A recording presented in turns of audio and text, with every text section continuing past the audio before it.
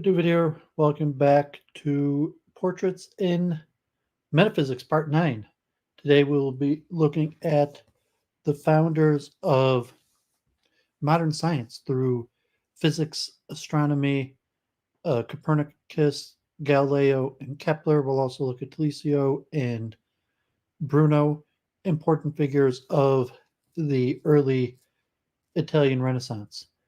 And a little backtracking because we had looked last at Newton. We started backtracking because I'd covered more contemporary times, just jumping in with important thinkers, and we looked at American pragmatism and the founders of modern logic and philosophy, and Kant and his circle, German idealists, and some of the main important philosophers. And then we backtracked to the founders of the Royal Society, uh, Hobbes, Locke, Newton, Cavendish, and then from there we turned to the Continentalists of Descartes and his circle and the Mersenne circle. And we did a deep dive into Newton and a deep dive into Descartes. And the next deep dive coming up over the next few weeks will be a deep dive into um, Leibniz, and then we'll do a deep dive into Kant. And so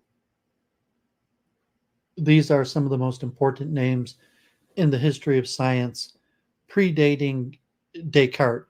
So before you have the formalism of the birth of the modern intellectual tradition of Descartes, and then Newton and the Royal Society and the scientific method, you have some very important thinkers that paved the way. And so today we're going to look at a few of them, and next week we'll look at a few more. I picked out for next week. We'll probably look at Machiavelli. Not necessarily that important for the history of science, but I talk about some of his thoughts, and also important for modern political theory. So we'll look at Machiavelli, look at a man, Cardano, an Italian early Italian Renaissance thinker, very important. Most people probably haven't heard of him. And Campanella, uh, another Italian contemporary of some of the thinkers today, just didn't have time to put in. And then we'll move a little bit forward in prepping towards the people of Leibniz's time. We'll another important member of the Mersenne circle. We'll look at Blaise Pascal, and we'll also look at Baruch Spinoza next time. And then we'll probably stay in that era. We'll look at Mellenbrock, Christian Wolff, and Thomas More, some of the important thinkers of that time. Then we'll do a deep dive into Leibniz and his thought, and then from there move a little bit forward till we get to Kant, and then we'll see from there. But that's the plan. So yeah, Oswald, God bless. Good to see you. Yeah, Bruno's pretty interesting, and actually Bruno's the longest of the ones I'm the longest of the ones that I'll be covering today, at least in terms of the Stanford biographies. So Bruno's pretty long, and I have Bruno fourth. I'm doing them in um, chronological order, but you could check back later. So Bruno's um, the encyclopedia entry on him is twice as long as almost any of the others, and will probably take me at least an hour and a half to read through. Some of these other ones are relatively quick. Kepler is a medium, but Galileo, Telesio, and Copernicus are all relatively quick. Yeah, I found Bruno the most interesting also, and included him. Church of Entropy. Jennifer mentioned him. God forbid, who was burnt at the stake for his heresies, and including panpsychism and different theology. And actually, Mersenne was a big critic of Bruno, and see how some of his thought is important for the Enlightenment and the scientific method, but it's more theological. So I just thought I'd include him in the time frame. An important thinker that's not necessarily that important to of the rise of science, but is important to the history of metaphysics, and is a famous early panpsychist, and was burnt at the stake in the Inquisition. So we'll look at that in depth, and so yeah, hope you enjoy that. That one's pretty interesting. Okay, so I guess I won't necessarily do a long introduction because we've covered a lot of this stuff. I didn't do a week in review Sunday night. I was in a Twitter space, and then there was another Twitter space, and it kept on going. And then, although it abruptly stopped at 7:30, and I just didn't have it in me to read. I had research. In fact, if you're still there, Oswald, I was going to read all these studies on talented and gifted education, and so hopefully next week I have 6 or 7 articles on the history and research into talented and gifted education, and it's quite interesting. But for whatever reason, I ended up canceling week in review. So stay tuned for that next week. So let's jump right in. Today might be only about 5 hours because Bruno is the only one that's quite long. Kepler is medium size for these, and Copernicus, Telesio, and Galileo are all relatively pretty short. Although we'll take at least half an hour for each of those, and so this is the pre-Cartesian thought, and a lot of it is kind of all over the place. You'll see a little bit about the rise of science, the early look at astronomy, and most importantly, the displacement of the old Aristotelian scholastic tradition. So these thinkers today are thinking within the stronghold of Aristotelian scholastic tradition, and as were by Descartes, there had already been somewhat consensus among the major Enlightenment thinkers that they needed a new path forward, and that's generally what Descartes is trying to do, is create a new system of philosophy that will displace the Aristotelian scholastic method, which largely is successful. So these are the thinkers that are having difficulty dealing with the Aristotelian scholastic method framework that they're working in, and have some thoughts pushing forward the beginnings of empiricism and the different philosophical movements that will be part of the Enlightenment and later rationalism, but is still within the scholastic Aristotelian tradition. And one of the most important things is the heliocentric model of Copernicus, and the first model of the sun being at the center as opposed to the Earth being at the center, and then also eventually Galileo with his precursors of the experimental method and universal laws described by mathematics. But you'll see a whole bunch of different thoughts on the philosophical, the metaphysical, the more esoteric, the pre-Cartesian thought. Almost all the major thinkers could now be classified as esoteric, because rationalism is generally post-Enlightenment, starting with the British empiricist, where you have the rise of rationalism. So almost all these thinkers are nowadays would be considered more esoteric, and we'll see a little of like Kepler and the Platonic solids and various thinking. So hopefully you find it interesting. So let's jump right in. Nicolaus Copernicus. Nicolaus Copernicus, 1473 to 1543, was a mathematician and astronomer who proposed that the sun was stationary at the center of the universe and the earth revolved around it. Disturbed by the failure of Ptolemy's geocentric model of the universe to follow Aristotle's requirement for the uniform circular motion for all celestial bodies, Copernicus decided that he could achieve his goal only through a heliocentric model. He thereby created a concept of the universe in which the distance of the planets from the sun bore direct relationship to the size of their orbits. At the time, Copernicus's heliocentric idea was very controversial. Nonetheless, it was the start of a change in the way the world was viewed, and Copernicus came to be seen as the initiator of what is commonly known as the scientific revolution. So say Copernicus is generally the first thinker in the beginning of the scientific revolution that comes to crystallize with the foundation of the Royal Society of London and Paris, um, you, you know, close to 200 years, 150 years after his main thought. Life and works. Nicolaus Copernicus was born on the February 19th, 1473, the youngest of four children of Nicolaus Copernicus Sr., a well-to-do merchant who had moved to Turin from Krakow, and Barbara Watson Road, the daughter of a leading merchant family in Turin. The city on the Vistula River had been an important inland port in the Hanseatic League. However, fighting between the Order of the Teutonic Knights and the Prussian Union in alliance with the Kingdom of Poland ended in 1466, and Western Prussia, which included Turin, was ceded to Poland, and Turin was declared a free city in the Polish kingdom. Thus, the child of a German family was the subject of the Polish crown.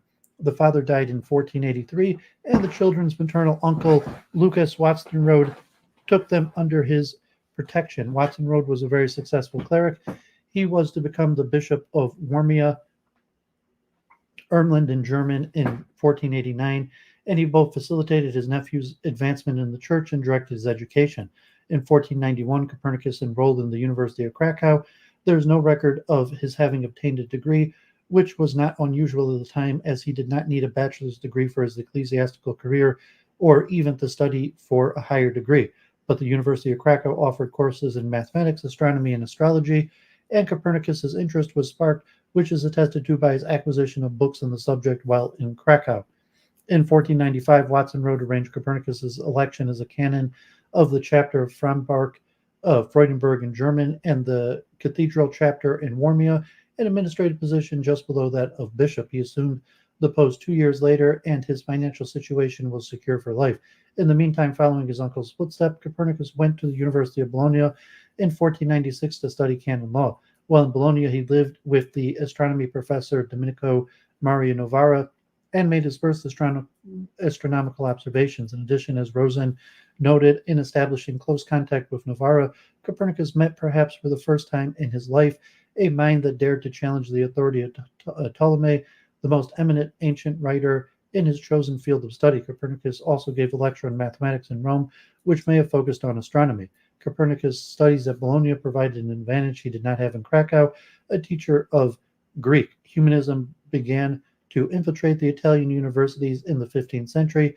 As Grendler remarked, by the last quarter of the century, practically all universities had one or several humanists, many of them major scholars. Antonio Cortisio Orcio, called Cordo, became professor at Bologna in 1482 and added Greek several years later. Copernicus may have studied with him, for Copernicus translated into Latin the letters of the 17th century Byzantine author Theophylactus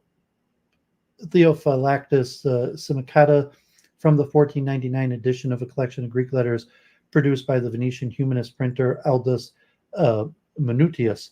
Aldus had dedicated his edition to Urquio. Copernicus had his translation printed in 1509, his only publication prior to the revolutions. It is important to note that Copernicus's acquisition of good reading knowledge of Greek was critical for his studies in astronomy, because major works by Greek astronomers, including Ptolemy, had not yet been translated into Latin, the language of the universities at the time. Copernicus left Bologna for Freiburg in 1501 without having obtained his degree. The chapter then approved another leave of absence for Copernicus to study medicine at the University of Padua. The medical curriculum did not just include medicine, anatomy, and the like when Copernicus studied it. Cirici noted that the reception of the 12th century Western Europe of Greek and Islamic technical astronomy and astrology fostered the development of medical astrology. The actual practice of medical astrology was greatest in the West between the 14th and 16th century. Astrology was taught in the medical schools of Italy. The importance attached to the study of the stars in medieval medical education derived from general and widely held belief, for the heavenly bodies play an intermediary role in the creation of things here below and continue to influence them throughout their existence. The actual use of astrology in medical diagnosis and treatment by learned physicians were many and various. Astrological medicine is a vague and unsatisfactory term that can embrace any or all of the following. First, to pay attention to the supposed effect of astrological birth signs or signs of conception of the constitution and character of one's patients. Second, to vary treatment according to various celestial conditions. Third, to connect the doctrine of critical days in illness with astrological features, usually phases of the moon. And fourth, to predict or explain epidemics with reference to planetary conjunctions, the appearance of comets or weather conditions. It is true that astrology required that medical students acquire some grounding in astronomy. Nevertheless, it is likely that Copernicus studied astrology well at the University of Padua. Copernicus did not receive his medical degree from Padua. The degree would have taken 3 years, and Copernicus had only been granted 2-year leave of absence by his chapter. Instead, he matriculated at the University of Ferrara, from which he obtained a doctorate in canon law, but he did not return to his chapter in Freiburg. Rather, he went to live with his uncle in the episcopal palace of Linsbach-Warminski, Heilsberg in German. Although he made some astronomical observations, he was immersed in church politics, and after his elderly uncle became ill in 1507, Copernicus was his attending physician. Rosen reasonably conjectured that the bishop may have hoped that his nephew would be his successor, but Copernicus left his uncle because his duties in Linsbach-Warminski interfered with his continuing pursuit of his studies in astronomy. He took up residence in his chapter of Freiburg in 1510 and stayed there the rest of his life. Not that leaving his uncle and moving to Freiburg exempted Copernicus from continued involvement in administrative and political duties. He was responsible for the administration of various holdings, which involved heading the provisional fund, adjudicating disputes, attending meetings, and keeping accounts and records. In response to the problem he found with the local currency, he drafted an essay on coinage in which he developed the debasement of the currency and made recommendations for reform. His manuscripts were consulted by the leaders of both Prussia and Poland in their attempts to stabilize the currency. He was the leader for West Prussia in the war against the Teutonic Knights, which lasted from 1520 to 25. He was a physician for the bishop.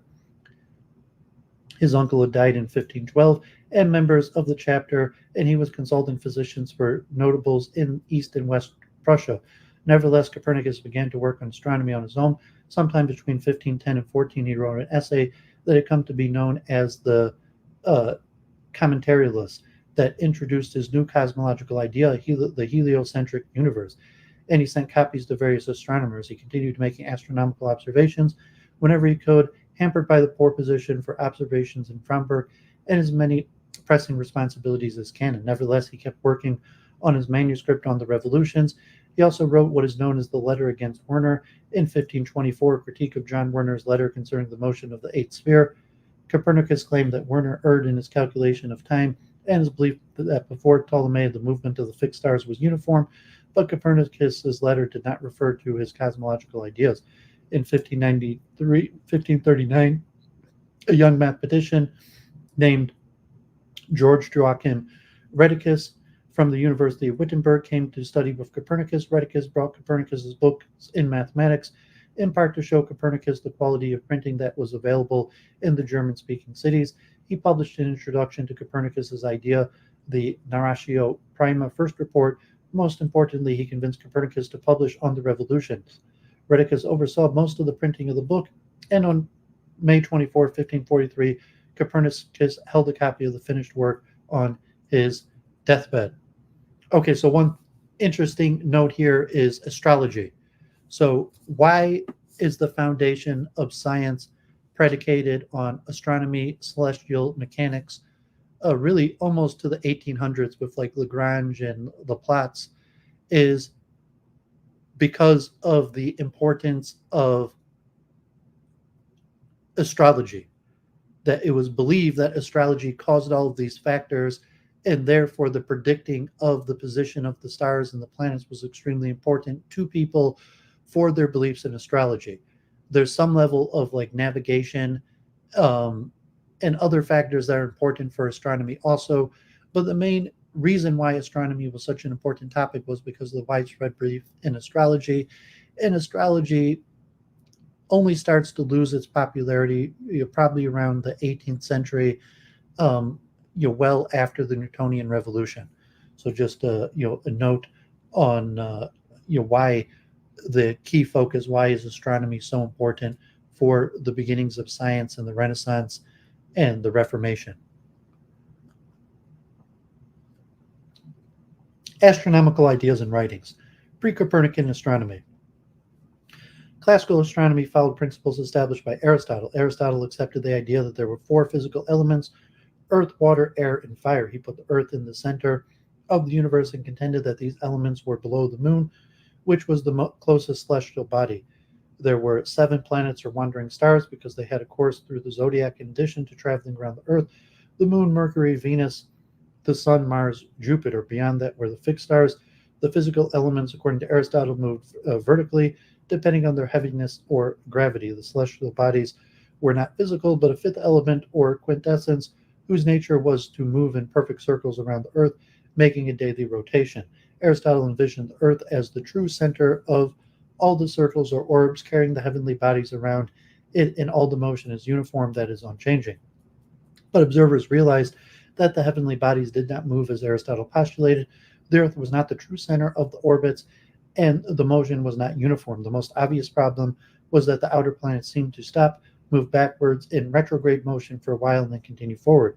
By the 2nd century, when Ptolemy compiled his Almagest, the common name of Ptolemy's syntaxis was derived from its Arabic title, astronomers had developed the concept that the orbits moved in epicycles around a deferent, that is, that they move like a flat helical coil around a circle around the Earth. The Earth was also off-center on an eccentric as the heavenly bodies moved around a central point. Ptolemy added a point on a straight line opposite the eccentric, which is called the equalizing point or the equant, and around this point the heavenly bodies moved uniformly. Moreover, unlike the Aristotelian model, Ptolemy's Almagest did not describe a unified universe. The ancient astronomers who followed Ptolemy, however, were not concerned if his system did not describe the true motions of the heavenly body. Their concern was to save the phenomenon, that is, give a close approximation of where the heavenly bodies would be at a given point in time. And in an age without professional astronomers, let alone the telescope, Ptolemy did a good job plotting the courses of the heavenly bodies. Not all Greek astronomical ideas followed the geocentric system. Pythagoreans suggested that the Earth moved around a central fire, not the sun. Archimedes wrote that Aristarchus of Samos actually proposed that the Earth rotated daily and revolved around the sun. During the European Middle Ages, the Islamic world was the center of astronomical thought and activity. During the 9th century, several aspects of Ptolemy's solar theory were recalculated. Ibn al-Haytham in the 10th, 11th century wrote a scathing critique of Ptolemy's work. Ptolemy assumed an arrangement that cannot exist, and the fact that this arrangement produces in his imagination the motions that belong to the planets does not free him from the error he committed in his assumed arrangement.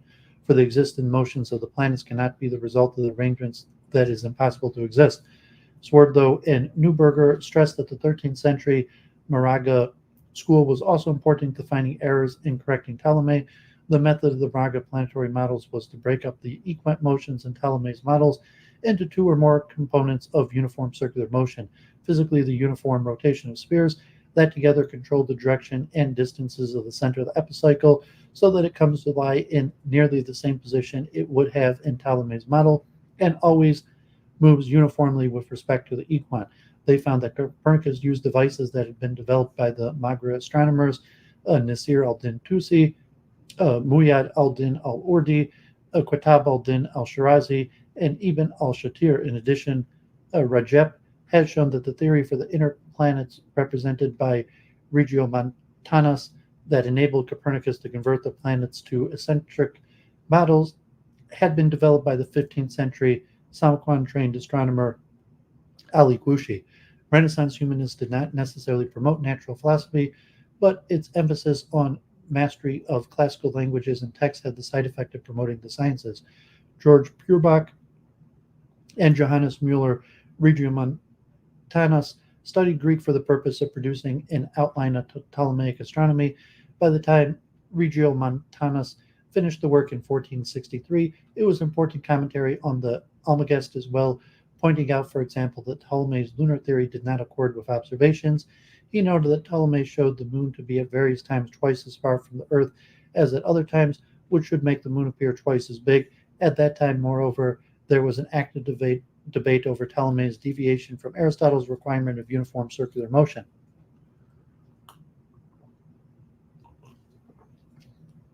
The Commentarios.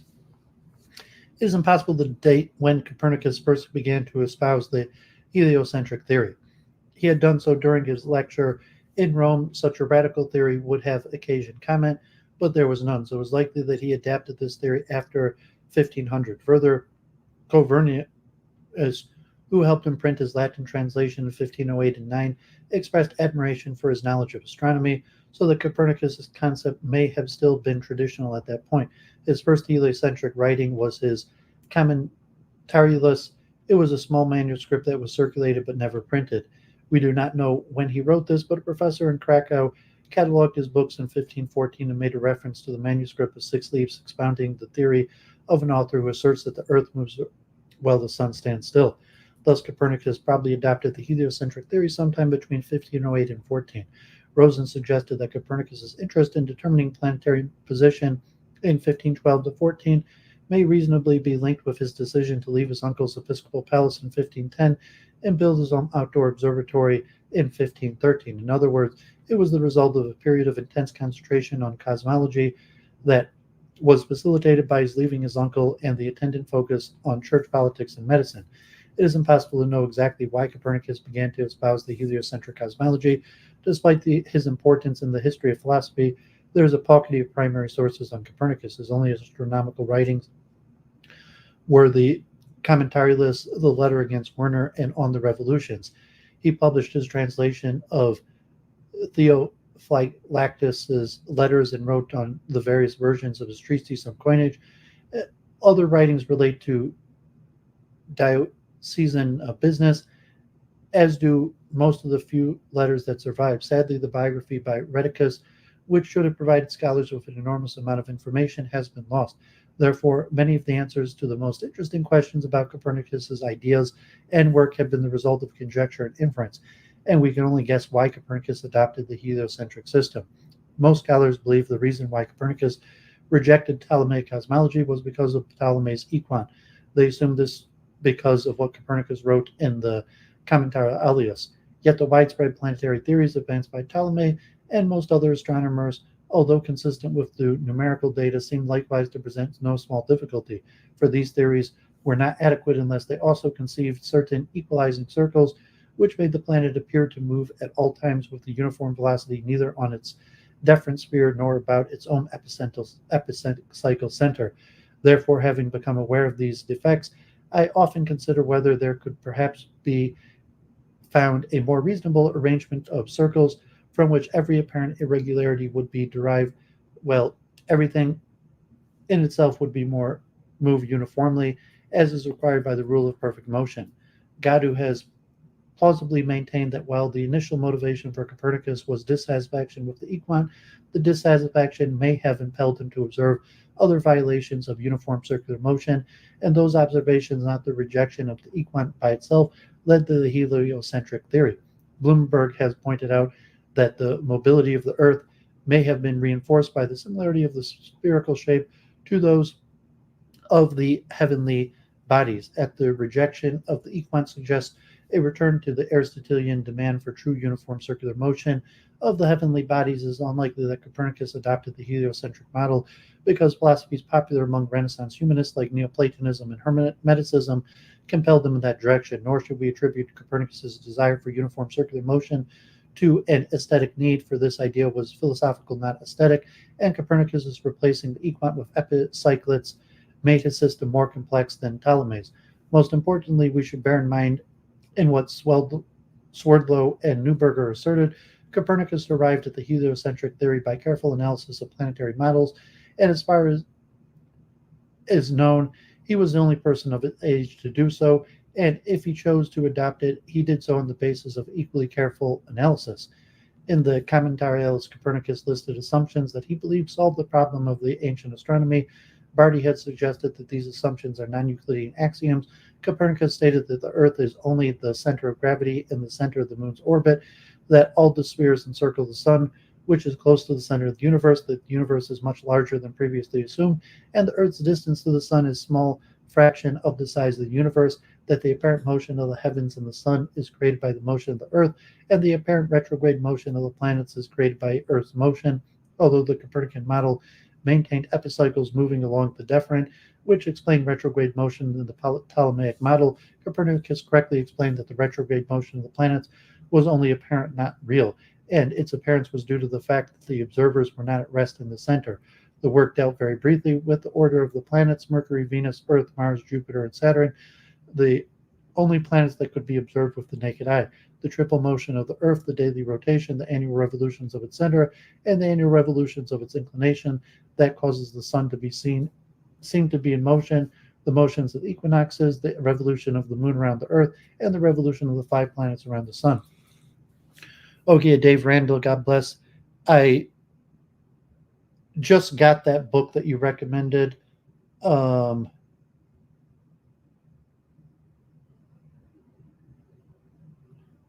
I just downloaded that McCutcheon book that you mentioned last week, but I haven't had a chance to look at it. So God bless. Thanks for tuning in. Thanks for sharing that with me. On the revolutions. The Commentarialis was only intended as an introduction to Copernicus's ideas, and he wrote the mathematical demonstrations intended for my larger work should be omitted for brevity's sake. In a sense, it was an announcement of the greater work that Copernicus had begun. The Commentarialis was never published during Copernicus's lifetime, but he sent manuscript copies to various astronomers and philosophers. He received some discouragement because the heliocentric system seemed to disagree with the Bible, but mostly he was encouraged, although Copernicus' involvement with the official attempts to perform the calendar was limited to a no longer extant ladder. The endeavor made a new serious astronomical theory welcome. Fear of the reaction of ecclesiastical authority was probably the least of the reasons why he delayed publishing the book. The most important reason for the delay was that the larger work required both astronomical observations and intricate mathematical proofs. His administrative duties certainly interfered with both the research and the writing. He was unable to make the regular observations that he needed, and Frombork, which was often fogged in and not a good place for those observations. Moreover, at Gingerich pointed out, Copernicus was far from the major international centers of printing that could properly handle a book as large and technical as the revolutions. On the other hand, his manuscript was still full of numerical inconsistencies, and he knew very well that he had not taken complete advantage of the opportunities that a heliocentric viewpoint offered. Furthermore, Copernicus was far from academic centers, thereby lacking the stimulation of technically trained colleagues with whom he could discuss his work. The manuscript of On the Revolutions was basically complete when Rheticus came to visit him in 1539. The work comprises 6 books. The first book, the best known, is what came to be known as the Copernican theory and what is Copernicus's most important contribution to astronomy, the heliocentric universe. Although in Copernicus's model, the sun is not truly in the center. Book 1 set out the order of the heavenly bodies around the sun, the sphere of the fixed stars. It followed with the first of the planets, Saturn, which completes its circuit every 30 years. After Saturn, Jupiter accomplishes its revolution in 12 years. The Mars revolves in 2 years. The annual revolution takes the series of 4th place, which contains the Earth, together with the lunar sphere as an epicycle. In the 5th place, Venus returns in 9 months. Lastly, the 6th place is held by Mercury, which revolves in a period of 80 days. This established a relationship between the order of the planets and their periods, and it made a unified system. This may be the most important argument in favor of the heliocentric model as Copernicus described it. It was far superior to Ptolemy's model, which had the planets revolving around the Earth so that the Sun, Mercury, and Venus all had the same annual revolution. In Book 1, Copernicus also insisted that the movements of all bodies must be circular and uniform, and noted that the reason they may appear non-uniform to us is either that the circles have poles different from the Earth's, or that the Earth is not at the center of these circles on which they revolve. Particularly notable for Copernicus was in Ptolemy's model, the Sun, the Moon, and the 5 planets seemed ironically to have different motions from the other heavenly bodies, and made it more sense for the small Earth to move than the immense heavens. But the fact that Copernicus turned the Earth into a planet did not cause him to reject Aristotelian physics, where he maintained that land and water together press upon a single center of gravity, that the Earth has no other center of magnitude, that since the Earth is heavier, its gaps are filled with water. As Aristotle had asserted, the Earth was at the center towards which the physical elements gravitate. This was a problem for Copernicus's model, because if the Earth was no longer at the center, why should elements gravitate towards it? The second book of On the Revolutions elaborated on the concept in the first book. Book 3 dealt with the precession of the equinoxes and solar theory. Book 4 dealt with the moon's motions. Book 5 dealt with planetary longitude and Book 6 with latitude. Copernicus depended very much on Ptolemy's observations, but there was little new in his mathematics. He was most successful in his work on planetary longitude, which, as Swerdlow and Neubauer commented, was Copernicus' most admirable and most demanding accomplishment. It was, above all, the decision to derive new elements for his planets that delayed for nearly half a lifetime Copernicus' continuation of his work, nearly 20 years devoted to observation, and then several more to the most tedious kind of computation, and the result was recognized by his contemporaries as the equal of Ptolemy's accomplishment, which was surely the highest praise for an astronomer. Surprisingly, given the elimination of the equant was so important for the commentarius, Copernicus did not mention it in Book 1, but he sought to replace it with an epicyclet throughout on the revolutions. Nevertheless, he did write in Book 5, when describing the motion of Mercury, the ancients followed the epicycle to move uniformly only around the equant's center.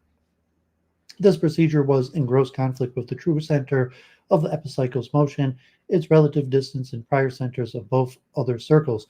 However, in order that the last planet too may be rescued from the affronts and pretenses of its detractors, and that its uniform motion, no less than that of the other aforementioned planets, may be revealed in relation to the Earth's motion, I shall attribute it to as the circle mounted on its eccentric instead of the epicycle accepted in antiquity. Rheticus and the Narratio Prima.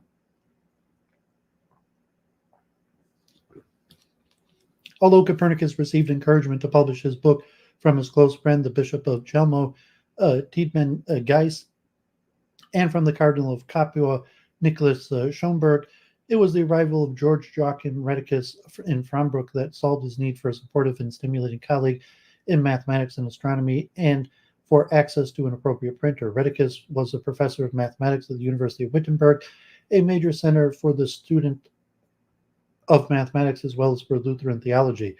In 1538, Rheticus took a leave of absence to visit several famous scholars in the fields of astronomy and mathematics. It is not known how Rheticus learned about Copernicus's theory. He may have been convinced to visit Copernicus by one of the earlier scholars who had visited, Johann Schoner, though, as Swerdlow and Neubauer noted, by the early 1530s, knowledge of Copernicus's new theory was circulating in Europe, even reaching the high and learned circles of the Vatican. Rheticus brought with him some mathematical and astronomical volumes, which both provided Copernicus with some important material and showed him the quality of mathematical printing available in the German Center of Publishing. Rheticus is president of the 1533 edition of Regiomontanus's On All Kind of Triangles, for example, convinced Copernicus to revise his section on trigonometry, but Rheticus was particularly interested in showing Copernicus's work of the Nuremberg publisher Johann Petrius as a possible publisher of Copernicus's volumes. Swerdlow and Neubauer plausibly suggested that Petrius was offering to publish Copernicus's work, if not advertising by this notice that he was already committed to do so. Rheticus wrote the Narratio Prima in 1540, an introduction to the theories of Copernicus, which was published and circulated. This further encouraged Copernicus to publish his revolutions, which he had been working on since he published the Commentarius. The Narratio Prima was written in 1539 and took the form of a letter to Johann Schoner announcing Copernicus's findings and describing the contents of the revolutions. He dealt with such topics as the motions of the fixed stars, the tropical year, the obliquity of the ecliptic, the problems resulting from the motion of the sun, the motions of the earth and the other planets, liberations, longitude in the other 5 planets, and the apparent deviation of the planets from the ecliptic. He asserted that the heliocentric universe should have been adopted because it better accounted for such a phenomenon as the precession of the equinoxes and the change of the obliquity of the ecliptic. It resulted in a diminution of the eccentricity of the sun. The sun was the center of the deference of the planets. It allowed for the circles in the universe to revolve uniformly and regularly. It satisfied appearances more readily with fewer explanations necessary. It united all the spheres into one system. Rheticus added astrological predictions and number mysticism, which were absent from Copernicus's work. The Narratio Prima was printed in 1540 in Gdansk, then Danzig. Thus, It was first printed description of Copernicus's thesis. Rheticus sent a copy to Achilles Permingasier of Feldkirch, his hometown in modern-day Austria, and Gasser wrote a foreword that was published with the second edition that was produced in 1541 in Basel. It was published again in 1596 as an appendix to the first edition of Johannes Kepler's Secrets of the Universe, the first completely Copernican work by an inherent since the publications of Copernicus and Rheticus.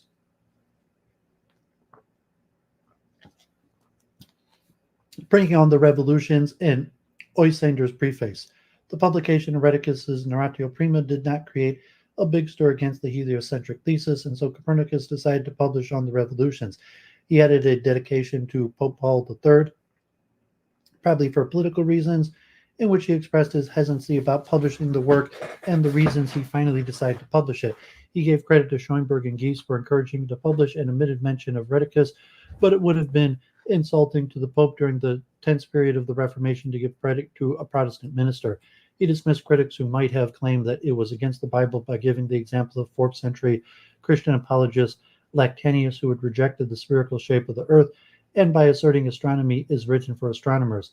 In other words, theologians should not meddle with it. He pointed to the difficulty of calendar reform because of the motions of the heavenly body were inadequately known.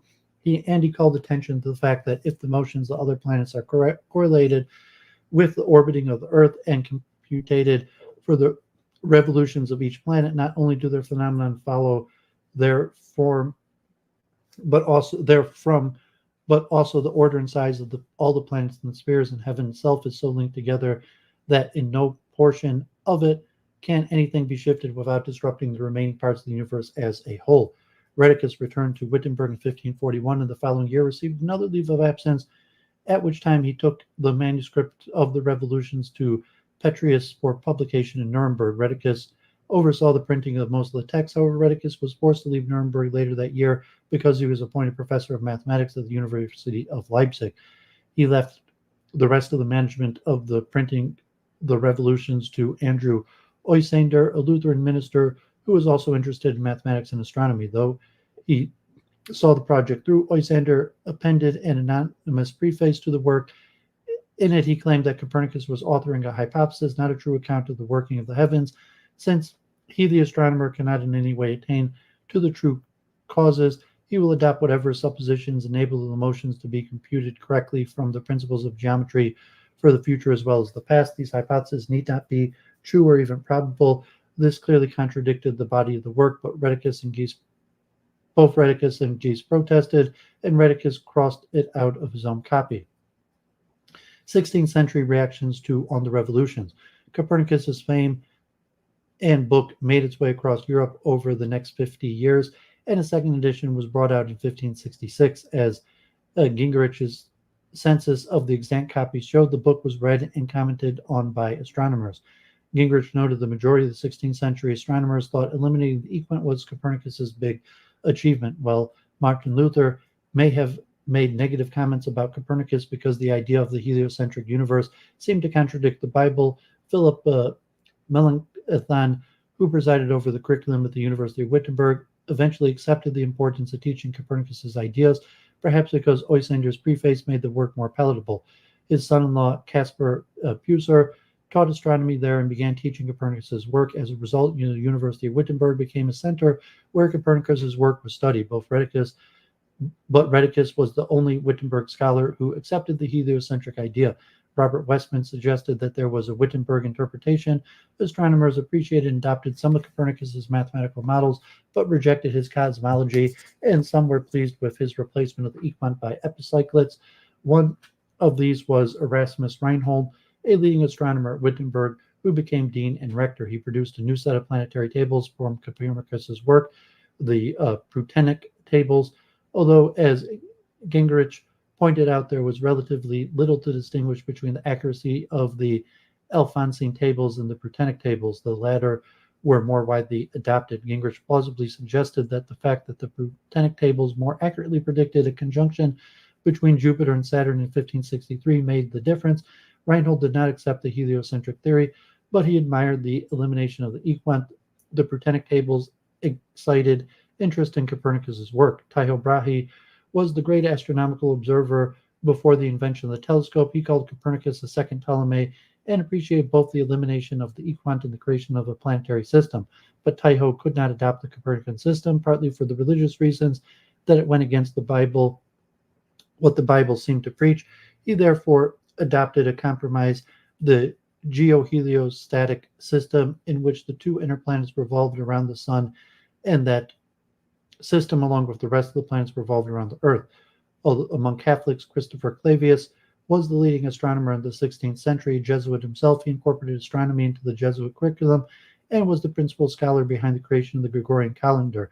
Like the Wittenberg astronomers, Clavius adopted Copernican mathematical models when he felt them superior, but he believed that Ptolemy's cosmology, both his ordering of the planets and his use of the equant work, was correct.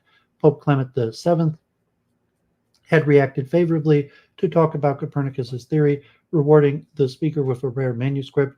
There's no indication of how Pope Paul III, to whom On the Revolutions was dedicated, reacted. However, trusted advisor Bartolomeo Spina of Pisa intended to condemn it, but fell ill and died before his plan was carried out. Thus, in 1600, there was no official Catholic position on the Copernican system. It was certainly not a heresy. When Giordano Bruno was burnt at the stake as a heretic, it had nothing to do with his writing in support of Copernican cosmology, and this is clearly shown in Fianchario's reconstruction of the accusations against Bruno. Michael Mastelin at the University of Tübingen was the earliest astronomer after Rheticus to adopt Copernicus's heliocentrism. Although he wrote a popular textbook that was geocentric, he taught his students that the heliocentric system was superior. He also rejected Oystander's preface. Masterlin's pupil, Johannes Kepler, wrote the first book since the publication of On the Revolutions that was openly heliocentric in its orientation, The Secret of the Universe. And of course, Kepler eventually built on Copernicus's work to create a much more accurate description of the solar system. Yeah, Elemental, God bless. Always a pleasure. Thanks for tuning in. Okay, so there you have, we'll call the beginning of the scientific revolution.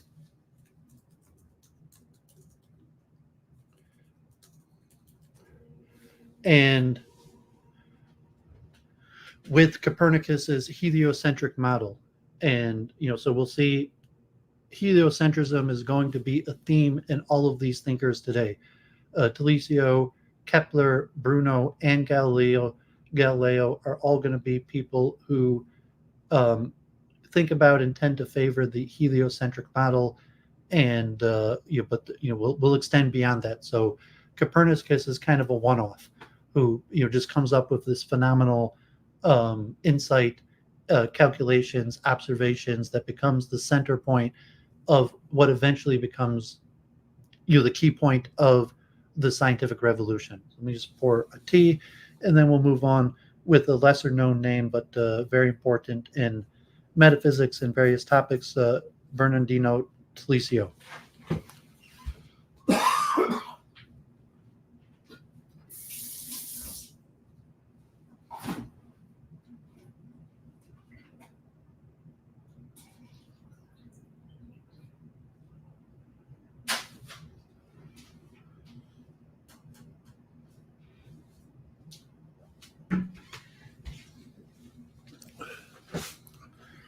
Okay, and this one, Telesio, is also relatively short. Bernardino Telesio, 1509 to 1588, belongs to a group of independent philosophers of the late Renaissance who left the universities in order to develop philosophical and scientific ideas beyond the restrictions of the Aristotelian scholastic tradition. Authors in the early modern period referred to these philosophers as novatures and modern. In contrast to his successors, Patrici and Campanella, Telesio was a fervent critic of metaphysics and insisted on a purely empiricist approach in natural philosophy. He thus became a forerunner of early modern empiricism. He had a remarkable influence on Thomas Campanella, Giordano Bruno, Pierre Gassendi, Francis Bacon, Thomas Hobbes, and on free thinkers like Guillaume Lamny and Giulio Cesare Vanini. Cerulli, God bless. Just got this one. Well, yeah, God bless. Awesome. Life, works, and influence. Bernardino Telesio was born at Cosenza in Calabria in 1509 and was the son of a noble and quite wealthy family. Having been educated by his uncle Antonio Telesio, a humanist of note, he studied Milan, Rome, and the famous University of Padua, which he left in 1535. There is no evidence that Telesio gained a doctorate. Instead of undertaking a university career, he spent several years in the Benedictine monastery, 1535 to 44, without taking oaths. Later, he lived in the Neapolitan home of Alfonso III Carafa, Duke of Nocera. In 1553, he married and settled in Cosenza, becoming a dominant figure in the Academia Constantina, which came to focus on natural philosophy under his tutelage. Telesio never held the salaried position. After the death of his wife in 1561, which marked the beginning of his financial difficulties, he seemed to have spent some time in Rome under the patronage of Pope Pius IV. He rejected the archbishopric of Cosenza offered by Pius IV in 1565, leaving this position to his brother. From 1576 on, he moving between Cosenza and Naples. In Naples, he lived with his son and heir of Alfonso Ferrante, to whom he dedicated the final version of his De Rerum Natura. He died in his hometown in 1588. Telesio dedicated his whole life to establishing a new kind of natural philosophy, which can be described as an early defense of naturalism and empiricism, bound together with a rigorous criticism of Aristotelian natural philosophy and Galenic physiology. Telesio blamed both Aristotle and Galen for relying on elaborate reasoning rather than sense perception and empirical research. His fervent attacks against the greatest authorities of the Western philosophical and medical traditions led Francis Bacon to speak of him as the first of the moderns. He was perhaps the most strident critic of metaphysics in the late Renaissance times. It was obviously due to his excellent relationship with popes and clerics that he was not persecuted and was able during his own lifetime to publish his rather heterodox writings, which went on the index shortly after his death. His principal work in the aforementioned On the Nature of Things According to Their Own Principles, which in the last augmented edition of the author's hand appeared in Naples in 1586. The De Rerum Natura is a huge treatise in 9 books which deals with cosmology, biology, sense perception, reason, and ethics. Another treatise of major importance is Contra Galen, in which Telesio criticizes central conceptions of Galenic physiology and psychology. This work was never printed, but circulated in manuscript copies. Smaller treatises deal with a variety of themes such as colors, dreams, geology, and meteorology, some of which were published in Rome in 1565. Telesio's philosophy was disseminated by friends and students such as Tommaso Campanella, whose writings contain long paraphrases of Telesian ideas, by Sectorio Quattromani Telesio, successor and head of the Academia Constantina, who published a synthesis of his predecessor's philosophy in 1589, and by Antonio Perzio, who gave lessons on Telesio throughout Venice and published a collection of smaller works, the Vare de Naturalibus Rebus Libelli in 1590. Giordano Bruno speaks of the Gioacchino Telesio in the third dialogue of the De La Causa, whilst Francis Bacon based his own speculative philosophy of nature on a blend of Telesian and Paracelsian conceptions. Thomas Hobbes followed Telesio in the rejection of species. The physiology of René Descartes' De Homine shows close similarities to Telesio's physiological theories as they are presented in De Natura Rerum. Telesio also had some influence on Gassendi and on libertine thinkers. Cosmology.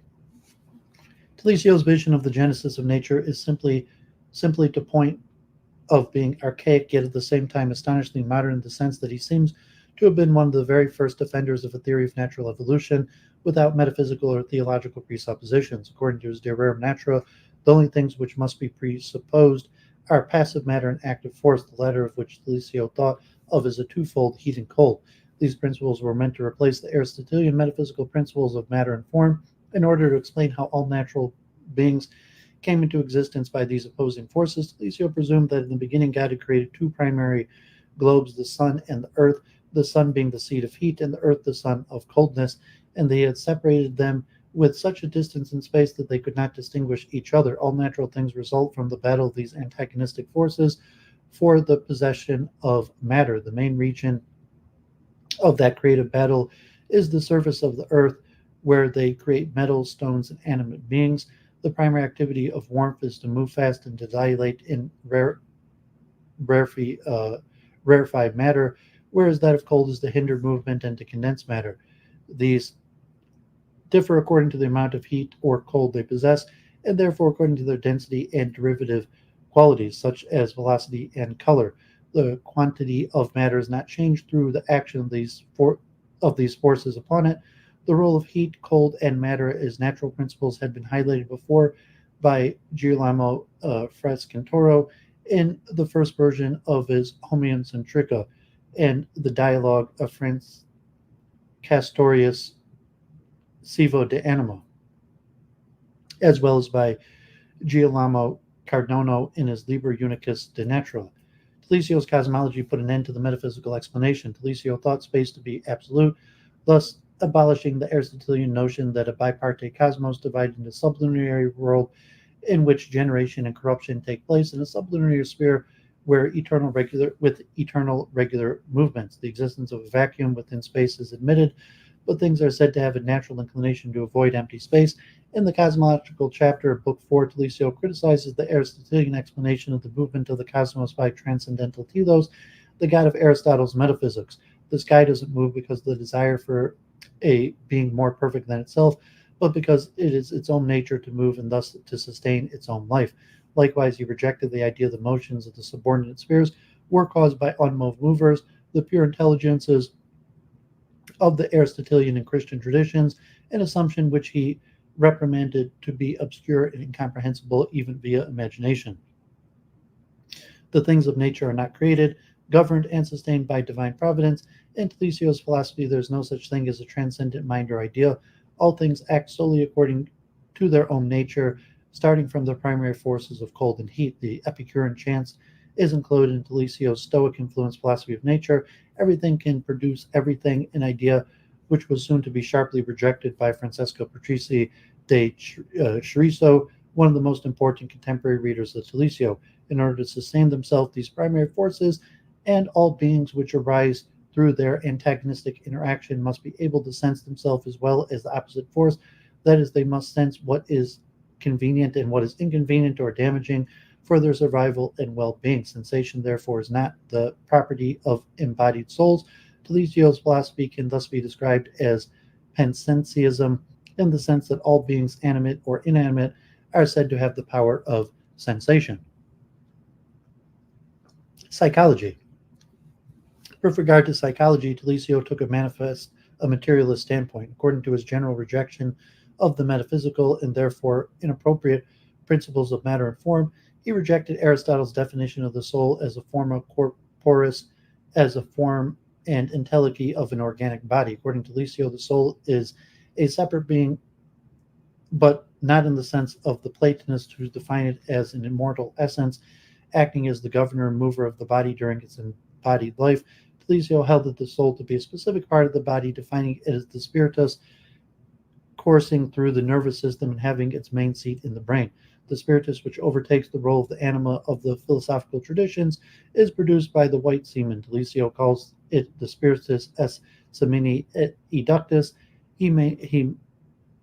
The separate substance will therefore be the spiritus, which took its origin from the semen, as we will explain elsewhere, and is to be found in all the things made from semen, namely those which are white and bloodless, with the exception of the bones and similar things, and only the spirit in what perceives in the animal and moves sometimes with the whole body, sometimes with single parts thereof, and solely governs the whole animal.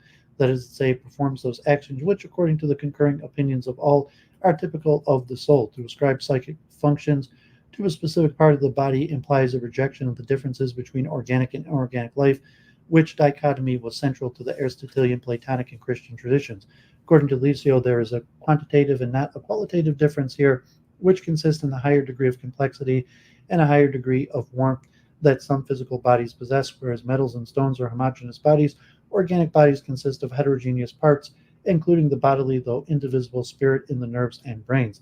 And just as there is no metaphysical difference between living and non-living bodies, there also does not exist a qualitative difference between animals and humans. In both, it is the same spirit which coordinates the functions and operations of the different bodily parts. Telesio states, And when it has been proved that in animals, the spirit produced from the semen is the substance of their soul, then one cannot doubt that the same exists in humans, albeit in a much more noble form, and is surely not of very different nature and does not possess highly different capabilities. We see that humans are formed by the same things as the other animals, and that they possess the same abilities and even the same organs for feeding and reproduction, and that they produce a very similar semen and eject it in the same way and with the same pleasure and from a very similar part, and become tired after ejaculation, and the same things are being formed out of the semen in both cases, namely the same nervous and membranous system, and it is only the spirit which in all animate beings is perceiving and moving in the same way and according to the same dispositions. In order to explain how animate beings perform different functions and operations, traditional psychological as well as physiological theories refer to as threefold soul, whereas Aristotle in De Anima had distinguished between anima vegetativa, anima sensitiva, and anima cognitiva, which distinction also corresponds to that of plants, animals, and humans with their specific faculties. Plato had established three parts of the soul, which in the Timaeus he had assorted with different organs, namely the rational part of the soul, logisticon to the brain, the spirited thumaides, and the heart, and the desires lower passion, epithumedicon to the liver. In his tripartition, he was followed by the Stoic physician Galen, who added a threefold spirit, the spiritus naturalis being produced in the liver, the spiritual vitalis refined in the blood, and the spiritus animalis distilled in the brain. Whereas the Aristotelian psychology was combated in De Rerum Naturalis, Telesio dedicated a whole treatise to the criticism of Galen.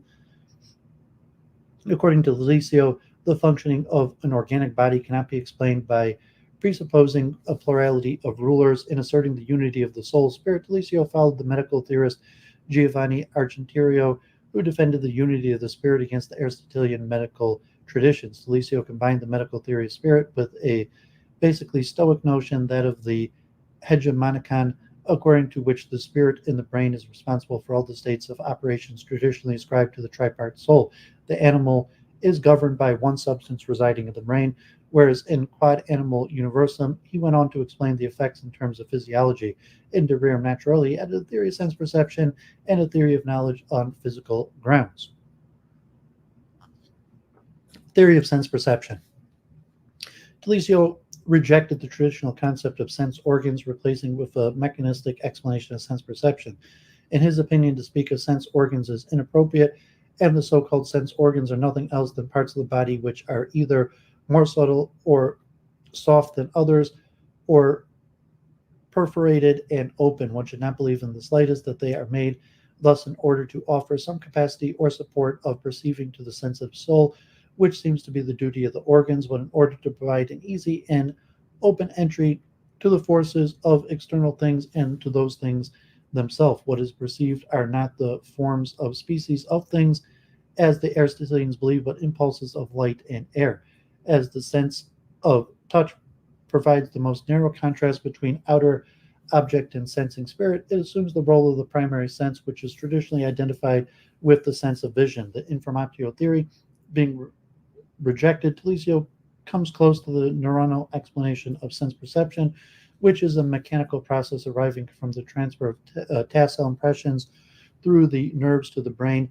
It is the spirit residing in the brain which experiences nervous dilations and contractions, and which judges the sensations according to the basic scheme of pleasure and pain, giving out corresponding reactions like moving towards something and avoiding contact. Strictly speaking, sense perception is a sensation of sensing, which takes place in the brain. Sense perception can only be the perception of the activities of things and impulses in the air, and can only consist of the perception of the spirit's own passions, transformations, and movements, particularly the latter. Indeed, the spirit perceives them because he perceives that it is affected by them, that is being changed and moved. In his explanation of sense perception, Telesio comes close to the Democritian theory, which he combines with the basic Stoic notion of conservatio sui.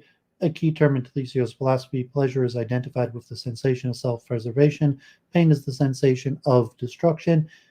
In this, as well as in his theory of knowledge, Telesio seems to follow Girolamo Francescoro's explanation of sense perception and understanding, given in the closing chapters of De Sympathia et Antipathia Rerum and the epistemological treatise Terria Siva de Intellectione. Theory and knowledge. For Telesio, the conservatio sui is the foundation from which all the sensitive and cognitive functions arise. Defending an empirical approach in epistemology, Telesio tried to annul the traditional distinction between sense perception and reason, and he denied that there exists something like a purely mental sphere and a corresponding intellect, which Aristotle in De Anima had called nous. Understanding is a process which requires sense perception and memory. According to Telesio, our memory is not visual. What we remember are movements which our spirit has experienced and given out when being in contact with external forces. If now the spirit undergoes a similar experience, for example, the pain of getting burned, it will ascribe the perception to a similar or identical cause and call it fire. The ability of making rational conclusions consists in comparing new experiences to old ones and supplementing hidden or unknown aspects when referring to the former experiences. Telesio even suggests replacing the term intelligere with existimare and common orari.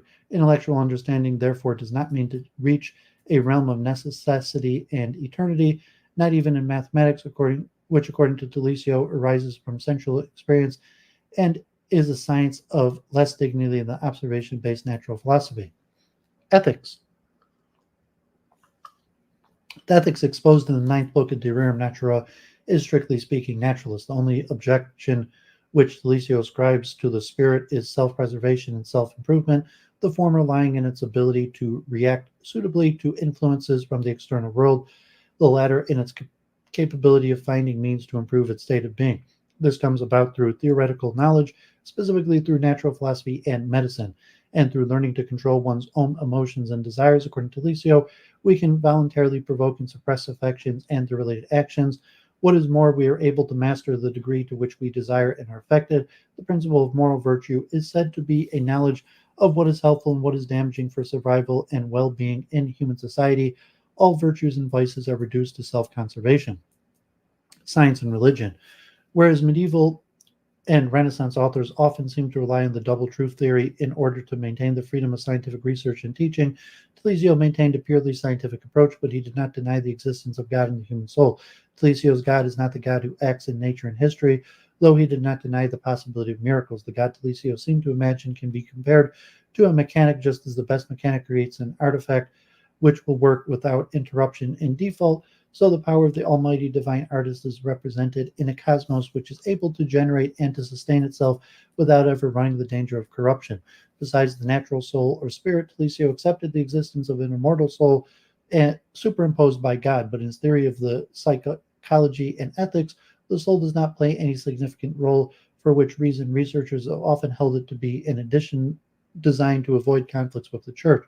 On the other hand, there do exist certain modes of behavior which cannot be explained in a purely naturalistic and materialistic way, such as in human striving for eternity and the martyr's denial of the highest objective of self-preservation. But far from building a bridge to the philosophical tradition, Telesio's definition of a second divinely superimposed soul as forma corporis et precipiu spiritus deals a death blow to Aristotle's teachings. According to Telesio, the idea of an immortal soul was totally unknown to the heathen Aristotle, who was severely criticized for confusing the concept of a natural spirit with the religious idea of a soul. And when we have reproved Aristotle and will continue to reprove him for having introduced the soul into the body as its peculiar form, we have not condemned him, and we will not condemn him because he equated the soul created by God, a thing which one might suspect was completely unknown to him, with the forms of humans, but rather because he equated the soul which was generated from the semen and which is the only one which senses, causes movements, and is, so to speak, something akin to the semen with the form of the body. Nonetheless, a few pages which Telesio dedicated to the immortal soul do not open a path to metaphysical or theological theories. In a sense, Telesio adheres to a naturalistic worldview in which Tommaso Campanella also combined Telesian naturalism with a theory of anima created in human mind, which he based upon skeptical doubts. Okay, so I'm not going to be able to cover all of these Enlightenment thinkers. Uh, we are going to cover Cardano. We're not going to cover uh, Campanella, another important thinker that with the rising of the Renaissance and the leading into the scientific revolution, but just a little bit to show the pre-scientific revolution thinkers and the turning away from the scholastic method. So now we will move on to Johannes Kepler, and um, Kepler being extremely important with his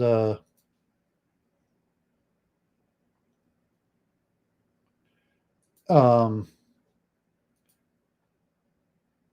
your first somewhat mathematical laws for astronomy, which were integral important for Galileo and then Newton. Newton's laws of gravitation being based on the work of Kepler, which is based on the laws of Copernicus. But we'll also see the scholastic influence of uh, Aristotle on Kepler and his thoughts on the Platonic solids.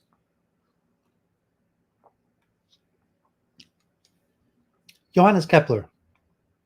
Johannes Kepler, 1571 to 1630, is one of the most significant representatives of the so-called scientific revolution of the 16th and 17th century. Although he received only the basic training of a magister and was professionally oriented towards theology at the beginning of his career, he rapidly became known for his mathematical skills and theoretical creativity.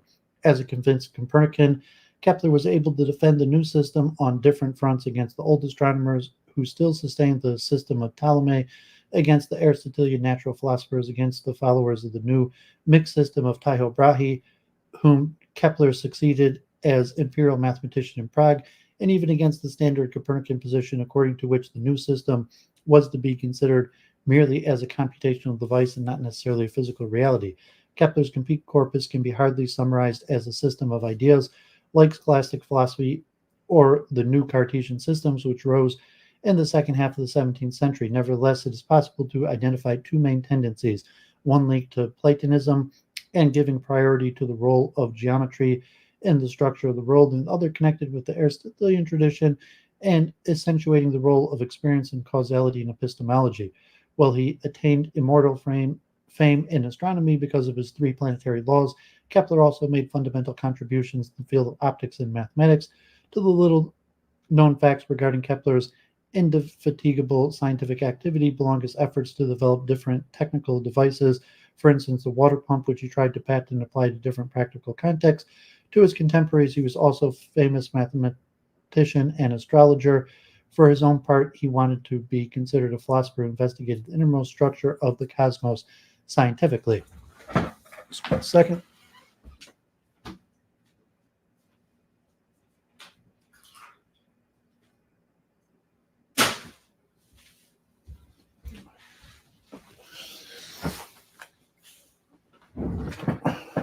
Life and works. Johannes Kepler was born December 27, 1571, in Walderstadt, a little town near Stuttgart in Württemberg in southwest Germany. Unlike his father Heinrich, who was a soldier and mercenary, his mother Katharina was able to foster Kepler's intellectual interest. He was educated in Swabia, firstly at the schools of Leonberg, 1576, Heidelberg, 1584, and Maulbronn, 1586. Later, thanks to support for a place in the famous Tübinger Stift at the University of Tübingen. Hence, here Kepler became Magister Atrium, 1591, before he began his studies in the theological faculty at Tübingen, where he received a solid education in languages and science. He met Michel Mastellin, who introduced him to the New World systems of Copernicus. Before concluding his theology studies at Tübingen in March-April 1594, Kepler accepted an offer to teach mathematics as a successor to George Stadius at the Protestant school in Graz in Styria, Austria. During his period 1594 to 1600, he composed many official calendars and prognostications and published his first significant work, the Mysterium Cosmographicum, which catapulted him to fame overnight. On April 27, 1597, Kepler married his first wife, Barbara Müller von Mühlich. As a consequence of the anti-Protestant atmosphere in Graz, and thanks for the positive impact of his mysterium on the scientific community, he abandoned Graz and moved to Prague in 1600 to work under the supervision of the great Danish astronomer Tycho Brahe. His first contact with Tycho was, however, extremely traumatic, particularly because of the Ursus affair. After Tycho's unexpected death in October 1601, Kepler succeeded him as imperial mathematician. During his time in Prague, Kepler was particularly productive. He completed his most important optical works, Astronomy Pars Optica and Dioptricae, published several treatises on astrology, discussed Galileo's telescopic discoveries, and composed his most significant astronomical work, the Astronomia Nova, which contains his first two laws of planetary motion. On August 3rd, 1611, Kepler's wife Barbara Müller died. In 1612, he moved to Linz, the Upper Austria, and became professor at the Landschaftsschule. There he served as mathematician of the Upper Austrian estates from 1612 to 28. In 1613, he married Susan Reudinger, with whom he had 6 children. In 1615, he completed his mathematical works, Stereometria Dolorium and Maskunst Archimedes. At the end of 1617, Kepler successfully defended his mother, who had been accused of witchcraft. In 1619, he published his principal philosophical work, the Harmonica Mundi, and wrote partially at the same time the Epitome Astronomia Copernicus. In 1624, Kepler continued his investigation on mathematics, publishing his work on logarithms. In pursuit of an accurate printer for the Tabulae Rudolphinae, he moved to Ulm near the end of 1626 and remained there until the end of 1627. In July 1628, he went to Sagan to enter the service of Albrecht von Wallenstein. He died in November 15, 1630, at Regensburg, where he was to present his financial claims before the imperial authorities. Philosophy, theology, cosmology. There is probably no such thing as Kepler's philosophy in any pure form. Nevertheless, many attempts to deal with the philosophy of Kepler have been made, all of which are very valuable in their own way. Some studies have been concentrated on a particular text or have followed some particular ideas of Kepler over a longer period of his life and scientific career. Others have tried to determine from a philosophical point of view his place in the development of the astronomical revolution from the 15th to the 17th century, or in the more general context of the scientific movements of the 17th century. Still others have discussed a long list of philosophical principles operating in Kepler's scientific world and have claimed to have found, by means of such an analysis, compelling evidence for the interaction between science, philosophy, and religion.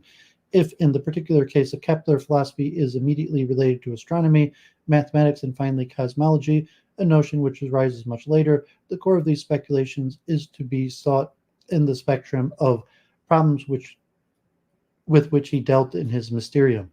In addition, because of the particular circumstances of his life and fascinating personality and genius, the literature on Kepler is extremely wide-ranging, covering a spectrum from literary pieces like Max Brod's Tycho Brahe, though still not free from mistakes concerning Kepler, to certain introductions in the genre of historical novels and even fictional stories, and charlatanry on astrology, or running for some years now portraying him as an assassin of Tycho Brahe. However, according to recent reports, it is still a matter of controversy whether Tycho was assassinated at all. Kepler mastered, like the best scientist, the most complicated technical issues, especially in astronomy, but he also emphasized his philosophical, even theological approach to the questions he dealt with. God manifests himself not only in the words of Scripture, but also in the wonderful arrangement of the universe and its conformity with the human intellect. Thus, astronomy represents for Kepler, if done philosophically, the best path to God. As Kepler, at the core of his greatest astronomical work, confesses, at the beginning of his career, he was able to taste the sweetness of philosophy with no special interest whatsoever in astronomy, and even his later work, after having calculated many ephemerides and different astronomical data, Kepler writes in a letter of February 17, 1619, to Bianchi, I also ask you, my friend, that you do not condemn me to the treadmill of mathematical calculations. Allow me time for philosophical speculation, my only delight, especially where Kepler deals with the geometric structure of the cosmos. He always returns to his Platonic and Neoplatonic framework of thought, thus the polyhedral hypothesis. He postulated for the first time in his Mysterium represents a kind of formal cause constituting the foundational structure of the universe, in addition to the efficient cause, which realizes the structure in his corporeal world is also needed. This, of course, God, the creator, who accomplishes his work according to the model of 5 regular polyhedra. Kepler reinterprets the traditional statements about the creation as an image of the creator given to the ancient ideas a more systematic and quantitative character. Even the doctrine of the Trinity could be geometrically represented, taking the center for the Father, the spherical surface for the Son, and the immediate space, which is mathematically expressed in the regularity of the relationship between the point and the surface for the Holy Spirit. In Kepler's model, we have to be able to reduce all appearances to straightness and curvatures as providing the foundation of the geometric structure of the world's creations. The very first category, though, which God produced a fundamental similitude and of the created world to himself, is that of quantity. Furthermore, quantity was also introduced into the human soul for the specific purpose that this fundamental symmetry could be apprehended and known scientifically. This kind of speculation also belongs to the basic principles of Kepler's philosophical optics. In Chapter 1 of On the Nature and Light, Kepler gives a new account of his Trinitarian cosmogony, as he admits in a letter to Thomas Harriot. His approach here is more theological than optical. Similar to his speculations in the Mysterium, Kepler explains again the symmetry between God and the creation, but now he goes slightly beyond the limits of theologico-geometrical reflection. Firstly, he seems to assume that the bodies of the world were provided in the creation with some powers which enable them to exceed their geometric limits and to act on other bodies. Magnetic power is a good example of this. Secondly, the principle of symmetry introduced into matter constitutes the most excellent thing in the corporeal world, in the whole corporeal world, the matrix of the animate faculties and the chain linking the corporeal and the spiritual world. Thirdly, as expressed by Kepler in a wonderful long Latin sentence with multiple subordinations, the principle is passed over into the same laws by which the world was to be furnished. Finally, these reflections are concluded with a remark in which, as with Copernicus, Marsilio Ficini, and others, the central position of the sun is legitimated because of its function in spreading light and indirectly life. Similar speculations are still present in later works. It is also worth noting that these speculations are of vital importance to the special way in which Kepler conceived of astrology. The 5 regular solids. Philosophical, geometrical, and even theological speculations related to the 5 regular polyhedra, the cube or hexahedron, the tetrahedron, and the octahedron, the isohedron, and the dodecahedron were known at least from the time of the ancient Pythagoreans. Since Plato's Timaeus, these 5 geometrical solids played a leading role, and for the later tradition, they became known as the 5 Platonic solids. Plato established the physical and chemical level a correspondence between them and the 5 elements, earth, water, air, fire, and ether, and tries to provide this correspondence with geometrical grounds. A further source of historically decisive importance is the fact that the 5 regular polyhedra are treated in Euclid's Elements of Geometry, a work that for Kepler, especially in the Platonic approach of Proclus, has a central position. At the very beginning of Kepler's work complains the fact that the modern philosophical and mathematical school of Peter Ramus had not been able to understand the architectonic structure of the elements, which are crowned with the treatment of the 5 regular polyhedra. In addition, a revival of Platonic philosophy was taking place in Kepler's time and inspired not only philosophers and mathematicians, but also architects, artists, and illustrators. Amidst this general interest in the regular polyhedra during the Renaissance, Kepler was specifically concerned with their application in the resolution of cosmological problems, namely the reality of the Copernican system. To achieve this goal, he introduced his polyhedra hypothesis already in the Mysterium, where he looked for an a priori foundation of the Copernican system. The background for such an approach seems to be that the a posterior way, which according to Kepler was taken over by Copernicus himself, cannot lead to a necessary affirmation of the reality of the New World System, but only to a probable and hence an instrumental representation of it as a computational device. This is the Osinder or Wittenberg interpretation of Copernicus, which Kepler directly attacked not only in the Mysterium but also in his astronomy. In Mysterium, he claimed to have found an answer to the following three main questions.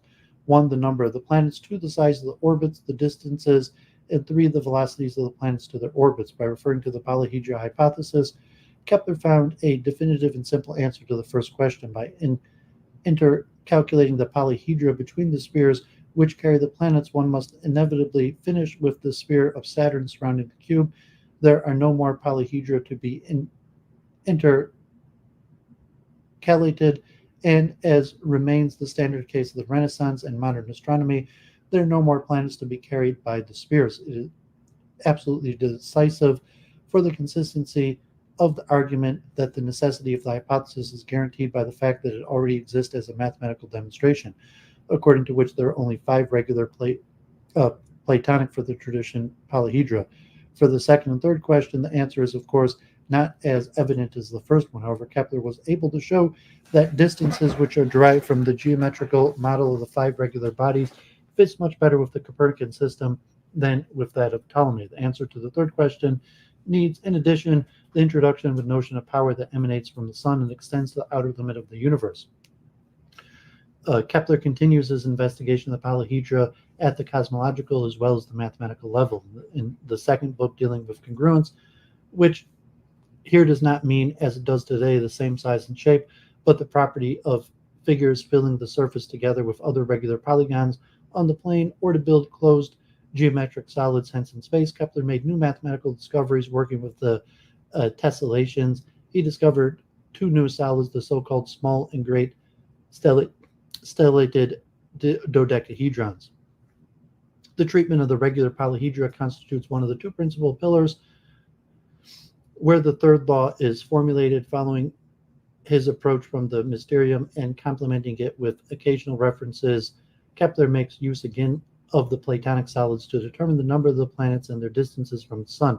Meanwhile, he has learned that the application of his old polyhedral hypothesis has limits, as he tells us in a footnote to the second edition of his Mysterium from 1621. He was earlier convinced of the possibility of explaining the eccentricities of the planetary orbits by values derived a priori from his hypothesis. Now, with access to observational data of Tycho, Kepler had to exclude this explanation and look for another, and this is one of the most significant achievements of his basic harmonies, which in turn are derived from the regular polygons, constituting the second great pillar of Book 5. Epistemology and philosophy of sciences. Almost all of Kepler's scientific investigations reflect a philosophical background, and many of his philosophical questions find their final answer, even if they are of scientific interest, in the realm of theology. From a very modern point of view, one could highlight Kepler's epistemological thought in terms of 4 different items: realism, causality, his philosophy of mathematics, and his own particular empiricism. Realism is a constant integral part of Kepler's thought, and one which appears in sophisticated form from the outset. The reason for this is that his realism always runs parallel to his defense of the Copernican worldview, which appeared from his first public pronouncement and publications. Many of Kepler's thoughts about epistemology can be found in his defense of Tycho against Ursus, a work which emerged from a polemical framework, the plagiarism conflict between Nicolaus Remus Ursus and Tycho Brahe, causality and physicalization of astronomical theories, the concept and status of astronomical hypotheses, the polemic, realism, instrumentalism, his criticism of skepticism in general, the epistemological role of history, etc., is one of the most significant works ever written in the subject, and sometimes compared with Bacon's Novum Organum and Descartes' discourse on method. The focus of the epistemological issues could be ranked mutatis mutandis with modern discussions surrounding the scientific status of astronomical theories. However, as Giordano has pointed out, it would be sounder to read Kepler's more as a work against skepticism than in the context of the modern realism instrumentalism polemic. For Pierre Duhem, for instance, the position of Andreas Osinder, which was adopted by Ursus and which was, according to Duhem, naively criticized by Kepler, represents the modern approach known as instrumentalism. According to this epistemological position, held by Duhem himself, scientific theories are not to be closely linked with the concept of truth and falsehood. Hypotheses and scientific laws are nothing more than instruments for describing and predicting phenomenon, seldom for explaining them. The aim of the physical theories is not to offer causal explanations or to study the causes of phenomenon, but simply to represent them in the best case scenario. Theories are able to order and classify what is decisive for their predictive capacity. Contrary to Tycho and Kepler, Ursus had a fictionalist position in astronomy, yet in the very beginning of the work, Ursus made a clear declaration about the nature of astronomical theories, which is very similar to the approach suggested by Oesander in his Forward to Copernicus's Revolutions. Hypothesis is a fictitious supposition introduced just for the sake of saving the motions of the heavenly bodies and to calculate them. Following his approach in the Mysterium and anticipating the opening pages of his later Astronomy, Kepler addresses the question of Copernicanism and his reception by thinkers of Oesander, who emphasized that the truth of astronomical hypotheses cannot necessarily be deduced from the correct prediction of astronomical facts. According to this interpretation, Copernicus's hypotheses are not necessarily true, even if they're able to save the phenomenon. Otherwise, one would commit a fallacia affirmanis consequentis, affirming the consequence fallacy. However, according to Kepler, this happens only by chance and not always, but only when the error in the one proposition meets another proposition, whether true or false, appropriate for eliciting the truth. To be noted is that, as Giordano pointed out, the modern scientific realist departs from a real independent world, while Kepler's notion of truth presupposes that neither nature nor the human mind are independent of God's mind. Causality. The reality of astronomical hypotheses, and hence the superiority of the corporeal world system, implied a physicalization of astronomical theories and in turn a censure of causality. Despite Kepler's criticism of Aristotle, this aspect can actually be considered the realization in the field of astronomy of the old Aristotelian ideal of knowledge. Knowledge means to grasp the causes of phenomena. Thus, on one hand, causality is a notion implying the most general idea of actual scientific knowledge, which guides and stimulates each investigation. In this sense, Kepler already embarked in his Mysterium on causal investigation by asking for the cause of the number, the sizes, and the motions, the speeds of the heavenly spheres.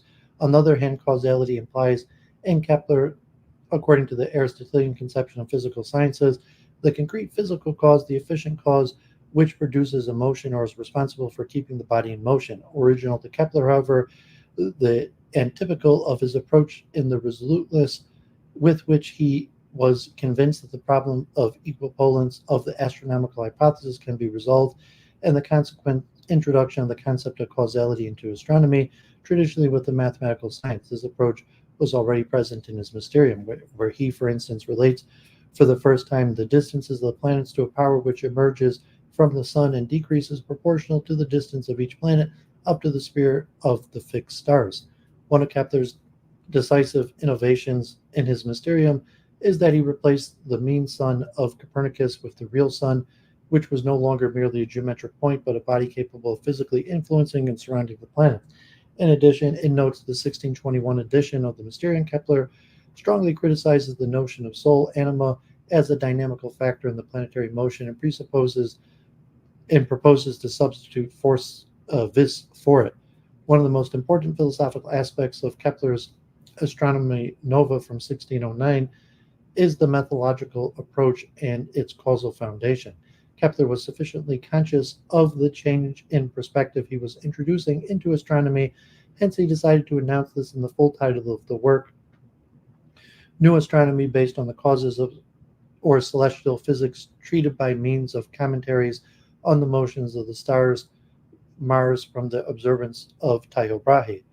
In the introduction to astronomy, Kepler insists on his radical change of view.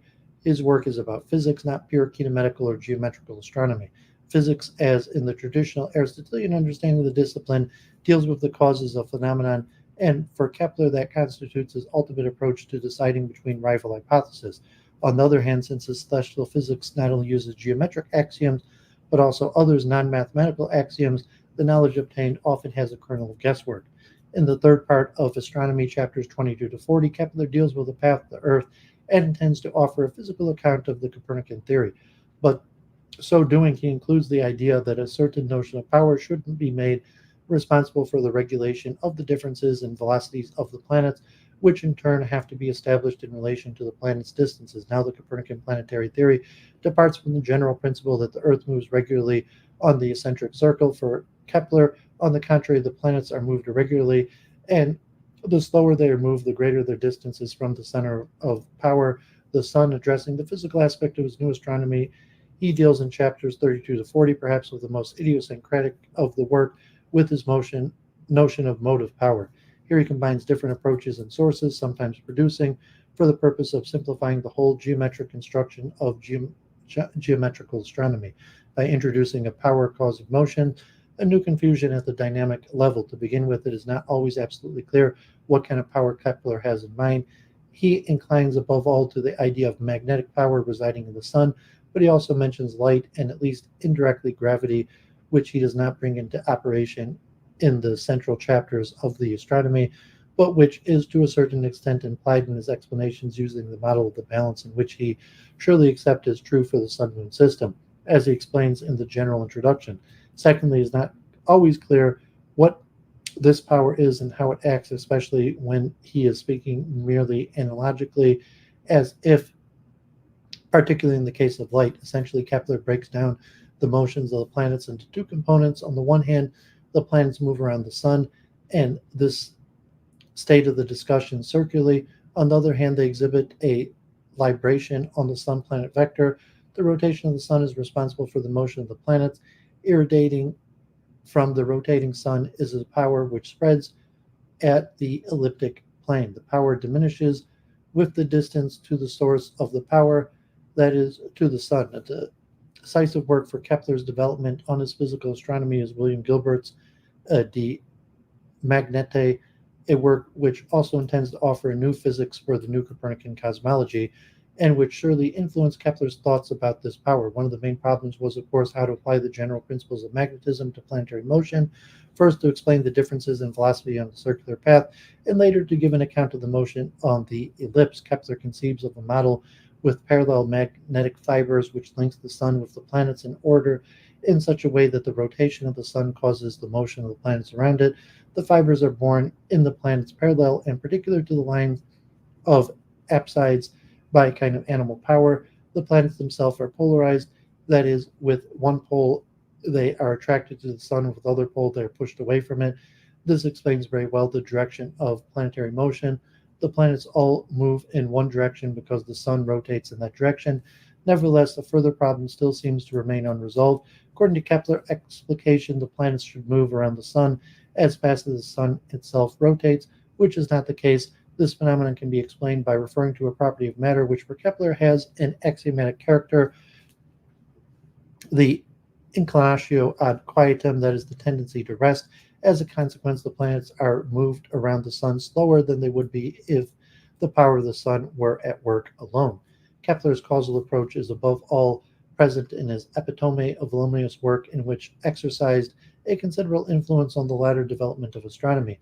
In the second part of Book 4, he deals with the motion of the world's parts, not the two first laws, but rather the third law, which he had recently announced is Kepler's starting point. For this law, rather than a calculation device for the path of one planet, represents a general cosmological statement, and thus it is more convenient for his approach here. At the same time, it should be pointed out that the third law is not necessarily the best point of departure for a dynamical causal approach to motion. Kepler intends here, for, in comparison with the previous causal approaches, the question of the location of the cause of power responsible for the production of motion remains relevant. The spheres, which in the traditional view transported the planets, has been abolished since the time of Tycho. Furthermore, Kepler is clearly against the moving intelligences of the Aristotelian tradition.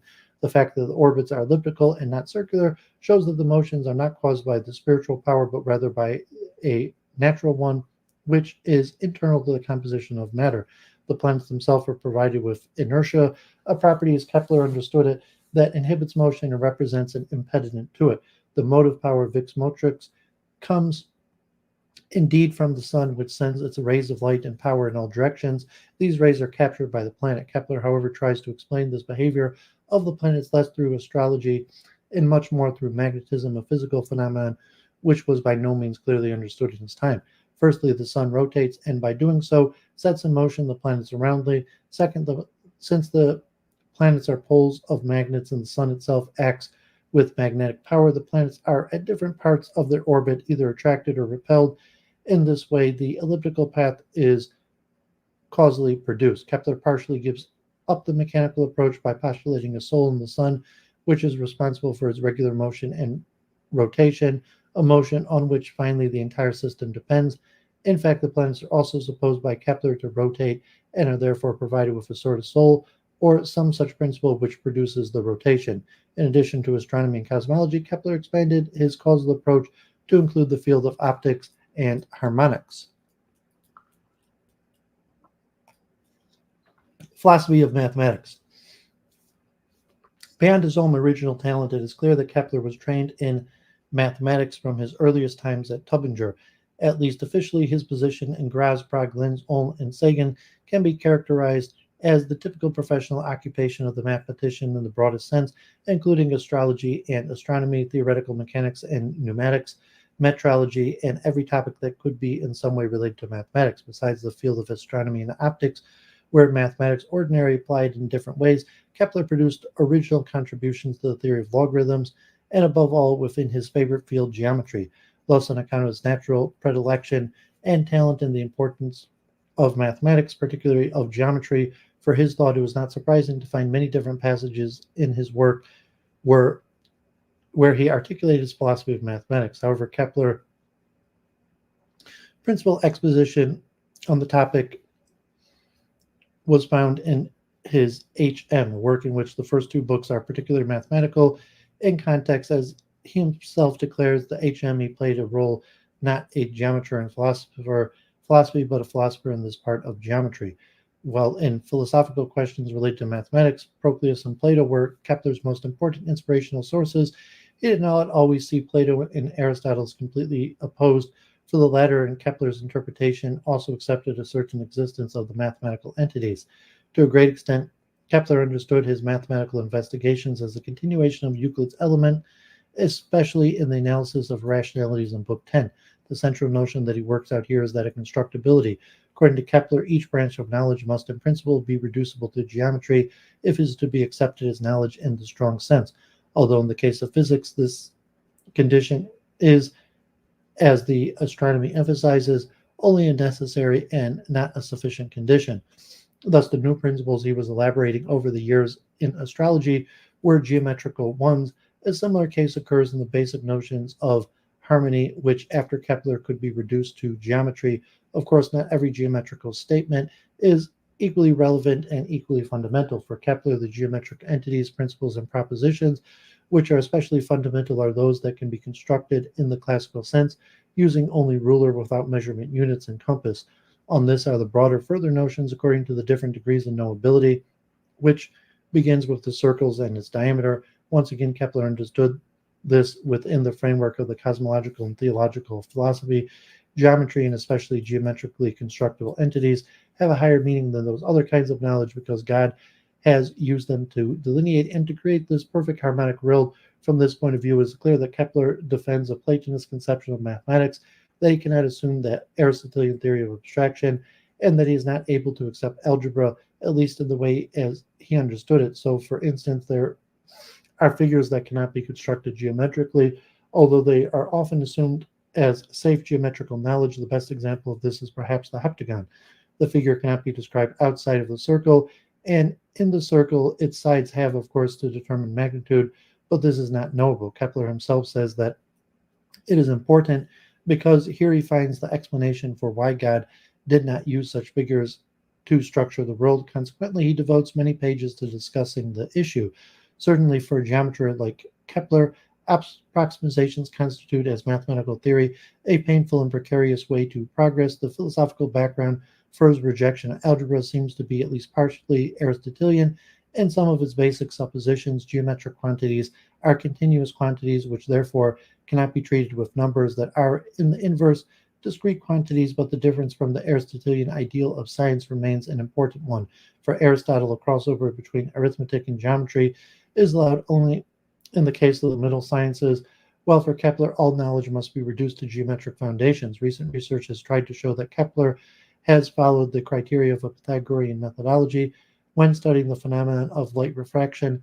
This would be evident in Kepler's application of the principle of sameness in is knowable by sameness, and additionally in his tendency to avoid the infinite, or rather to set limits to infinite magnitudes.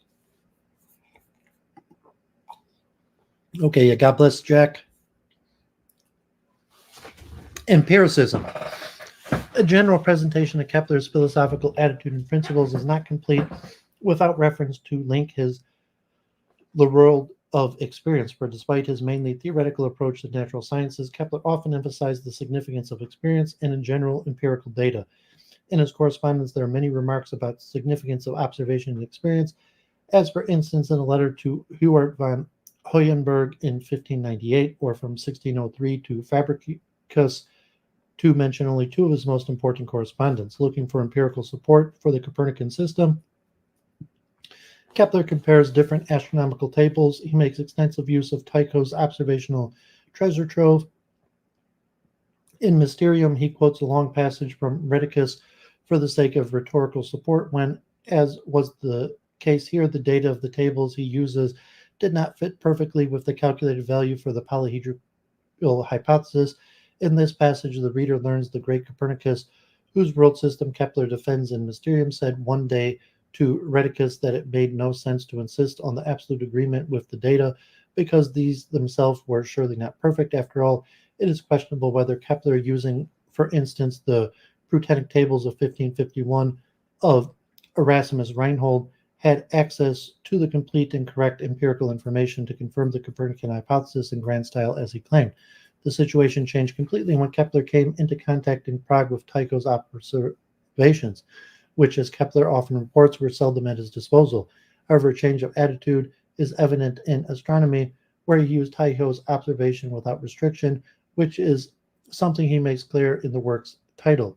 He presents the vicarious hypothesis, which in the end he refutes. This hypothesis represents the best result which can be reached within the limits of traditional astronomy.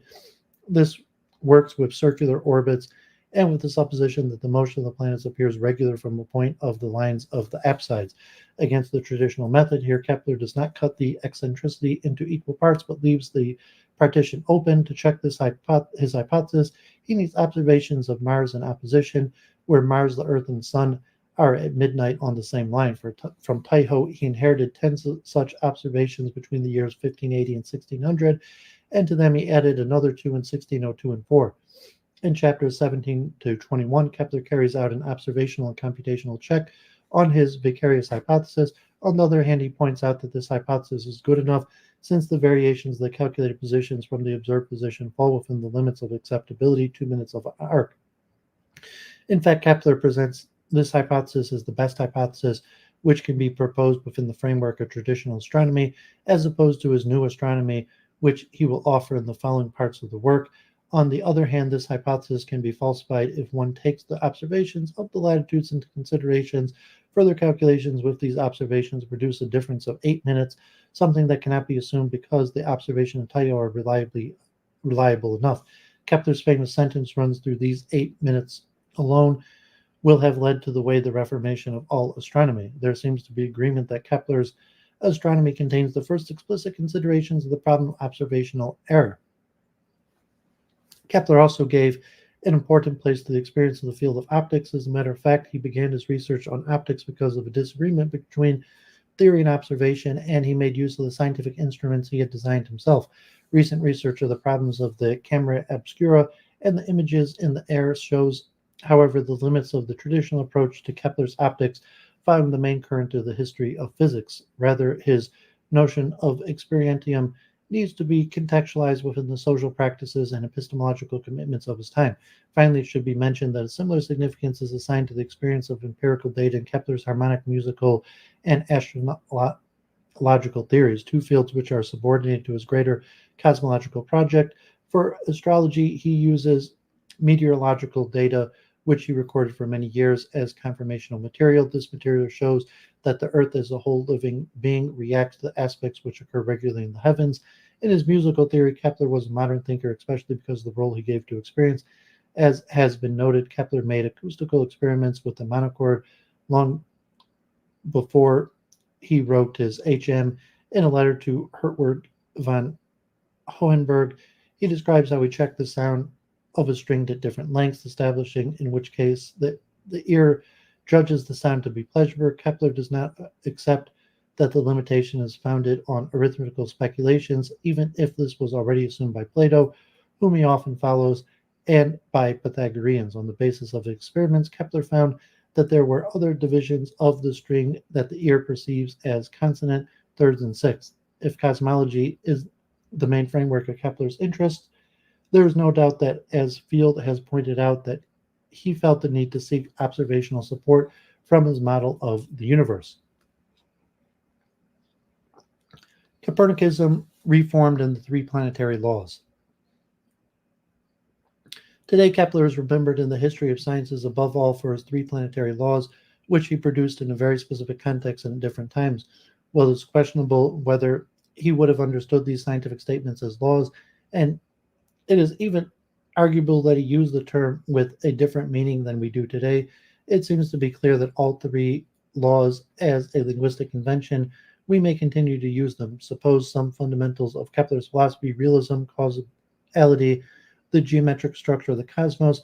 Besides this, it should be remarked that the common denominator of all three laws is Kepler's defense of the Copernican worldview, a cosmological system which he was not able to defend without reforming it radically. It is noteworthy that already at the very beginning of his career, Kepler vehemently defended the reality of the Copernican worldview in a way that he characterized taking over the terminology from the standard Aristotelian epistemology as a priori.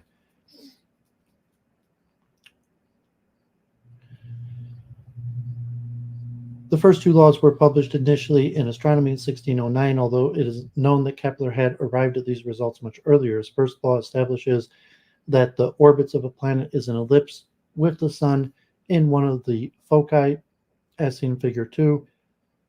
According to the second law, the radius vector for the sun to a planet P sweeps out the areas, for instance, SP1, 2 and SP3, 4 in equal times. The planet P is therefore faster at the perihelion, where it is closer to the sun, and slower at the aphelion, where it is farther from the sun. In accordance with this dynamical approach, Kepler first formed the second law, and then, as a further result, because of the effect produced by the supposed force, the elliptical path of the planets.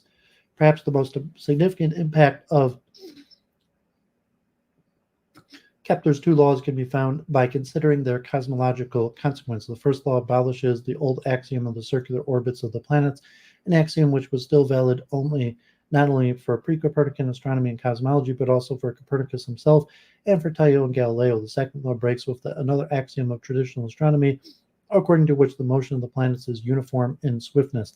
The Ptolemaic tradition in astronomy was, of course, aware of this difficulty and applied a particularly effective device for saving the appearance of acceleration, the equant. Copernicus, for his own part, insisted on the necessity of the axiom of uniform circular motion. Ptolemy's equant was understood by Copernicus as a technical device based on the violations of the axiom. Kepler, on the contrary, affirms the reality of the changes in the velocity of the planetary motions and provides a physical account for them after struggling strenuously with established ideas which were located not only in the tradition before him, but also in his own thinking. Kepler abandoned the circular path of the planetary motion, and this way initiated a more empirical approach to cosmology. Kepler published his third law, the so-called harmonic law, for the first time in his Harmonica Mundi, 1619. 10 years later, in his Epitome, he provided a more systematic approach to all three laws, their grounds and implications. In Book 5, Chapter 3, as point 8 of 13, Kepler expresses almost accidentally his fundamental relationship connecting elapsed times with distances, which in the modern notation could be expressed as T1 over T2 squared equals A1 over A2 cubed, where T1 and T2 represent the periodic times of the two planets, A1 and A2 represent the lengths of their semi-major axis. A further formulation of this relationship which is often found in the literature, is a cubed divided by t squared equals k, which expresses with k that the relationship between the third power of the distances and the square of the times is constant. As a consequence of the third law, the time a planet takes to travel around the sun will significantly increase the further away it is and the longer the radius of the orbit. Thus, for instance, Saturn's sidereal period is almost 30 years, where Mercury needs fewer than 88 days to go around the sun. For the history of cosmology, it is important to make clear that the third law fulfills Kepler's search for a systematic representation and defense of the Copernican worldview, in which planets are not absolutely independent of each other but integrated in a harmonic world system. Optics and Metaphysics of Light. Kepler contributed to the special field of optics with two seminal works, the Ad Vitalium Paralipomena and the Dioptrica, the latter motivated in large part by the publication of 1610 of Galileo's sidereal messenger and his conversations with the sidereal messenger. He supported the factual information given by Galileo, indicating that at the same time the necessity of giving an account of the causes of the observed phenomena. The background for his investigation into optics was undoubtedly the different particular questions of astronomical optics. In this context, he concentrated his efforts on the explanation of the phenomenon of eclipses, of the apparent size of the moon, and atmospheric refraction. Kepler investigated the theory of camera obscura very early and recorded its general principles. In addition, he worked intensely on the theory of the telescope and invented the refracting astronomical or Keplerian telescope, which involved a considerable improvement on the Galilean telescope. Besides these impressive contributions, Kepler expanded his research program to embrace mathematics as well as anatomy, discussing, for instance, conic sections and explaining the process of vision. In Chapter 1 of On the Nature of Light, Kepler expounds 38 propositions concerning different properties of light. Light flows in all directions from every point of a body's surface. It has no matter, weight, or resistance, following but also inverting the Aristotelian argument for the temporality of motion. He affirms that the motion of light takes place not in time but in an instant. Light is propagated by straight lines, rays, which are not light itself but its motion. It is important to note that although light travels from one body to another, it is not a body but a two-dimensional entity which tends to expand to a curved surface. The two-dimensionality of light is probably the main reason why it is incorporeal. Motion is generally plays a significant role in Kepler's philosophy of light. For Straker, the supposed link between optics and physics reveals the full extent of his commitment to a mechanical physics of light. Two questions are intensively discussed by modern specialists. Firstly, to what extent is the attribution of a mechanist approach to Kepler justified? Secondly, how would one determine his place in the history of science, especially in the field of optics? Do the main lines of thought in Kepler's optics indicate a continuity or rather a rupture with tradition? There are well-grounded arguments for different positions on both questions. For Crombie and Straker, Kepler develops a mechanical approach which can be particularly appreciated in his explanation of vision using the model of the camera obscura. Besides this, Straker stresses that Kepler's basic mechanism is also powerfully assisted by his conception of light as a non-active passive entity. In addition, the concept of motion and the explanations using the model of balance are indicative of a commitment to mechanism. On the contrary, Lindbergh, who supports the continuity side of the dispute, has quite convincingly showed that for Kepler, light has a constructive and active function in the universe, not only in optics but also in astrology, astronomy, and natural philosophy. Harmony and soul. From a philosophical point of view, Kepler considered the HM to be his main work and the one he most cherished, containing the third planetary laws. This work represents definitively a seminal contribution to the history of astronomy, but he did not reduce his long-prepared project to an astronomical investigation. His first thoughts of the notion of harmony arose already in 1599, although he did not publish his work until 1619, but instead extensively discussed its mathematical foundations and its philosophical implications, including astrology, natural philosophy, and psychology. Thus, Kepler's third planetary law appears in the context which goes far beyond astronomy and to a great extent takes up against the perspective of his youthful mysterium. When talking about harmony, In Kepler, one needs to keep in mind that the background giving its full significance to this notion goes far beyond music theory. Of course, music is involved and plays a determining role, and along with the corresponding mathematical concepts stemming from the Pythagorean tradition. However, in Kepler's harmony, if in Kepler's harmony represents the most general idea, the very core of the world is an ordered whole, and therefore the ultimate goal is to be pursued in his philosophical investigation. Social and political aspects are also included. It is surely not a minor detail that Kepler, on the threshold of the 30 Years' War, dedicated his harmony to King James I of England, the man who Kepler believed was best suited to apply its lessons to the most pressing harmony of all, the harmony of church and state. According to Kepler, it is necessary to distinguish the sensible and pure harmony. The first is to be found among natural sensible entities like sound and music or rays of light.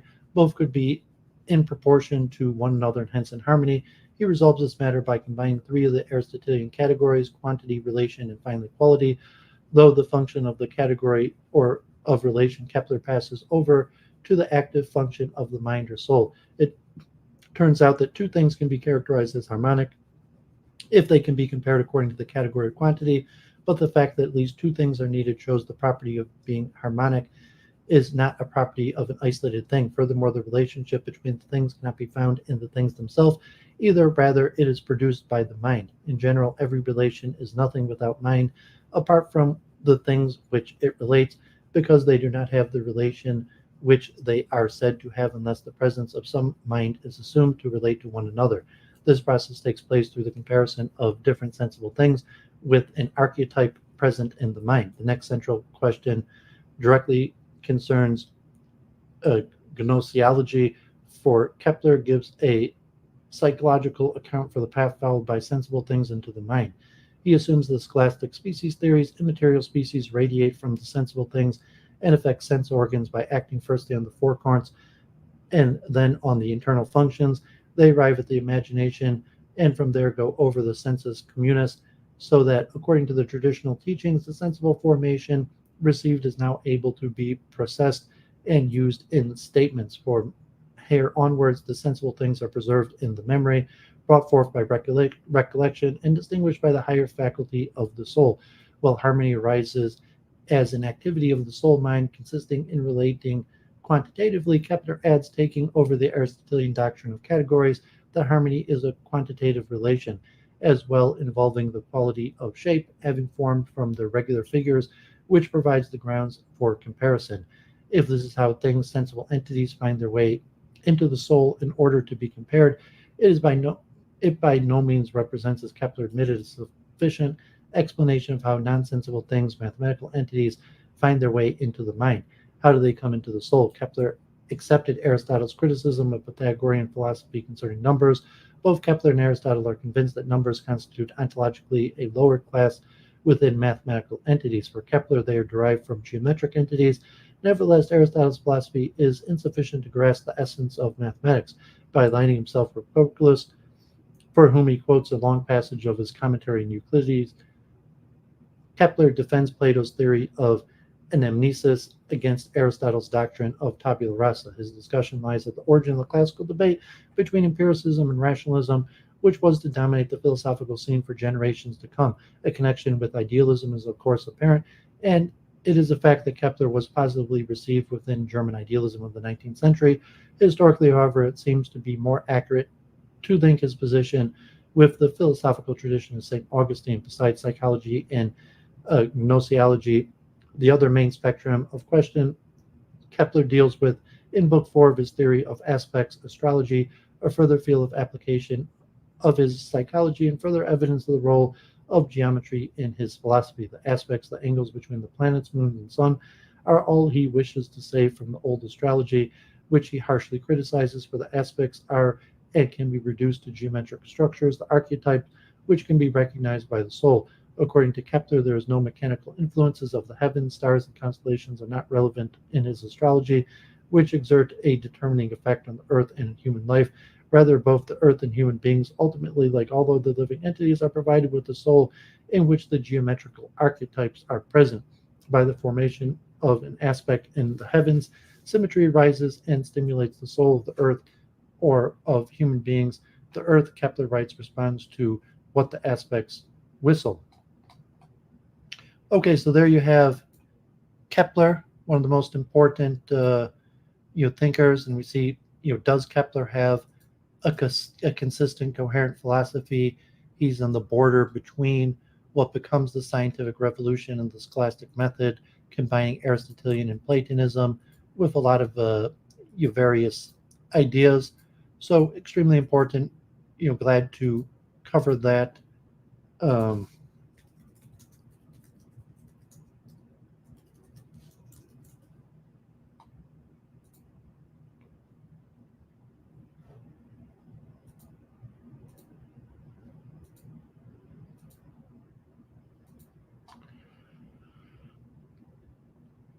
okay, so I'm gonna go get my mail, and then we're gonna do Giordano Bruno, who's gonna be the longest of the ones we'll be talking about today. Bruno might take like 2 hours. Galileo will probably only take actually like 45 minutes. So take a 2-minute break. I'm going to pour coffee and get my mail and strap in for Bruno. Probably the most interesting. All of these ones are important. And you see, Bruno was also a Copernican, but he has a whole systematic theology. And God forbid, unlike Galileo, who just suffers house arrest, Bruno is executed, and also has thoughts on panpsychism that Church of Entry used to mention. So I'll be back in 2 minutes, and then we'll do Bruno.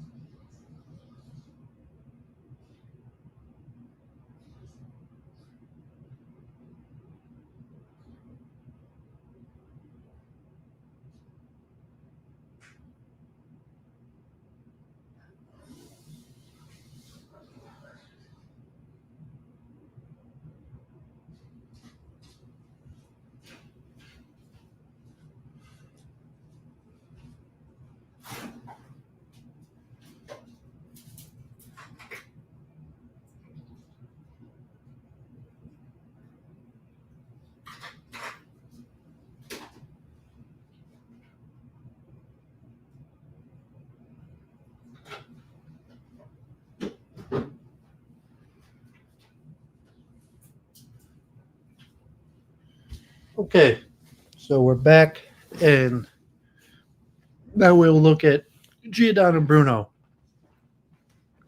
possibly the most interesting from the esoteric point of view, and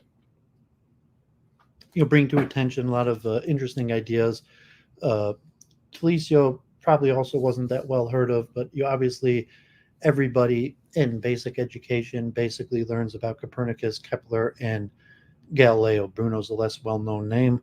Is a contemporary of Galileo and Kepler, and Telesio and greatly influenced many of the other Enlightenment thinkers, and is most notable for having been burnt at the stake in the Inquisition for various heresies that we'll see about. So let's jump right in. Giordano Bruno, 1548 to 1600, was one of the most adventurous thinkers of the Renaissance. Supremely confident in his intellectual abilities, he ridiculed Aristotelianism, especially its contemporary adherents. Copernicus's heliocentric theory provided a starting point for his exposition of what he called the new philosophy. It disapproved the axioms of Aristotelian natural philosophy, notably the idea of sublunar elements occupied or strove to return to their natural places, that is, the elementary spheres at the center of the cosmos. Concomitantly, it disapproved the existence of the superlunar region composed entirely of the incorruptible ether circling the earth, and hence disproved Aristotle's principal argument for supposing that the universe was finite. The universe was infinite, animate, and populated by numerous solar systems. It was also eternal. As such, it exhibited all possibilities at any given moment and all parts of and assumed all possibilities over time, thereby constituting a cognizable manifestation of a timeless and absolute principle of God. In keeping with these ideas, Bruno proposed versions of metempsychosis, uh, polygenism, and panpsychism, and renouncing Christian emphasis on human imperfection, advocating a mortality that exhorted individuals to perfect their intellectual powers. Okay, so I mentioned this one's pretty long. It might take me a full 2 hours to read through, maybe less.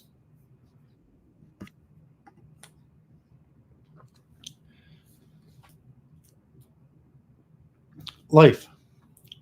Filippo Bruno was born in January or February 1548, the son of Giovanni Bruno, a soldier of modest circumstances, and Frozilio Solovinio at Nola, about 13 miles northeast of Naples. At the unusually late age of 17, beguiled perhaps by the prospect of a life dedicated to learning, he entered the Dominican convent of San Domenico Magra in Naples, assuming the name Giordano.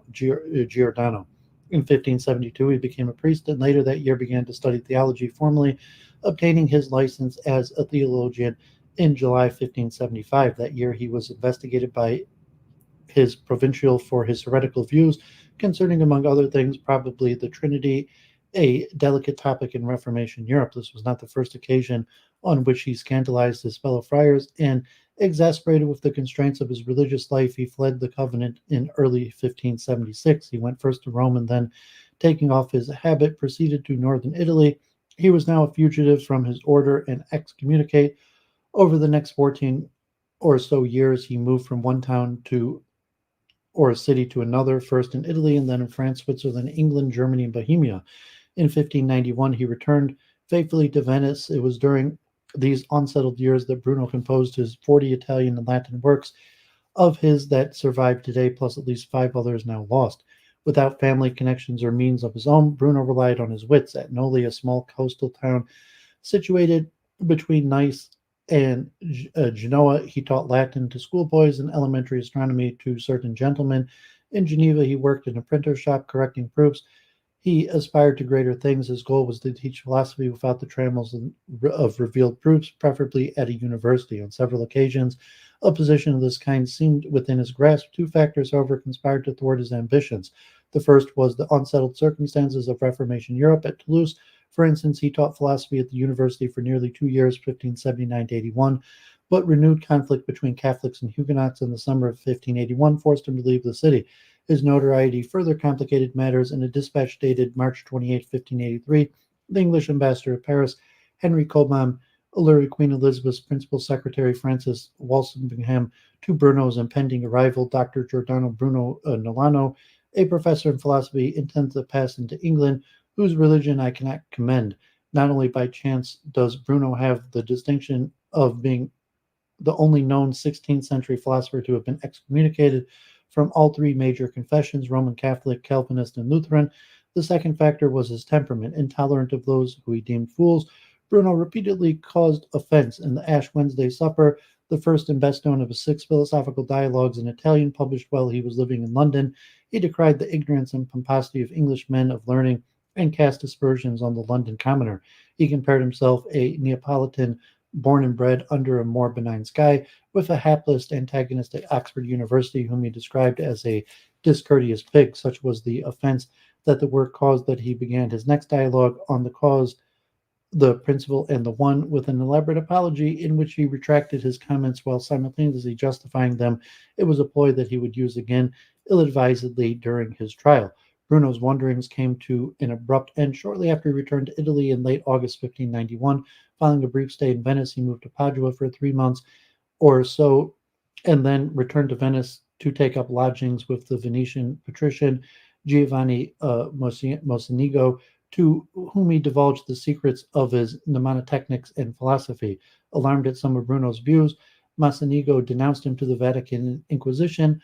On May 22, 1592, events took a decided turn for the worse when, on September 12th of that year, the Holy Office in Rome requested Bruno's extradition. The Venetian authorities dilly-dallied before acceding to the request in January 1593. At Rome, the trial proceeded slowly.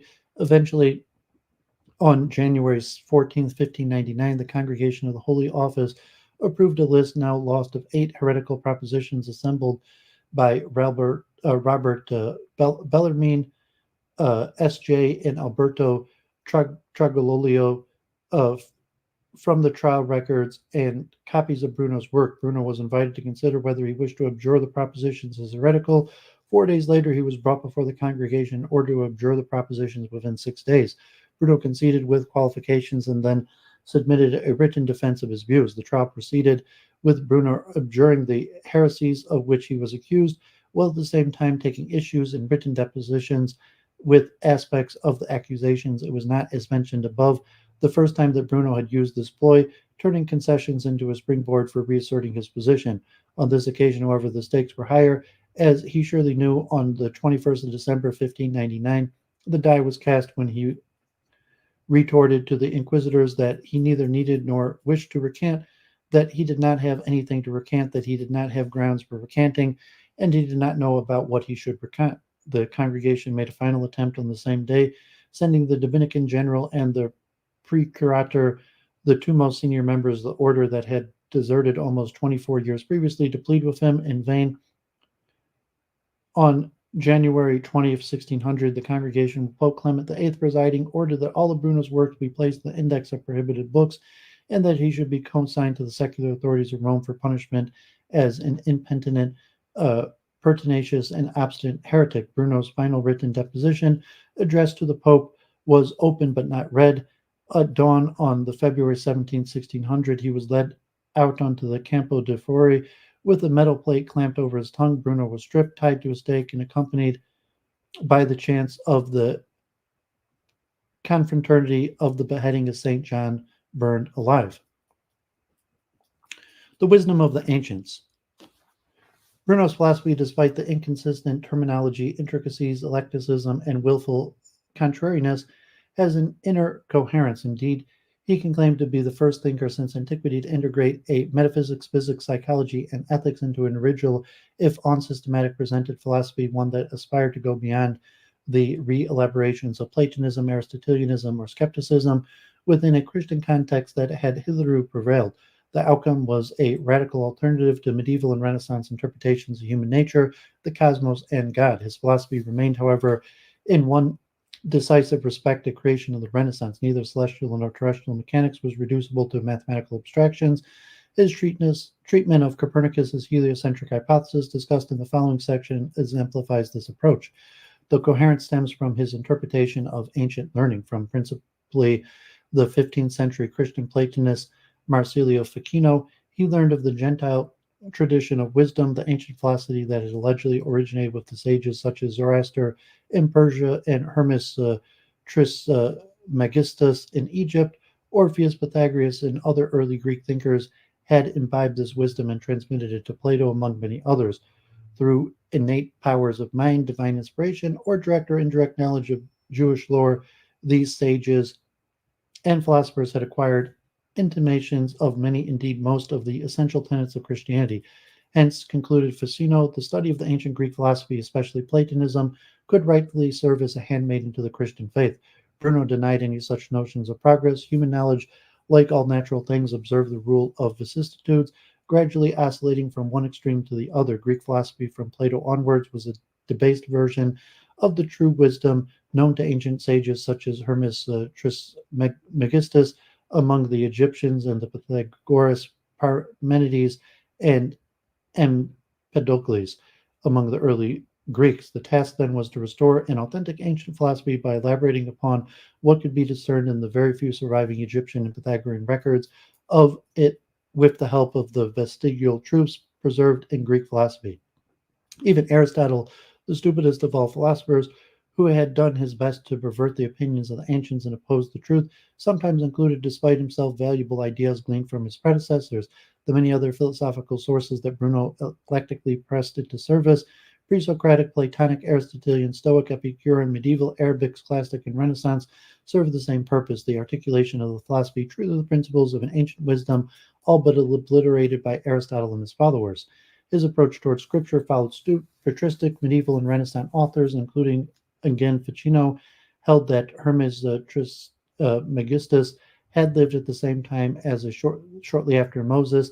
This explained the many similarities between the Old Testament and Hermes' writings. Bruno reversed the chronology. He was not the first Renaissance author to do so, but he was the first to draw out the implications. The daughter of the Pharaoh, who had taken Moses into her house as her son, and he had become learned in all of the wisdom of the Egyptians. This wisdom of the Egyptians was the wisdom recorded in Hermes' work. In other words, the Pentateuch, which was believed at the time to have been composed by Moses, and hence Scripture as a whole were tribulations of Egyptian lore rather than vice versa. Bruno made this point circumspectly, as well he might. Sometimes he distinguished his interpretation by referring to Scripture as the Kabbalah, such wisdom he declared as there was in the Kabbalah of the Jews derived from the Egyptians by whom Moses was educated. Read literally, this statement was uncontroversial, though reportedly Mosaic in origin, the Kabbalah was not an authoritative repository of Christian doctrine. By Kabbalah, however, Bruno superstitiously meant Jewish lore as recorded not only in the original oral tradition of the Kabbalah, but also in parallel written tradition, that is the Pentateuch, and hence the Old and New Testaments generally. The crucifixion was a Kabbalistic tragedy. Travesty, though it therefore was not, for the most part, Holy Scripture, like Plato and Aristotle's philosophy, had inherited some truths from pre-Mosaic wisdom. Bruno duly quoted from Scripture on many occasions. Examples feature in the following sections to support his metaphysical, cosmological, and ethical views. The Book of Job was especially valuable in this respect. Job had lived in the land of Uz, and so recorded not Jewish lore, but profound mysteries of the Chaldeans, ones that, like the wisdom of the Egyptians, the Magi, the Orphics, and the Pythagoreans, constituted a strand of the most ancient philosophy. Chaldean wisdom, like that of the Egyptians, owed nothing of value to the Jewish Kabbalah, which had been composed by people, the excrement of Egypt, who had never had a handbreadth of land to their name. Whether these and other aspersions, stereotypical of his day, represent prejudices discredited by objections voiced by other interlocutors in his dialogues, or ones that he in fact shared in a moot point, is a moot point. On one way or another, they serve to convey his conviction that what truths there were in Scripture derived from a philosophical tradition that had originated in ancient Egypt. Medieval and Renaissance philosophers and theologians had disastrously held the opposite view. Philosophically, he looked to Plato, Aristotle, and Averroes as authorities rather than Hermes, the Chaldeans, and Pythagoras, and to the other early Greek sages. Exegetes had consequently misinterpreted those parts of Scripture that touched on philosophical matters, misreading literally passages that describe nature and the universe figuratively, and vice versa. This did not dissuade Bruno from adopting traditional ways of thinking when it suited him. He acknowledged the Dominican Thomas Aquinas as a determining influence, praised the metaphysical speculations of 13th century Oxford Franciscans Duns Scotus, and extolled Averroes as a better commentator on Aristotle than any late Greek commentator, despite the Arab philosopher's ignorance of the Greek language.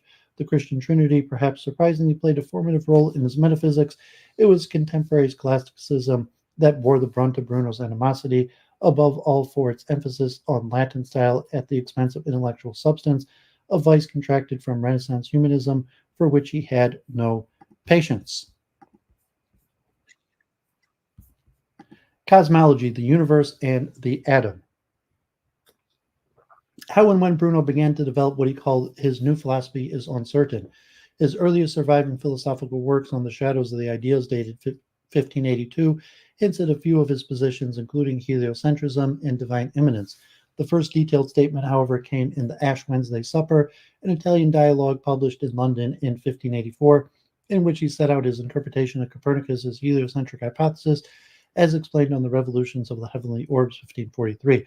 Dismissing contemporary claims that Copernicus's hypothesis was merely a convenient computational device, Bruno announced that it disproved the traditional Aristotelian Ptolemaic picture of the cosmos.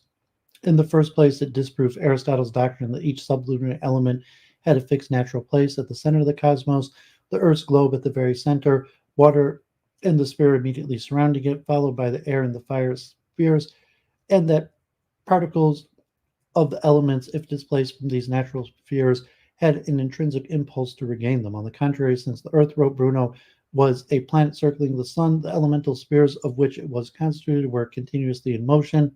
The elements did not have absolute natural places, and an elemental part, whether displaced from a whole or chancing to be near a whole, sought to attract itself to it because a whole was the place where it would be best preserved.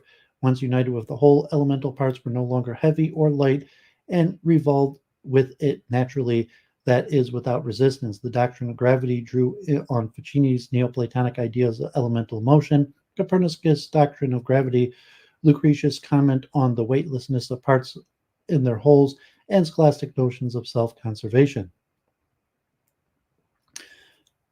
Commendable though his achievement had been, Copernicus had remained unaware of the full implications of his heliocentric hypothesis. It was left to Bruno, the philosopher, to accomplish the full revolution of thought, to pass beyond the quantitative, sensible realm that indispensable stepping stone though it was, had unduly preoccupied mathematicians like Copernicus, and to proceed to what could be discerned by reason alone. Copernicus's most egregious shortcoming in this respect has been his failure to recognize that his heliocentric hypothesis disproved Aristotelian and scholastic arguments that the cosmos was finite and unique.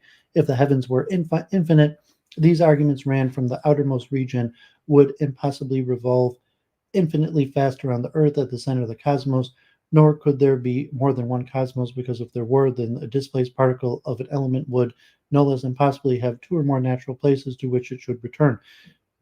These objections Bruno inveighed carried no force in a heliocentric world. The apparent daily rotation of a firmament or sphere of fixed stars around the Earth was an illusion created by the Earth's rotation around its axis as it circled the sun. The universe was not a finite globe composed of concentric spheres like an onion. To use a simple simile popular in his day, to use a common simile, instead it was an infinite homogeneous expanse populated by an infinite number of solar systems like our own. How far, he declared triumphantly, his achievement surpassed that of Columbus, who had discovered just one continent on one Earth. Lucretius Nicolaus of Cusa and counterfactual scholastic discussions concerning the plurality of worlds are evident influences. The authority that Bruno particularly liked to invoke, however, was Scripture. The infinite number of celestial bodies corresponds to those so many hundreds and thousands of angels, in allusion to Daniel 7:10, that assist in the ministry and contemplation of the first universal, infinite, and eternal efficient cause. The celestial, or as Bruno called them, principal bodies, glided weightlessly with an infinite receptacle of expanse of ether, like specks of dust in the sunlit air. What made them move? Their souls. They were animate, and their orderly patterns of motion attested also intelligent. Aristotle suggested that among other possible explanations for celestial motion, most patristic and scholastic authors, anxious to discourage polytheism, had rejected the idea. Ficino's revival of Platonism, however, had given a new lease of life to the idea that the celestial bodies were animate. True to form, Bruno, though indebted to Ficino on this and on many other scores, cited the Book of Job, interpreted figuratively as his authority. In each solar system, or in Bruno's terminology, synod, the suns and earths regulated their motions autonomously to their mutual advantage. From the earth, the suns absorbed vaporous exhalations. In exchange, the sun produced the light and the heat that the earth as animals needed in order to host living beings. No part of them remained forever barren thanks to the several approximately circular revolutions that they performed. Nature for Bruno, as for Aristotle, did nothing in vain. In accordance with these ideas, Bruno populated the principal bodies with life forms of every kind. Each region of each principal body comprised matter which, circumstances permitting, became a plant or animal, even a rational one. The last category included human beings and also demons. In other words, rational beings with rarefied bodies made of pure ether or combinations of ether with air, water, or earth. The latter, to judge by the demons, frequently the elemental regions of our globe, were generally, but by no means invariable, more intelligent than human beings. Within the mountains were dim-witted troglodytes jealously guarding the earth's mineral veins.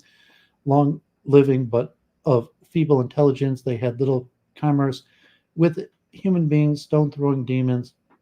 Another species of earthly demon, the sort described by the Byzantine author Michel Pseulos, had lairs in the vicinity of Nola and habitually pelted those who passed nearby at night. As Bruno knew from personal experience, nymphs were predominantly aqueous bodies, lived secluded in grottos. The vanity of demonic life was such that it far surpassed that of sensible things. A comparable diversity was evident among human beings who differed in skin color and stature from region to region. The differences reflected their diverse habitats. When extinguished by a cataclysm of some kind, they regenerated spontaneously in the manner that Evansina and Ipsum as a philosophical possibility. Some Christian authors had described the novelty in Bruno's interpretation was the idea that spontaneous generation accounted for the variety of life in an infinite and infinitely varied universe rather than the survival of a privileged species on the earth. The principal bodies, human beings, and demons, were the three genera of rational animal inhabiting the earth. In one significant respect, however, principal bodies were unique, like accomplished musicians. Here, Bruno adapted the analogy used by Plotinus and many others to illustrate how nature operated non-discursively according to a final cause. They did not think rationally, proceeding from one thought to the next as they executed their roles. Their intellects nominated their animal bodies, enabling them to move intuitively in accordance with the ends proper to them. Unlike human beings, too, the celestial animals were eternal and hence did not reproduce, grow, or decay. Though corruptible intrinsically, they were, as the Chaldeans and Plato had thought, sustainable by divine providence. This is at least what Bruno tended to think, even if he conceded uncharacteristically that he was uncertain on the point. In all other respects, the principal bodies were animals like any other. Stones and other parts of our earth, for example, might seem inanimate, but as parts of a principal body they are, like the bones and nails or hair of an animal, alive, if only vestigially. Like animals too, the principal bodies fed and excreted. They absorbed stray particles from the surrounding ether and in compensation emitted others, an idea inspired by Lucretius' concept of simulacra. This picture was incompatible with traditional doctrines of the elements. Aristotelian, Neoplatonic, and scholastic cosmology distinguished neatly between the super and sublunary regions. The sublunary region and the celestial bodies within it were composed entirely of ether. The fifth element of quintessence was devoid of all change other than that of perfect unending circular motion. The sublunary region comprised the remaining four elements: fire, air, water, and earth, which by nature observe finite linear motion upward or downward. In addition to the finite local motion, bodies composed of the sublunary elements continuously underwent generation and corruption. In these respects, the sublunary region was superior to the sublunary one. Indeed, even within the sublunary region, according to many authors, the four elements were organized hierarchically, with earth as the dullest and grossest element at the center of the cosmos, and fire as the nimblest and subtlest sublunary element akin to the neighboring celestial region. No such hierarchy obtained in the homogeneous universe populated by inanimate suns and earths of the kind that Bruno imagined. Fire, air, water, and earth, as they were commonly conceived, were present in each and every celestial body. Indeed, all four were present in each part of every celestial body. Just as in a syllable, each letter was equally significant. Aristotelian analogy that Bruno turned into his own purposes. So too were the elements of the composition of a body. Timely support came from the contemporary accounts of the 1572 supernova and theories about the comets proposed by Tycho Brahe and others. The birth of the new star proved that generation did, after all, occur in the sublunary region. As per comets, they were, as Aristotle and others held, composed of the same elements as other sublunary things, but they were not, as the philosophers had concluded, sublunary phenomenon peculiar to the air and fire spheres. These trajectories proved that they were sublunary objects, or more exactly, planets which, owing to the incline at which they revolved around the sun, only intermittently reflected the sun's light towards the earth. The supposedly sublunar elements therefore occurred in the sublunary region. In short, not only reason but also observation disproved the notion of the cosmos divided into two finite regions of contrasting properties. This was a vivid example of Bruno's constant refrain that his interpretation of the universe and of the things in it, together with the metaphysical principles underlying it, was based not on faith or on the authority of previous philosophers, but the senses regulated by reason. Bruno's alternative to the traditional theories of the elements in its several articulations drew on Pythagoreanism, ancient atomisms, medieval discussions, pro and contra of indivisible minims, and Nicolaus Copernicus's elemental doctrines. Corporeal things comprise two material principles, earth and water, and two immaterial ones, spirit and soul. By earth, Bruno meant the discrete, identical, irreducible spheres of which physical things were made. He often called them atoms to emphasize their indivisibility. The minimal body or atom was the substance of all things. Apart from the minimum and indivisible, that is the atom and point, nothing truly exists. The circumferences and centers of these spherical atoms coincided. Hence, as some medieval authors had proposed, atoms were dimensionless bodies, unlike the atoms imagined by Democritus and other ancient atomists. They were the principles of spatial contraction or solidity. Water, by contrast, was a continuum, and as such, the principle of corporeal extension. Two or more atoms through dimensionless bounded by water constituted a determinate body in space, just as two or more dimensionless points in Bruno's Pythagorean geometry constituted a line. Observation confirmed this theory. Dry, dusty earth congealed with the addition of water. The two non-material principles, spirit and soul, related to each other analogously. Soul, the principle of motion, aggregated atoms and thereby determined the identity of a body. Spirit, the spiritus, popularized by Ficino, was the incorporeal medium through which soul connected with the body. Soul accounted for the existence of fire in its purest form.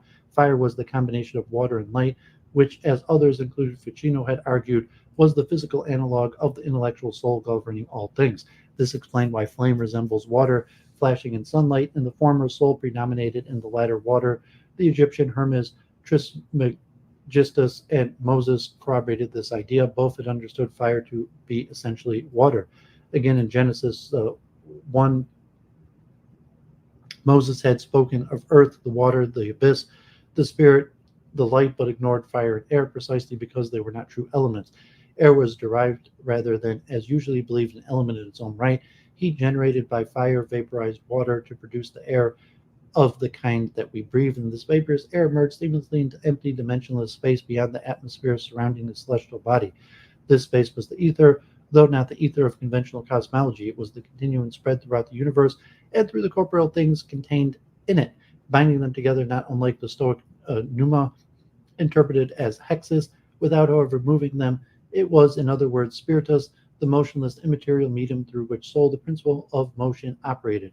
As such, spiritus, or ether, was the container, non-terminated space in which all things were located. Bruno's explanation of how bodies were composed disproved outright the dominant Aristotelian view that the universe was finite but infinitely divisible. It also disproved ancient atomism. Democritus, Epicurus, Lucretius, and others had, in its true, correctly surmised that the universe was infinite and comprised of an infinite number of finite, indivisible atoms, but their atoms were solids, although imperceptible ones, of various shapes, weights, and sizes, floating in a vacuum, a conclusion that led to a mechanistic view of the universe, which Bruno did not countenance. Correctly understood, atoms were incorporeal spheres with spatial locations. Souls working through the intermediary of ether and or spirit joined these incorporeal identical spheres to make a body.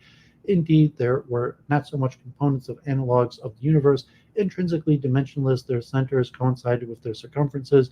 Conversely, since the universe was an infinite, indivisible sphere, its center was omnipresent. Both atoms in the universe were absolute physical monads, indivisible unities, the centers and circumference of which coincided. They differed insomuch as the maximum was the unfolding of the minimum, and the minimum was the unfolding of the maximum.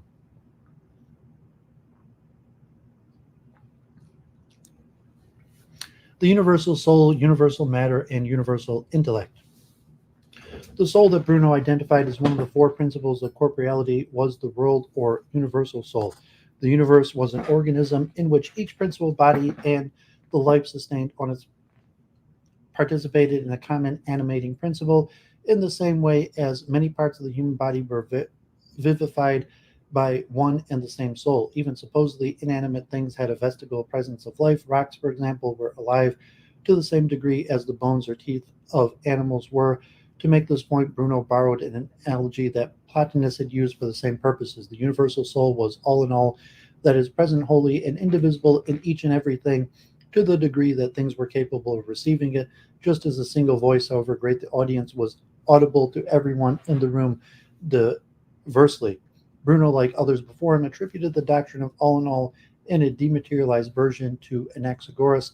He also adduced several scriptural witnesses, notably the Book of Wisdom, thereby identifying the universal soul implicitly with the Holy Spirit. For the Spirit of the Lord filleth the world, and that which containeth all things hath knowledge of the voice. No matter that the Council of Sens 1140 had anathematized this association. The universal soul combined with universal matter to produce this universe. The former was the active power from form, the latter its passive subject. Bruno conceived universal matter as an indeterminate space, that is, the receptacle of Plato's Timaeus, or more exactly Aristotle's interpretation of it. In this respect, it was the motionless ether or spirit, devoid of any specific gravity of its own, that served as the medium through which soul acted on the two corporeal principles, water and earth atoms. Some philosophers noted Bruno called the space or container vacuum.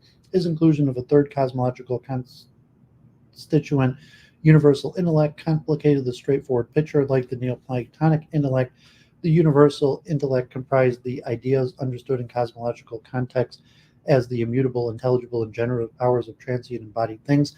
The ideas elicited images or vestiges of themselves in universal matter, that is, forms of natural things which, unlike the ideas themselves, were transient. The universal intellect was inseparable from universal soul. On one occasion, Bruno went so far as to describe it as the latter's innermost essential and characteristic faculty. It operated from within universal matter like an eternal craftsman, articulating its effects through division. A seed of a tree became a stem, from which it grew branches, from which it grew twigs, from which it grew buds, and so on, to the point of generating a new specimen through separation or discharge of some kind. On the other occasions, as discussed below, Bruno described the universal soul and universal intellect as two distinct but coexistent substances. Importantly, he did not conceive of them in Neoplatonic procession, with the former as the cause of the latter. The universal intellect was separated from the corruptible things that it had engendered, in that it was immutable. Spatial language, above all, within, separate, and so forth, was, as Bruno recognized, inappropriate when describing intelligible realities. By definition, something intelligible had no location or dimensions. To clarify what he meant by the immanent and transcendental roles of the universal soul and the universal intellect, Bruno appropriated a distinction formulated in Thomas Aquinas on the principles of nature. Principles were constituents of something. The marble of the statue and its form were constituents, hence they were principles, and marble being the material and the form of the formal principle. Causes, by contrast, were extrinsic. A sculptor was the efficient cause of the statue, and he made it with an end, a final cause, in mind. Neither the sculpture nor his purpose were constituents of the finished piece. Analogously, the universal soul and universal matter were the two principles immanent in all things, whereas the universal intellect was the efficient cause of all things, and so extrinsic to them. It also operated in accordance with a final, therefore extrinsic cause, the perfection of the universe. The Stoics, as Bruno knew, had similarly proposed that the cosmos comprised two mutually dependent principles, the world soul, or pneuma, and matter, active and passive, respectively, with the former accommodating mind. Indeed, when introducing his account of the universal soul and universal matter in his Italian dialogue on the case, the principle, and the one, 1584, he included the Stoics among the several schools and authors who had identified the world, soul, and matter as the active and passive principles of the physical world. Stoic philosophy also contributed to Bruno's doctrine in surreptitious ways. In the Premander, Hermes Trismegistus had declared that the cosmos was composed of matter and soul, and that the latter included mind. Again, Virgil had described the super and sublunary regions as animated from within the spiritus, which Bruno identified in this context with the universal soul, and added that they were moved by a mind diffused throughout their vast mass. Hermes Trismegistus and Virgil were, according to received wisdom, reporting the wisdom of the ancient Egyptians and the Pythagoreans, respectively. As such, Bruno considered them authorities for his interpretation. Neither, however, was authentic. The comments in the Premander are just one of many Stoic borrowings that reflect the eclectic intellectual ambient of the Alexandria, Egypt, in which Hermetic works of this kind were composed. And unbeknownst to Bruno, Virgil line drew on Stoic rather than Pythagorean thought. Renaissance authors such as Agrippa von Nettestein, as Bruno knew, had interpreted Virgil's line similarly. Bruno's two universal principles resembled Stoic doctrine in another respect. For the Stoics, first matter was an unqualified substance, ousia. For Bruno, two universal matter was a substance, and as such was an act, an actu, not a prope nihil, almost nothing of the sort imagined by Aristotle. These similarities, however, cease at this point. For the Stoics, whatever existed, even soul and matter, were corporeal, capable of acting on or being acted upon by another corporeal entity. By contrast, neither of Bruno's principles were corporeal. The universal soul was an intelligible reality, and universal matter was not corporeal in the Stoic sense, inherently qualityless, dimensionless, and passive and inactive. Universal matter was a medium that had the potentiality to become all things. To explain why universal matter conceived in this matter was a substance, Bruno drew upon Thomas Aquinas' commentary on Aristotle, reportage of ideas purposed by ancient philosophers. Wood had a substance and act because it was that from which a bed, stool, or image could be made, not because it was any of those things. And the same was true of universal matter. It was not so much the effects elicited from universal matter by the universal soul's faculty, the universal intellect, which were in act, but rather universal matter itself. It was a substance and act by virtue of the unexplicated corporeal forms that the universal intellect, or more exactly the ideas constituting the universal intellect, excited from within it. Nicolaus Copernicus supplied the language of explication and implication. Universal matter was present in incorporeal as well as corporeal things. It was the genus of two types of matter, corporeal and intelligible. The former was the substrate of corporeal objects, as described above. The latter, Plotinus' version of Plato's indefinite dyad, as reported by Aristotle, was instead the substrate, the principle of indeterminacy of potentiality of intelligible realities. Bruno quoted two of Plotinus' arguments for the existence of intelligible matter.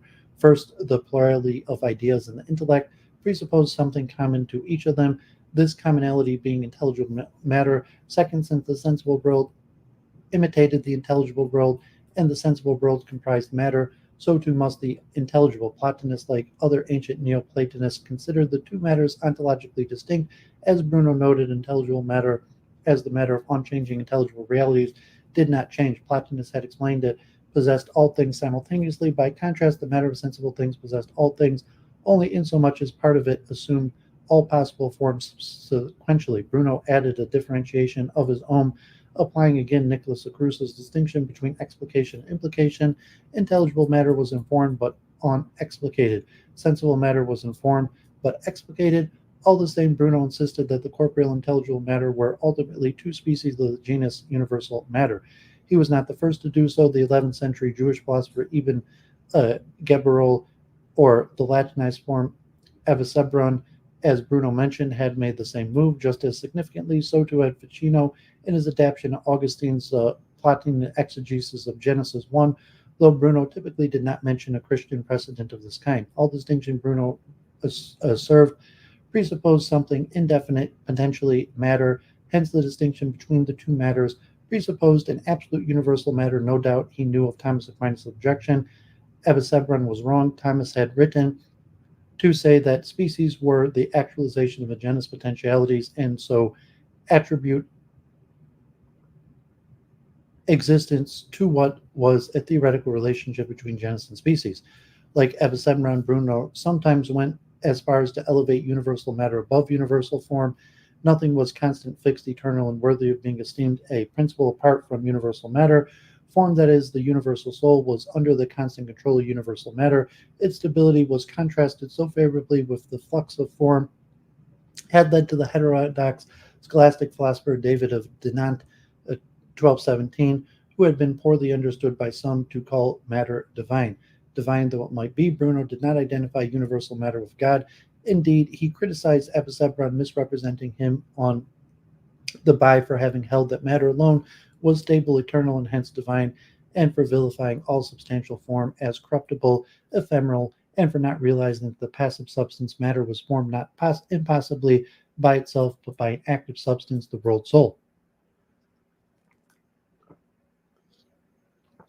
The universe as the image of God. The universe is the unity of these two substances was one thing and without parts, a perfect whole to which nothing could be added and from which nothing could be subtracted, like a gastropod sprouting and retracting its horns, elongating, contracting its body. It was a single living mass continuously changing its shape while remaining essentially the same. To substantiate this conclusion, philosophically, he adopted, true to his commitment to restore in ancient wisdom the monism of the three supposed representatives of Eleatic philosophy, Xenophanes' pupil Parmenides, and the later's pupil Milesius. The elastics, one being was the physical universe, not as most classical, medieval, and Renaissance authors held the metaphysical first principle or a supernatural God. It remained eternally unchanged, whereas all finite corporeal things, ignoring the possibility that the principal bodies endured eternally thanks to providential intervention, were its transitory accidents or contingent modes of beings. The one being was, the Eleatics had also said, immobile, the same throughout and spherical. On account of these attributes, they had concluded that the universe was an infinite sphere, the circumference of which was nowhere and center of which was everywhere. This formula, cited by many before and after Bruno, deviated from the second of the 24 definitions of God set out by the 12th century compilation, sometimes attributed to Hermes Trismegistus, known as the Book of the 24 Philosophers. Bruno appropriated other medieval and Renaissance definitions of God to describe the universe. The infinite universe, he wrote, drawing on Nicolaus Copernicus' explanation of how an infinite God related to finite things was a coincidence of opposites in which hot and cold, attraction and repulsion, minimums and maximums, and all other distinctions concurred. To make the point, he drew on Nicolaus's mathematical analogies. For example, the observation that the circumferences of an infinite circle coincided with an infinite straight line tangential to it. Given that he liked to apply these and other definitions of God to the universe, should we conclude that Bruno thought them equivalent? Would he have subscribed, as often said, to phrases such as deus sive natura, God or nature, and natura it is to deus, nature, that is to say God, not in any simple sense. Unlike the universe, which as the one being was defined in contrast to its accidents, God was a plenitude without counterpart, non-being. He was an absolutely simple entity in which all differentiation, even those of space-time and being and non-being, collapsed into a supreme coincidence of opposites. The infinite universe was no more than a second God, an image, an infinite likeness of an inaccessible divine face, a living infinite mirror of God, a corporeal monad proceeding from an intelligible monad. From the one is a similar one, nor could God's image be otherwise in corporeal form. God was not the form of the universe, but rather the form of the universe. The universe was the embodiment of God, so to speak, and thus worthy of the reverence and all that Christians mistakenly, as we shall see, placed in Christ. Hence Bruno, alluding both to Christian scripture and Plato's Timaeus, called it the image and only begotten nature of the first principle of all being. The sum of these considerations was that Bruno's ontology had three tiers in terms of immutability vis-a-vis change. God understood as superessential unity, the superessential cause of being, and so beyond being devoid of change. The universe, the one being devoid of change, and the things contained in the universe, which, because they underwent change, or in the case of the principal bodies, were, as mentioned above, by nature subject to change, were not strictly speaking beings. Hence Bruno chose the saying, "There is no new thing under the sun," which ascribed to both Solomon and Pythagoras as his motto. In other contexts, it should be noted, when not contrasting the universe ontologically to the things contained in it, Bruno happily spoke of things having being. Alternatively, finessing the problem of the principal bodies, Bruno defines these three tiers in terms of corporeality and finitude: God incorporeal and infinite, the universe corporeal and infinite, and the principal bodies, which together with the individual things populating were corporeal and finite.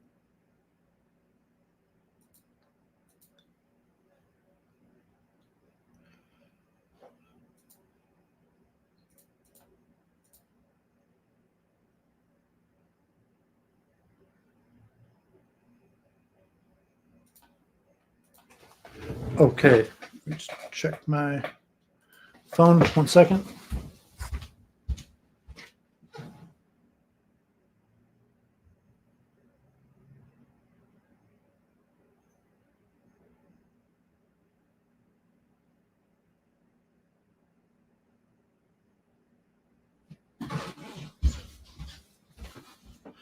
Okay.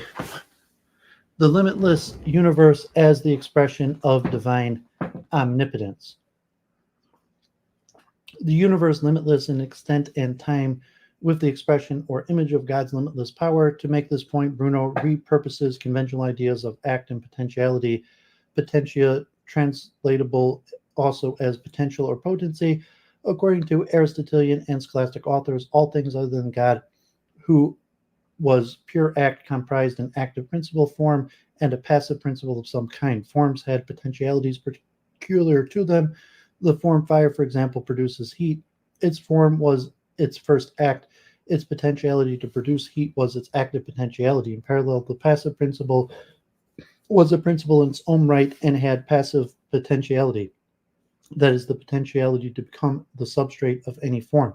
Bruno adopted a different stance. Its starting point was with Nicolaus Copernicus's doctrine in De Possessed, 1460. The act and potentiality together with their corresponding active and passive potentialities coincided in God's transcendent unity. Reinterpreted by Bruno, this meant that God, the unexplicated supersubstantial unity of the universal soul, in harness with its companion, the universal intellect and universal matter, explicated himself as these two substances in act. By virtue of being in act, the two substances had respectively infinite active potentiality and infinite passive potentiality, or synonymously for Bruno, possibility. These two potentialities, both in their perceptible and intelligible realms, were in equilibrium. Infinite as they were, they combined to produce physical universe, infinite in a time and extent. Both God and the universe then were infinite and all that can be, albeit in different ways in the universe. One being all potentialities were at a given moment actualized somewhere in its infinite extent in God, in whom form and matter being an existent act and potentialities were undifferentiated. All potentialities were actualized absolutely without distinctions of time and place. The infinite extent and duration of the universe were then a corollary of God's exodus from his intrinsic essence. The existence of the one presupposed the existence of the other, even though the latter was ontologically prior. So this figure, Bruno's active and passive potentiality at the top of God, the supersubstantial unexplicated unity to which all opposites coincide, explicates as universal soul, intellect, opposite universal matter, the God of absolute infinite act. So universal soul, universal intellect, the formal principle, cause, substance, and act, which comprises the substantial forms, opposite universal matter, the material principle and subject of the formal principle, the substance in act and genus of intelligible matter and sensible matter. So universal soul, universal intellect leads to the substantial form of ideas, which leads to active potential. The substantial forms are opposite intelligible matter and sensible matter, which both stem from universal matter, intelligible matter, which joined immutably with substantial forms, and sensible matter, which joined with material forms elicited from substantial forms. In both intelligible and sensible matter has passive potential, or synonymously possibility. Bruno recognized that his position conflicted with Christian truth that denied that God had created the universe in time ex nihilo by supernatural fiat. The universal soul, intellect, and universal matter of his philosophy as explications of God were external, fiend though he might otherwise before his inquisitors, and hence the universe of which they were the imminent causes was eternal too. God and the universe were indissoluble.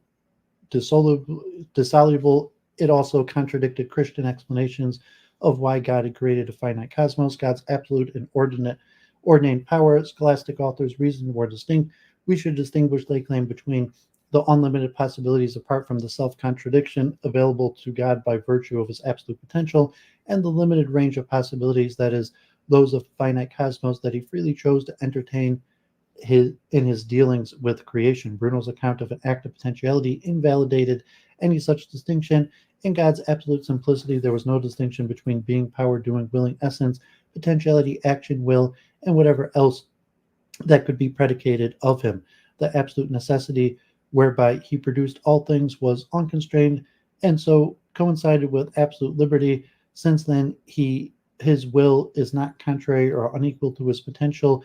The scholastic idea, and indeed Nicolaus Copernicus's variant of it, that an omnipotent God chose to create a finite cosmos was incoherent, explicated as the infinite active and infinite passive power of, respectively, the universal soul and universal matter. His infinite potential necessarily caused an infinite corporeal universe, the only fitting image of his primary attribute according to the creed's omnipotence. God hidden his possession nature as God in things, divine transcendence and immanence. Now the universe was the expression not just of God's power, potentia, but also of his wisdom, sapientia, and goodness, botanist, or synonymously love, or more. Scholastic authors and subsequently Renaissance philosophers too had assigned these attributes to the three persons of the Trinity, Father, Son, and Holy Spirit, with the writer that they denoted aspects of God that reason without the guidance of faith could discern by examining the created world. During his trial, Bruno told his inquisitors that as a philosopher he defined the Trinity in this way, but then promptly mentioned another formula, one that he admitted was contrary to faith.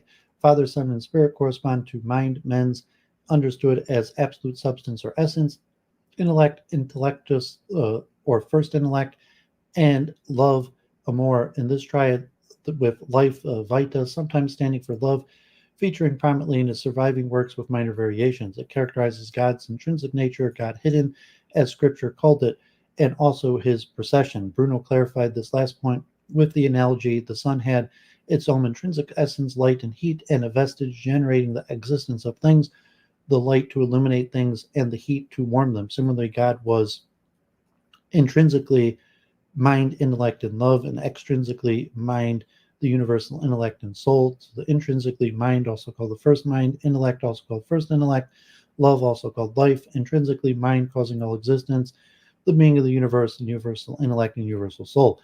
This comparison, he cautioned, was inexact. The sun was a substance with two accidents, light and heat, whereas no such subject-accident distinction obtained in God's triune supersubstantiality. The first mind and the first intellect and life or love were like the three persons of the Christian Trinity, one and the same thing in him. The intrinsic triune nature was an inference based on the evidence of being the universal intellect and the universal soul in all things. Bruno's identification of the extrinsic manifestation of God's third person with the world soul had medieval precedent. The Platonists, said Bruno, had taken this analogy from the teaching of the Egyptians. Probably his source was a passage in Ficino's On the Sun, in which, adhering to the Christian appropriation of the Neoplatonic triad being life intellect, Ficino had likened the intrinsic fecundity, light and warmth of the sun, and the intrinsic life, light, and warmth that it generated to the being intellect life intrinsic to the inner substance of the Christian Trinity and the external manifestation of being intellect life in things. Another purportedly Egyptian source explained how the three persons were interrelated. Mind is as supersubstantial being, produced the intellect as its first timeless effect, and enamored of its offspring became inflamed with love. The source for this explanation, direct or indirect, was the first definition that God set out in the pseudo-Hermetic book of the 24 philosophers mentioned above. Scholastic authors had cited this definition to exemplify how pagan philosophers, ignorant of the revealed truth and reliant on reason alone, had attained only a partial understanding of the Trinity, one that failed to discern its true consubstantiality. During his trial, Bruno exploited this stricture. His deliberations on God's triune nature, which he confessed had begun shortly after becoming a friar, were merely philosophical, that is, based on sense and reason. As such, they did not challenge the Church's true determination, which was grounded in faith. God's extrinsic Trinitarian presence was intermediate between the metaphysical realm of his intrinsic essence and the physical universe. It was immanent, that is to say, in the universe considered as a whole in the one being. Each thing in the universe, as those wise men of Egypt had understood, participated it in its being, life, and intellect to a degree commensurate with its kind. In other contexts, too, Bruno similarly emphasized that individual things, including human beings, participated, even if only imperfectly, in God. God is immediately in all things, but all things are not immediate in God. Collectively, his variegated presence in them was nature working not from without like a sculptor chiseling or carving into his material, but from within matter. Bruno summarizes this idea in his oft-quoted, if frequently misunderstood aphorism, nature is God in things. This formula, though not the exact sense, probably derives from Nicolaus Copernicus's reconciliation of Plato's world soul with Aristotle's concept of nature. Bruno, true to character, preferred to trace it, as just mentioned, back to Egypt. It was this conviction, he noted, that had led to ancient Egyptians to venerate vipers, scorpions, onions, and garlic, among other animals and plants, occasionally emphasized that universal matter included the potential forms of things. He gave an alternative definition: nature is interior to matter, or rather, it is matter itself. The latter formula corresponded to Avogadro's definition of matter, or equivalently, nature as God who is in all things. This should not, however, lead us to conclude with Avogadro that natural forms were elicited by something other than matter itself, that is, the universe, by the universal soul. So, figure 3, Bruno's Egyptian Platonic ontology, that is God per se intrinsically hidden, leading to God extrinsically, leading to God's image. So on top, God intrinsically a substantial trinity comprising Father, Son, and Spirit, which is the first mind, the cause of being, the first intellect, the fount of ideas and love, or synonymously life, which expresses themselves extrinsically as the being, the universal intellect, understood as the unity of ideas, and the universal soul that concomitantly inform sensible matter to produce the one being that is the physical universe as an infinite eternal corporeal whole, and hence each thing in it, the variegated presence of being, intelligence, life, and things constituting collectively nature. Appeal though he might to Egyptian and Platonic precedents, the formative inspiration for his account of God's presence in the physical world was Christian imatism. All three emanations, being, universal intellect, and universal soul, in his Trinitarian God directly informed the universe. Pagan Neoplatonists, by contrast, had typically located the triad being, life, intellect in the two intelligible hypostases, intellect and soul, intervening successively between God and the world. Intermediaries of this kind were, Bruno observed, on several occasions superfluous. An egregious instance was Platonism's central tenet that the ideas were transcendent, wholly separate realities. Abstract entities, wholly separate from universal matter, were chimera, no more than logical fictions. In what sense, he asked, could such inventions be outside of infinite universe? Instead, the idea of the universal intellect were, as explained more fully, simply explications of the idea of ideas, the first intellect intrinsic to God, and they produced and sustained all things directly. Latin theologians from Augustine onwards had similarly posited that ideas as creative agencies located in the mind of God by means of the divine intellect, understood as the idea of things. Thomas wrote, created things imitated, even if only imperfectly, the divine essence. He agreed explicitly with theologians who understood God to be the immediate cause of each thing. The theologians had in mind were, in the first instance, Thomas, and as reported by Thomas, Pseudo-Dionysius the Areopagite. His training as a Dominican theologian, despite his apostasy, remained an abiding influence. Two metaphysical inconsistencies. In this Egyptian Platonic near-about Christian procession compatible? Is this Egyptian Platonic near-about Christian procession compatible with what we may call Bruno's Stoic Causanian ontology? The accounts apparently conflict in two ways. First, the latter account, the universal soul and universal matter were two substances proceeding from God. Moses and Hermes Trismegistus explained. Bruno, adapting a passage from Ficino's Philebus commentary, had described the universe as an outcome of a twofold procession of this kind, the light and the darkness that God had produced. In the first, ontologically speaking, moment of creation referred to as substance, universal soul, intellect, the source of all other substances, and the vast shadow and darkness of privation, universal matter. By contrast, Bruno's Egyptian Platonic account of God's procession, as presented above, ignored universal matter. Are we to suppose that it is implicit in the multiplicity of God's three extrinsic modes? Infinite beings participated in the being of the universe. The universal intellect was a unity of multiple ideas, and the universal soul generated temporal multiplicity. Plotinus and Bruno had explained multiplicity in the intelligible realm in terms of intelligible matter, Moreover, on one occasion, shortly before discussing the Trinity and its procession in Egyptian Platonic terms, Bruno described the descent from God's absolute simplicity, like Plotinus, as falling away from goodness, evil being the ethical correlative of matter. All things other than him partake in evil. Still, the problem remains universal matter is an interpretation of this kind. It is not a substance. The resolution most flattering to Bruno is to say that when describing universal matter as a substance, he sought to acknowledge its role as a parhypostasis, that is, as a privation existent insofar as it occurred in combination with form, more fulsomely than pagan Neoplatonist and Christian theologians had done. Indicative in this respect are the opening sections of his Lamp of 30 Statues, 1587-91, in which he correlated the active triad of mind, intellect, spirit, or love with the counterpart triad of void, passive, potentiality, matter. All three of the latter triads of infigurables, as Bruno called them, were existent. Chaos or void was the first of all things, the pre-existing receptacle. Passive potentiality was infinite yearning.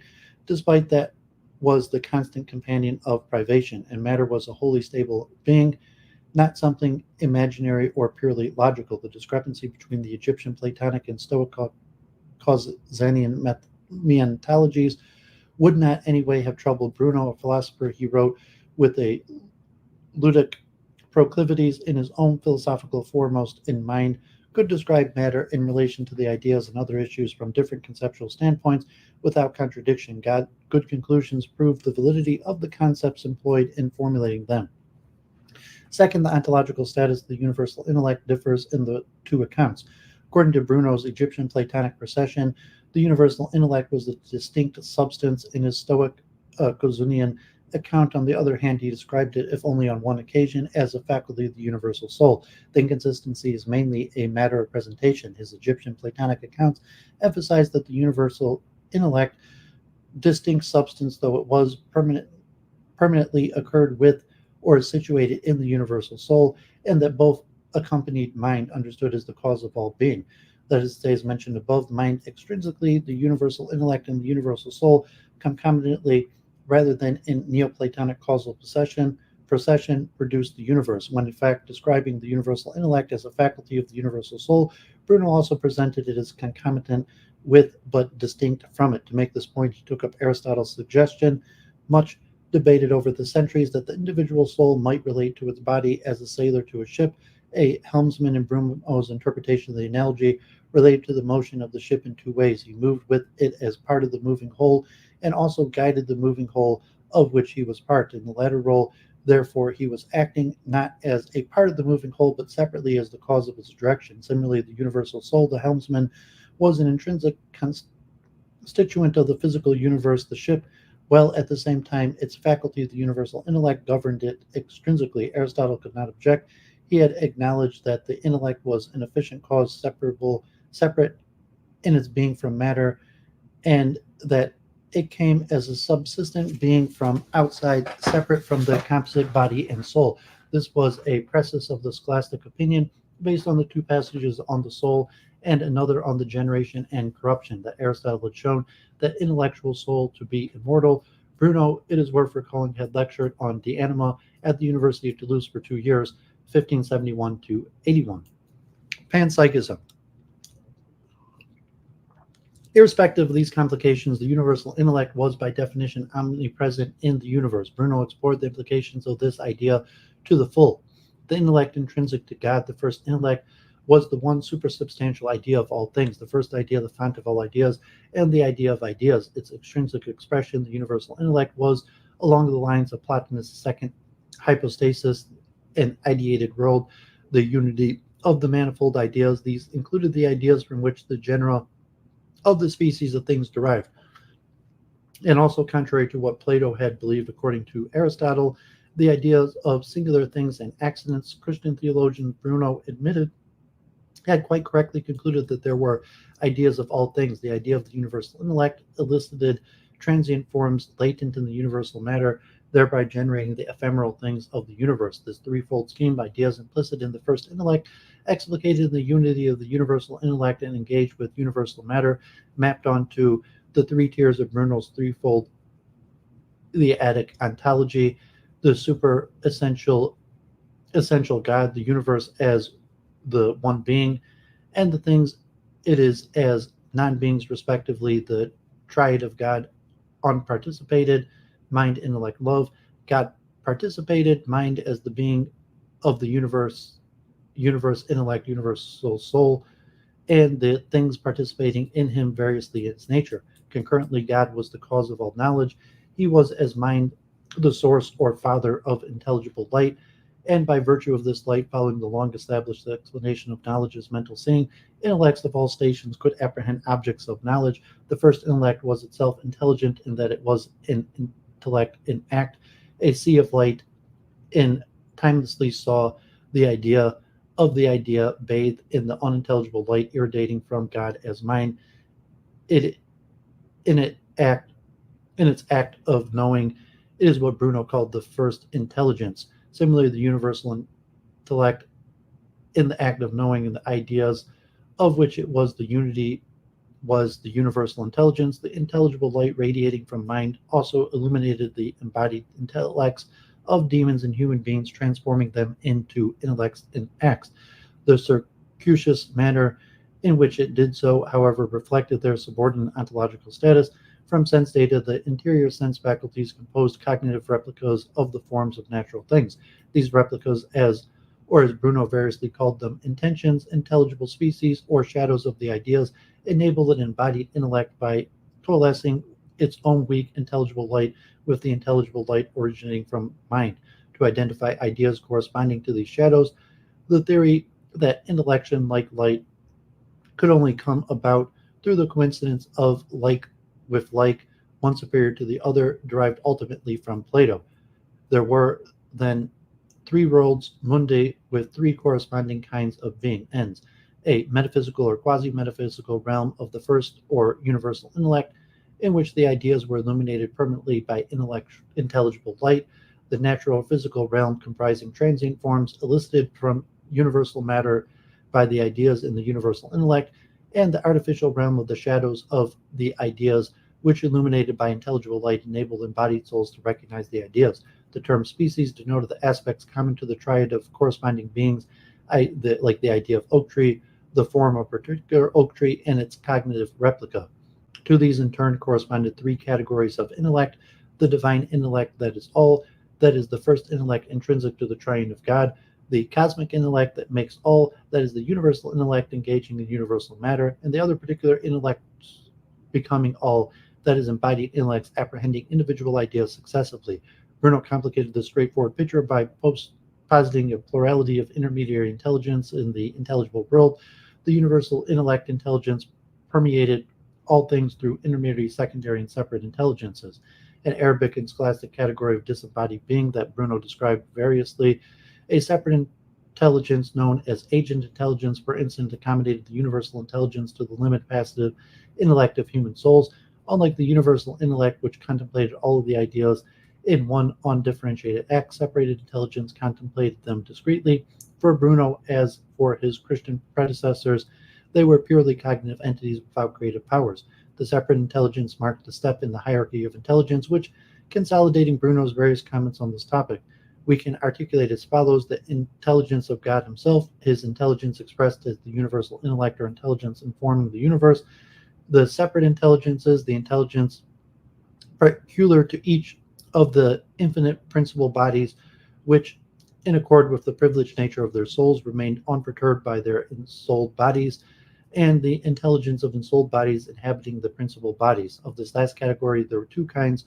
First, those that lived in harmony with their ensouled bodies, such as intellects of some demons; and second, those that were subservient to their ensouled bodies, such as intellects of human beings. Intellects subservient to their bodies were passive intellects, which, like the light intrinsic to the eye coalescing with sunlight to produce sight, became active when illuminated by an agent intellect, conceived not as faculty of an individual rational soul, as Thomas Aquinas and others supposed, but either as the universal intellect itself or as a separate intelligence of the kind mentioned in the previous paragraph, analogous to the moon in its partial communication of sunlight.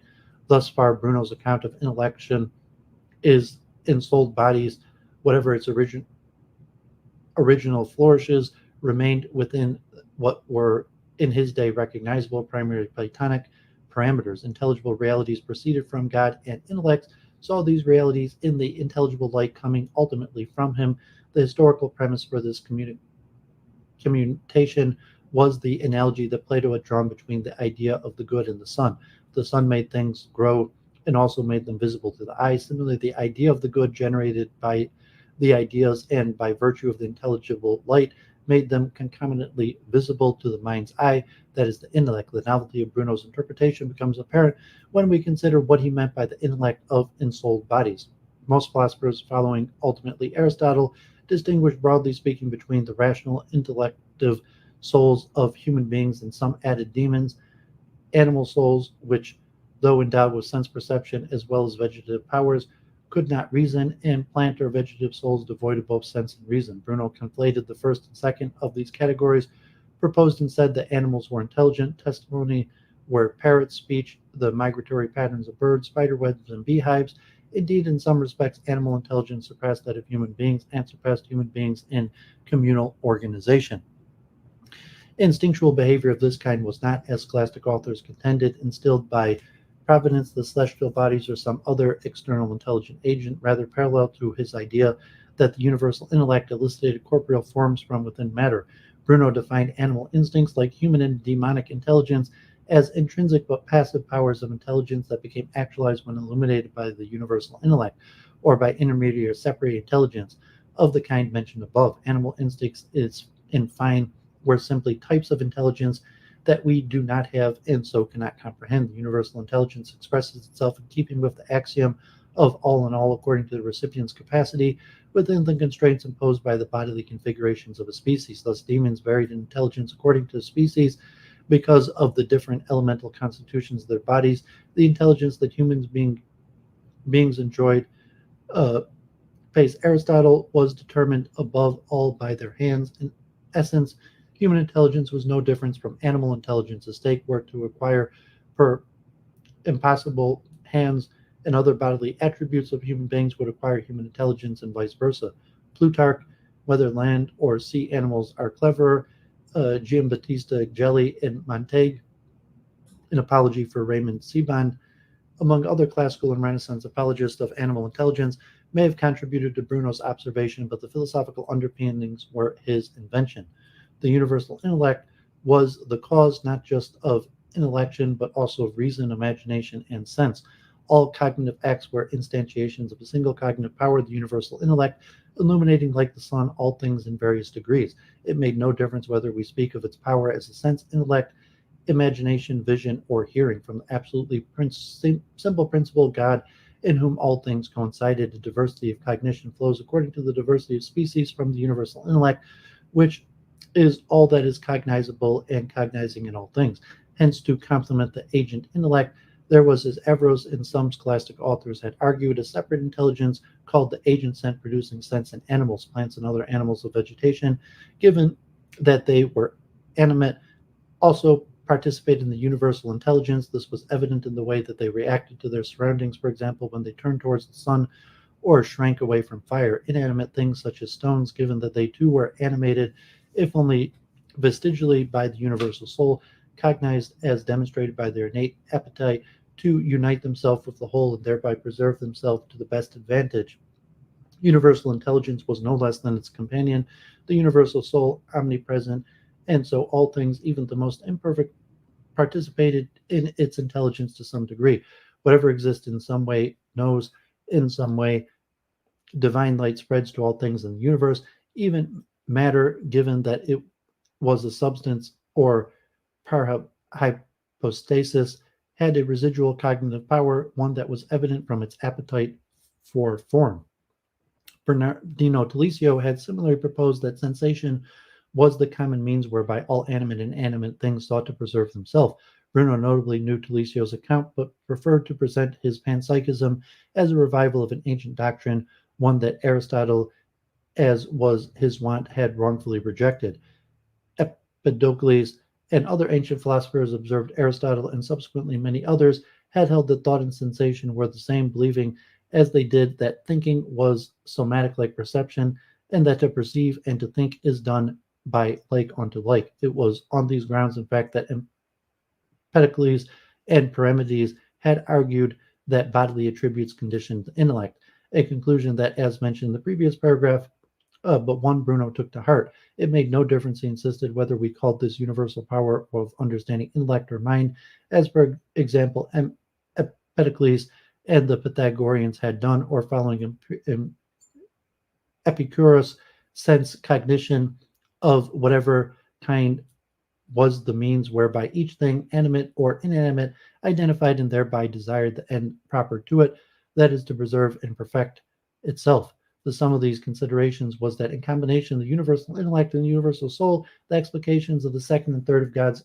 three intrinsic persons, being, intellect, and love, ensured that the one being, the universe, was not inappropriately undifferentiated and formless image of him, but rather a coherent multiplicity of discrete ephemeral things, all of which were endowed with a drive for some kind to preserve themselves. Bruno's panpsychism, or pansensiism, in short, was, as he recognized, a corollary of his cosmic interpretation of Parmenidean monism. God produced the universe, and the latter was orderly because God was known by the universe. Nevertheless, the formative, if unacknowledged, inspiration for the immediacy of this rapport was the Christian idea that God directly made all things, and that reciprocally all things, whether intellective, rational, sentient, or inanimate, desired to reunite with him by the means of appropriate to their kind.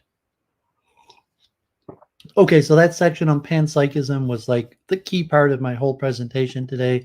All of it was important, but for my research, or people who saw my streamings with Church of Entropy, panpsychism, Gen, I'm really glad I got through that. Okay, so let's finish up with Bruno. The individual soul and its perfection. The universe was perfect as a bodily manifestation of God. It could not be otherwise. Nothing in it, however mean, was unconducive to the integrity and perfection of what is excellent. There was nothing that is bad for some things in some place that is not good and optimal for something elsewhere. Many philosophers and theologians had said much of the same thing in the ages. The death of a fly, wrote Thomas Aquinas, is sustenance for a spider. Then Thomas added a qualification: creatures nobler than the irrational animals, human beings, for example, had will which was more closely cleaved to God, was more free from the necessity of natural cause. The cosmos provided the setting for them to prove that they merited everlasting salvation. For Bruno, however, they were, like all else, transient modes of accidents of the one being. They were, as for Spinoza, parts of nature, not collectively a privileged species, for which a Christian doctrine maintained. Nature had been created. Individual human beings were no more than ephemeral, corporeal instantiations of the eternal human essence. That is the idea of their species. As the body aged and decayed, the soul contracted its powers inwardly, eventually disassociating itself altogether before reuniting with the universal soul. All spirits, spirit here being equivalent to soul, are from the sea of one spirit, and that all return to the spirit.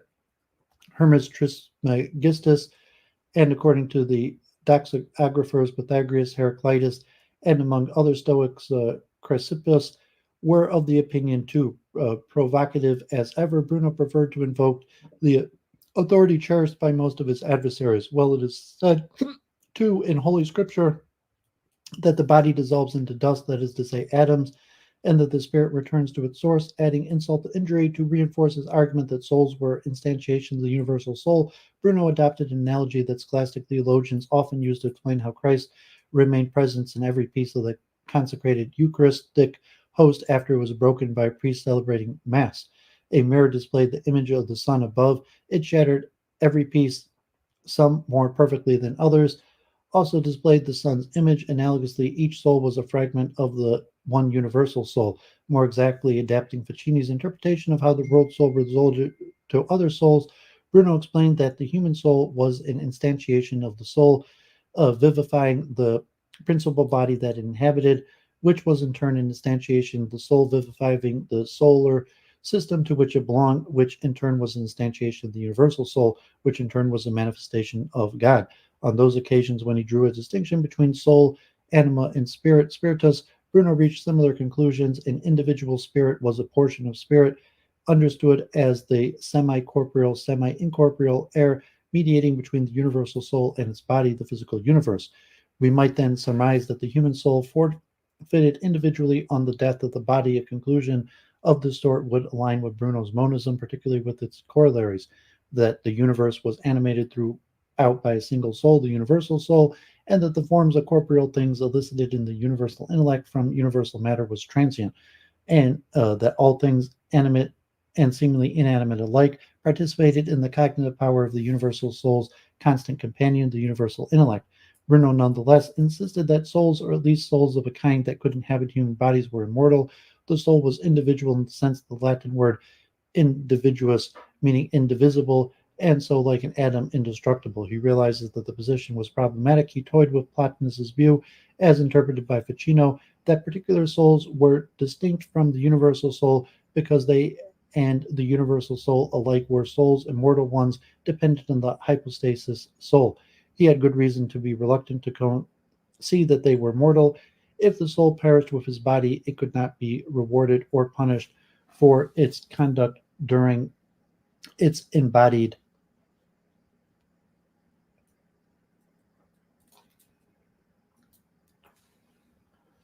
existence. Mortality would have no final sanction.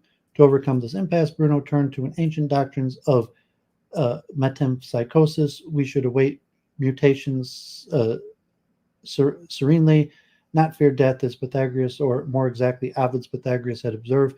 In one important respect, however, Bruno's interpretation metempsychosis differently from Pythagoras, the Pythagoreans, Plato, Platonists, the Sadducees, Scripture, Origin, and the Druids. The universal soul was inseparable from universal matter, and the same therefore applied to particular souls. On the death of the body, they did not endure a shadowy existence in some other world before reincarnation in the manner of the Pythagorean Virgil and others had described. With the extinction of the body, the soul turned to its operative powers to form a new one, the limitations of which were determined by providence, the one being as providence or fate, thereby ensured that by means of the perceptual change or vicissitudes that was imposed on natural things, retributive justice prevailed. Someone who behaved like a pig, had been a pig in previous incarnations, or account of his or her conduct, was doomed to become a pig in the next. Bruno's patron in Venice, Giovanni Mocenigo, reported to the Inquisition how truthfully is open to question that Bruno had once admonished him for killing a spider. It may have been Bruno had remarked a reincarnation of one of his Bruno's former friends. True to these convictions, inspired by Erasmus or perhaps Agrippa von Nettesheim, he condemned the aesthetic obsession with hunting and the customs that it had nurtured. How could an individual soul endowed with a human body ensure a prosperous reincarnation? Initially, by contemplating the one being the universe with the help of the senses of reasons, then turning away from the buffeting vortices of disruptive sensible matter. It should strive to pass, as many before Bruno had urged, beyond the sense data to the intelligible principles informing the universe. From sensibilia, it could compose intelligibilia by virtue of the intelligible lights of the universal intellect, in which all souls, as indeed all other things to some degree, participated. These intelligibilia were, as mentioned above, in the first instances, shadows of the ideas, the early variety of the things, their groupings in the species and genera, encouraged the soul, or at least the philosopher's soul, to pass beyond these shadows to the ideas themselves, and to attune its thoughts and deeds to the symmetry of the law inherent in all things. In this ascent, the first two powers, the intellectual soul, intellect and will, as embodiments of the first intellect and love, spurred each other on reciprocally to ever greater endeavors. For Bruno, then, the great scholastic and Renaissance debate about which of the two was primary in the soul's pursuit of perfection was beside the point. The philosopher's final step was to understand and become enwrapped intellectually with the ideas, not discretely, but as a unity. He came, in other words, to understand the universal intellect, given that, in accordance with the almost universally accepted axiom deriving ultimately from Aristotle, that the intellect is an active intellection, was identical with its objects. The philosopher at this juncture lost his individual intellectual identity. He was taken out of himself and knew himself as part of the divine presence in the things of the universe. Beyond this, he could not pass, yearn though he might, to reach God himself. He could discover only by God's shadow, in allusion to 1 Corinthians 13:12, that is the world, the universe, and nature, that is the things, the monad that proceeds from the monad, that is divinity. He could gaze upon this image of him, but not his absolute light. In short, he could know him only vestigially, as philosophers and theologians of many schools had said in various ways, and even then only imperfectly, given the individual intellect, finite as it was, could not fully comprehend the infinite universe. The few who aspired to perfection in this were divine, heroic, rare men, inspired by a superior light. These inspirations inspired Bruno's doctrine of love in his prose poem masterpiece, The Heroic Frenzies, and his interpretation of poetic or more generally creative genius. His art of memory and Lullism and their theoretical applications were additional resources in this pursuit of self-fulfillment by constructing a memory palace that mirrored the hierarchical structure of the intelligible universe. The soul could move through the accidental multiplicity of the universe to the unity of the universal intellect and vice versa. Gnosiological aspirations of this kind, though foreign to traditional mnemonics, which had focused on the rhetorical and didactic applications, were not without precedence. Julia Camillo's Le Ideal de Traito being an example. With the same purpose in mind, Bruno designed and cut wood engravings of ontological realities that featured like proto-Jungian mandala in several of his work. So I'm just check for a second if they have entries.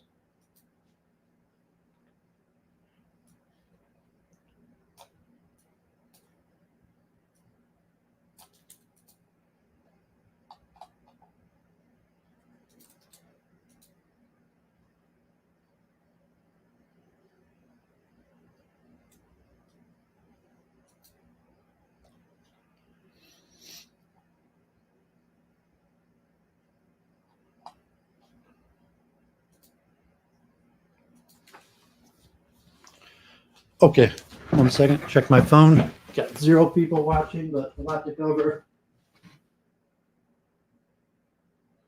Okay, good. Okay, so we're wrapping up here. As I said, Bruno was extremely long. Look at Galileo and finish this off. Religion.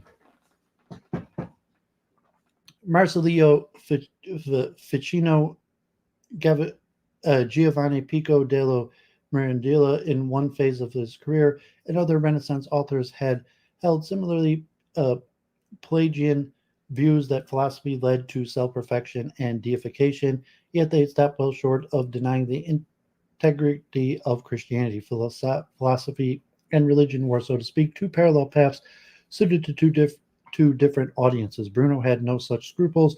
Bruno's philosophy of God as immanent in an infinite universe, as announced in the Ash Wednesday Supper, was the true bread of life. It illuminated the blind, loosed the tongue of the dumb, cured the lamb, so that the human spirit could once again progress. Its powers, that is, were miraculous, Christ-like, salvific.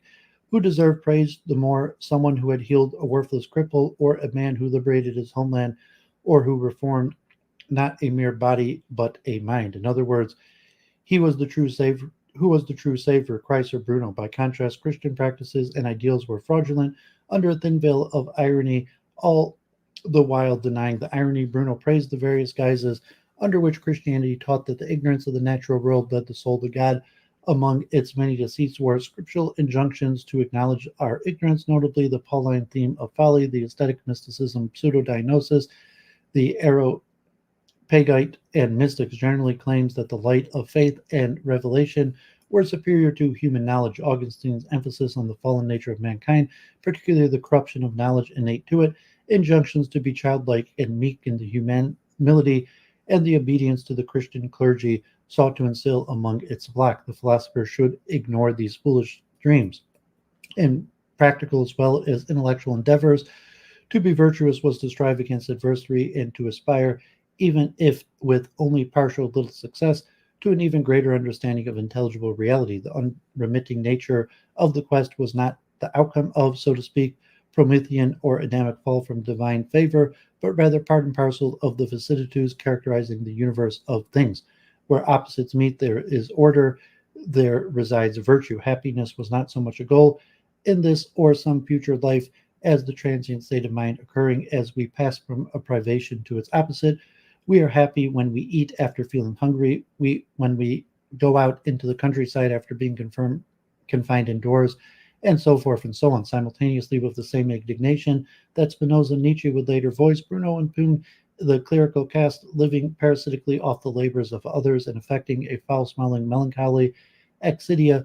They advocated the solitary life of renunciation of this world for the next. Such men had extinguished the divine light that had made souls of the ancients heroic and divine.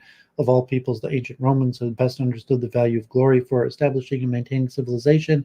A true religion, like that of the ancients, extolled men of action, strength, and body and mind, and worldly glory. Similarly, comments on clerical duplicity, glory in religion occurs in Machiavelli, whose works Bruno had probably read.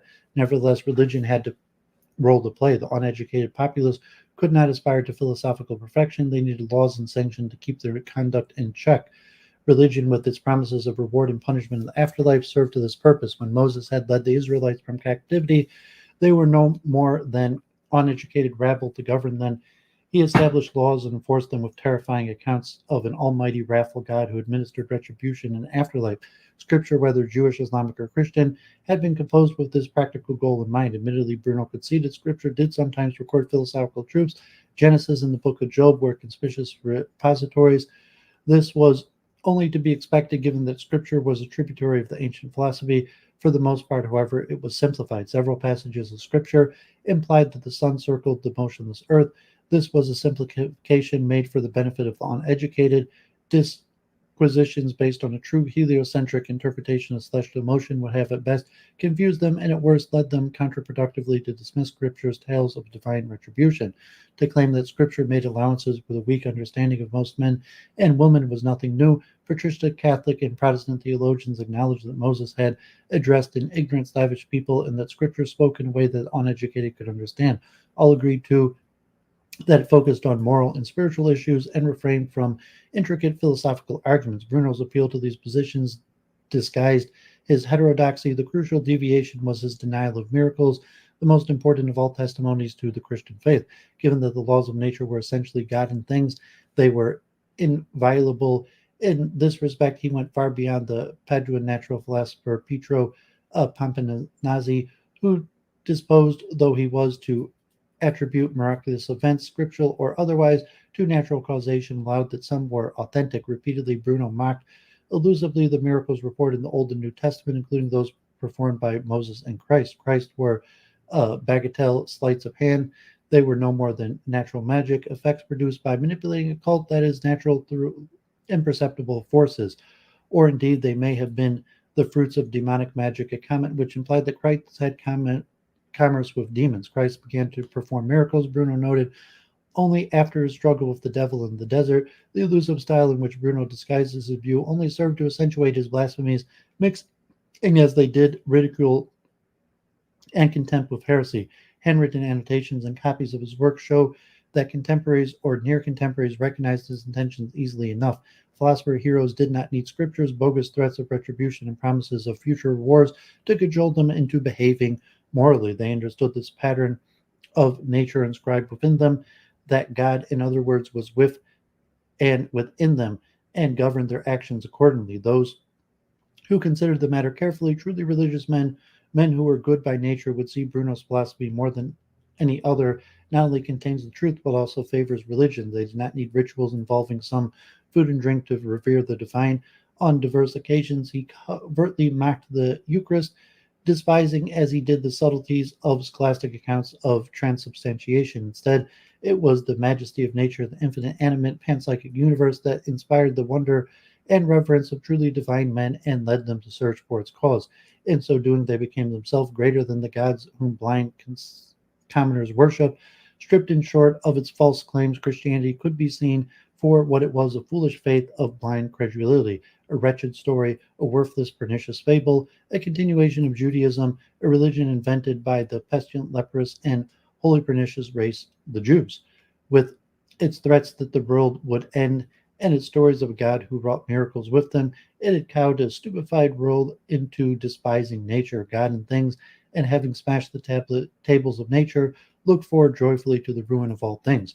Bruno's several clashes with the ecclesiastical authorities testified to his impatience with Christianity, or whatever shade the sectarian violence that plagued the 16th century painfully showed that it had done the very opposite of what religion should do. There are, however, many indications that Bruno found Protestantism the more irksome variant, and above all, Protestants' denial of the efficacy of good works and free will, and conversely, their emphasis on the inner spirit, predestination, and justification through faith alone, were unconducive to civic order, political stability, and material prosperity. They had purloined the churches, temples, chapels, hospices, hospitals, colleges, and universities established by the labor of others, that is, by Catholics, while declaring that their every concern was with things invisible. The latter, although imperfect and not as good as they should be, had, unlike their pernicious Protestant counterparts, promoted the well-being of the state, encouraged philosophical pursuits and morality, and rewarded well-doers. In these respects, indeed, they were not so different than the ancient Romans. At several points, Bruno turned a phrase suggests his ridicule of Protestant theology was directed specifically against Luther's on the bondage of will, and that in formulating his riposte, he drew on Erasmus's On Free Will, 1524, the work that had prompted Luther to write his treatise in the first place. And finally, Bruno's afterlife.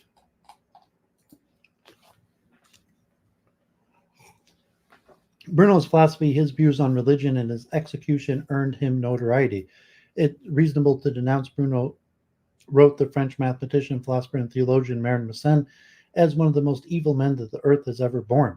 What perturbed Mersenne and many others, including Descartes, was not so much Bruno's doctrines concerning the earth's mobility, the elemental homogeneity of the universe, the plurality of worlds, and other cosmological innovations, but rather the underlying doctrine of the world soul and its perceived corollaries, pantheism, demonology, magic, metempsychosis, the claim that God's absolute power necessitated an infinite product, the essential identity of the human, plant, and animal souls, the elimination of individual responsibility, denial of miracles, in short, atheism.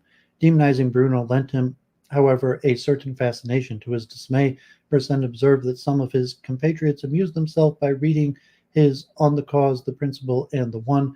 During the course of the 17th century, Bruno's ideas continued to appeal to libertines, Rosicrucians, and other unorthodox thinkers, despite or perhaps because of it. The censures of the conventional theologians and philosophers in his Oculus Siderius Starry Gaze, published in Danzig in 1644, the Rosicrucian Abraham van Frankenberg, a disciple of Jacob Boehme, praised Bruno for his profound and most thorough investigation into nature, hidden and manifest, and included a synopsis, the first to be printed in the 8 books of his Latin Prosamentarium Tristis Diamensio 1591, in which he related its ideas to those of the ancient and Renaissance authors, among them Francesco Zorzi, Francesco Patrizi, and Tommaso Campanella. Bruno Space, wrote Frankenberg, was the Kabbalist god of space, their Ein Sof, the first of the 10 Severos. In the appendix, Frankenberg presented a list of Bruno's Italian and Latin works and quoted at length 5 passages from the so-called Frankfurt Trilogy, 1591. In England and on the continent, John Toland championed Bruno's philosophy, incurring the disapproval of Leibniz and others. Leibniz's early enthusiasm for Bruno had dissipated. The striking similarities between aspects of monadology and Bruno's doctrine of minims are probably attributable to the source and philosophical interest that they shared in common rather than direct influence. Among the 17th century advocates of heliocentrism, Johannes Kepler, adverse though he was to Bruno's suggestion that the universe was infinite, and his apparent conflation of God and matter, engaged circumspectly with his cosmological ideas on several occasions, particularly throughout the intermediary of the imperial counselor to Rudolf II, Johannes Matthias Wacker van Wackenfels, an enthusiast of Bruno's cosmology.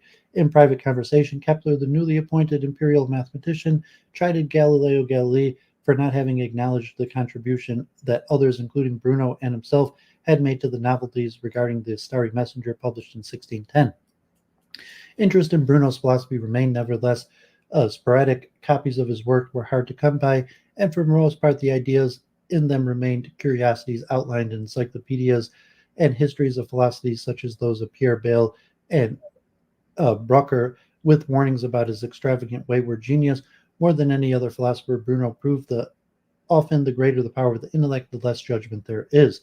Gold there was to be discovered, but it lay concealed within the dung of his confused thinking, which changed Bruno's fortunes decisively with the advent of Spinozism. The similarities between Bruno and Spinoza's substance monism has long been noticed. Bayle, no admirer of Spinoza, pointed them out, as did Mathurin Veissiere de Lacroze by way of denigrating Bruno as an atheist. Brucker conceded that there were some resemblances, but concluded that Bruno did not merit the charge of Spinozism, arguing that for Bruno the universe emanated from rather than was identical with God.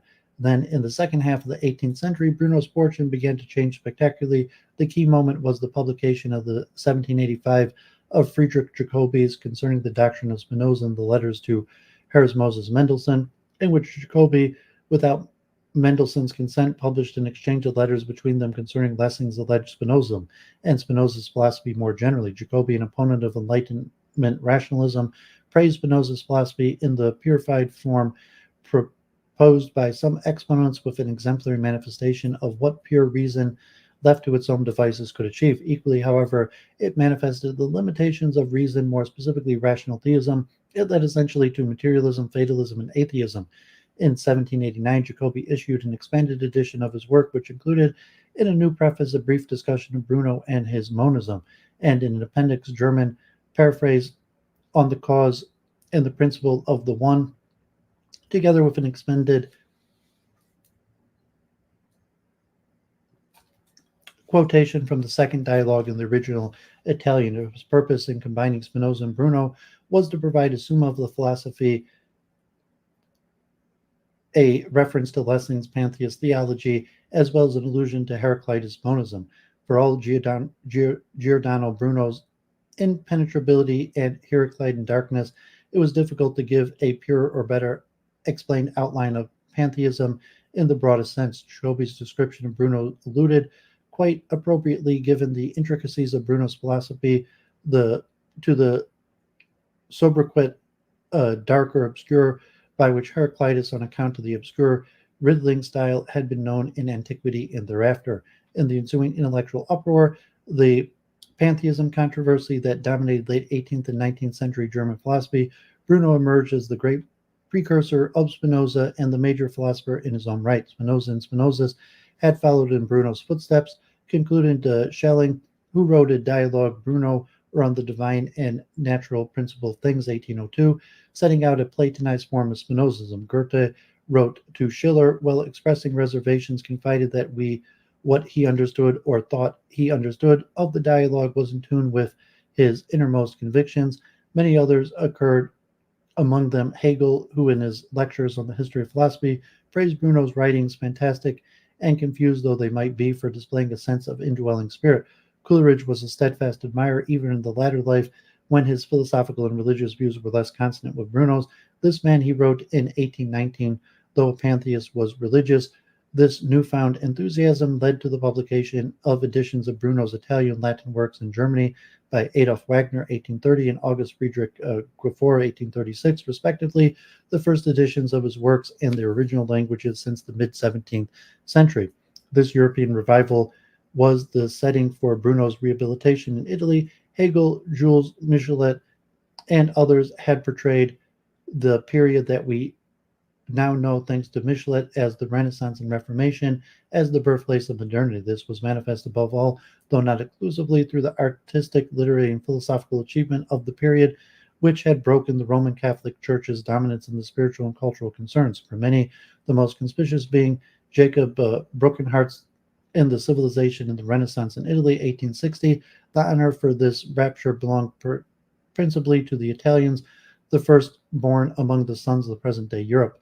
Sentiments of these kinds were welcome in Italy. Pride in its cultural achievement fed into a crescendo of nationalist fervor, the Risorgimento, leading eventually to the proclamation of Italy as an independent kingdom in 1861. The mounting hostility in some circles towards the Roman Catholic Church. The Church had been blamed for the peninsula's political fragmentation and intellectual atrophy ever since the Counter-Reformation. Circumstances could scarcely have been more propitious for the heterodox Renaissance thinkers such as Telesio, Tommaso Campanella, Galileo, and above all Bruno. For many Italians, his philosophy, heroic defiance of ecclesiastic authority, and execution exemplified the long struggle to free philosophy from the trammels of revealed religion. Popular versions of Bruno's life and death likened him to Socrates, Christ, or near-home martyrs of the Risorgimento. The adulation found its most visible expression in the monumental bronze statue designed by the sculptor Ettore Ferrari a Mason and later Grand Master of the Masonic Lodge and Grand Orient d'Italy, located in Rome in 1889. In the face of tooth and nail opposition from the Vatican, the statue was erected, glaring directly towards the Holy See on the very spot that Campo de Fori, where Bruno was believed to have been burnt at the stake. For 19th century Italian intellectuals such as Vincenzo Gioberti, Bertrandano Spavante, and Francesco Fiorentino, he was and has been for Enlightenment thinkers of Spinoza's, in many respects or more broadly, a secular humanist, someone who had liberated the human spirit from the suffocating confines of religious orthodoxy and paved the way for modern philosophy and natural science. Catholic apologists rose to the church's defense, belittling this Bruno mania, as they labeled it, and on the occasion denying that Bruno had been executed. Amid the turmoil, Bertrando Spavente, Felice Tocco, and Francesco Fiorentino and other Italian scholars produced critical editions of Bruno's Latin and Italian works or wrote studies on them, thereby laying the foundations of modern Bruno scholarship and appreciation of him as a philosopher. During the 20th century, Bruno enjoyed a reputation among Orthodox historians of the Soviet Union as the first modern genius of a materialist philosophy. Those who, like Lev Karsavin, presented a philosophically and historically contextualized interpretation of his thought, were persecuted for their bourgeois views. Comparatively recent attempts to establish magic and mnemotechnics as the key to his philosophy, such as those of Francis Yates, valuable though they remain for their many incidental details and insights, obscure Bruno's stated intention to articulate a new philosophy to core. Okay, so I told you that one was going to be really long, and it looks like I lost my whole audience.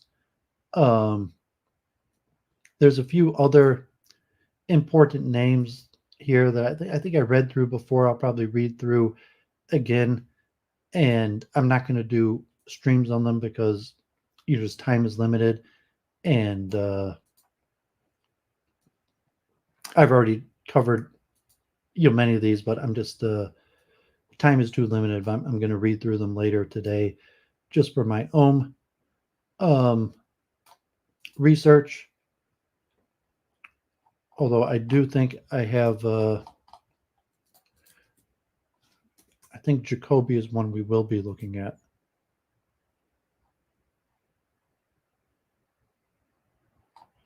Yeah, Jacobi is one we will be looking at probably relatively soon as we approach Kant. Okay, so I got nobody watching, but hopefully people find this useful watch in the future, and the research on it's very important. So we will finish off with Galileo, who this entry is much shorter. Bruno was by far the longest of the entries in today's program. So Galileo should take less than 45 minutes, and then we'll conclude for today. So hopefully people enjoyed the Bruno. I found that extremely interesting. Said Bruno is extremely important. You see like a little bit of a revival, and definitely from like the esotericism and spirituality. Bruno has became more important, and also you see Bruno leading into Descartes and Galileo and Newton. This is the closing chapter on the esotericism, because once the empirical method arises, there's no real further room for esotericism. Okay, so let's finish up Galileo Galilei. Galileo Galilei, 1564 to 1642, has always played a key role in the history of science as well as many histories of philosophy. He is, if not the central figure of the scientific revolution of the 17th century. His work on physics or natural philosophy, astronomy, and the methodology of science still evoke debate after more than 400 years. His role in promoting the Copernican theory and his travails and trials in the Roman Church are stories that still require retelling. This article attempts to provide an overview of these aspects of Galileo's life and work, but does so by focusing in a new way on his arguments concerning the nature of matter. Brief biography.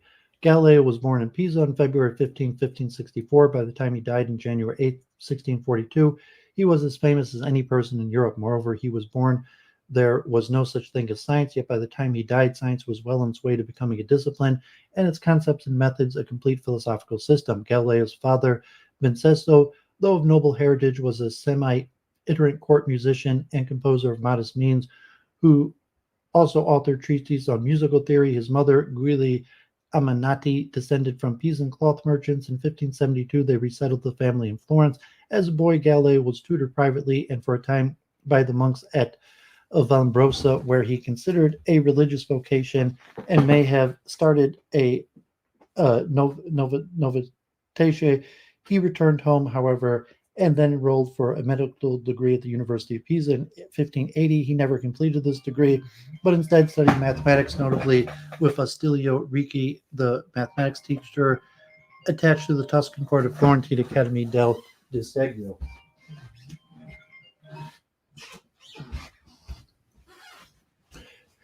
After leaving university, Galileo worked as a private mathematics tutor around Florence and Siena, and cultivated the support of leading mathematicians. He visited Christopher Clavius, professor of the Jesuit Collegio Romana, and corresponded with the engineer Giubaldo del Monte, Machis of Urbino. In 1588, he applied and was turned down for a professorship in Bologna, but a year later, with the help of Clavius and del Monte, he was appointed lecturer in the mathematics at Pisa. In 1592, obtained at much higher salary a chair of mathematics at the University of Padua.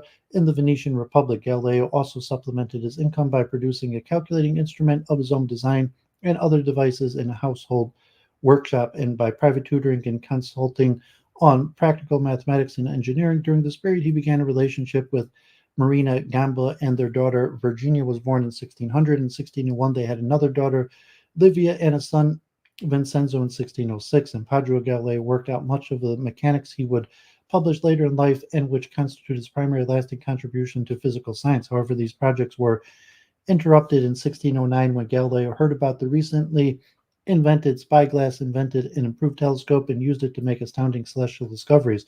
He rushed these into print in his Starry Messenger, which appeared in March 1610 and launched Galileo onto the world stage.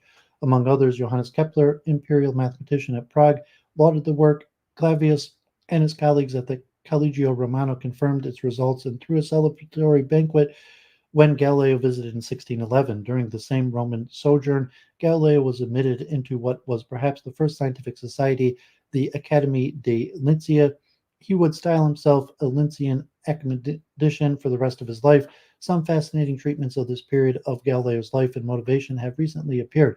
Galileo also used the Starry Messenger to solicit patronage from his native Tuscany, naming the moons of Jupiter he had found the Medicean stars in honor of the ruling Medici family. His negotiations were ultimately successful, and Galileo moved to Florence as chief mathematician and philosopher to the Grand Duke and holder of his sinecure professorship at Pisa. His daughters moved with him and were shortly placed in the convent of St. Matthew at Essetri near Florence. Vincenzo and his mother, Marina, were left behind in Venice.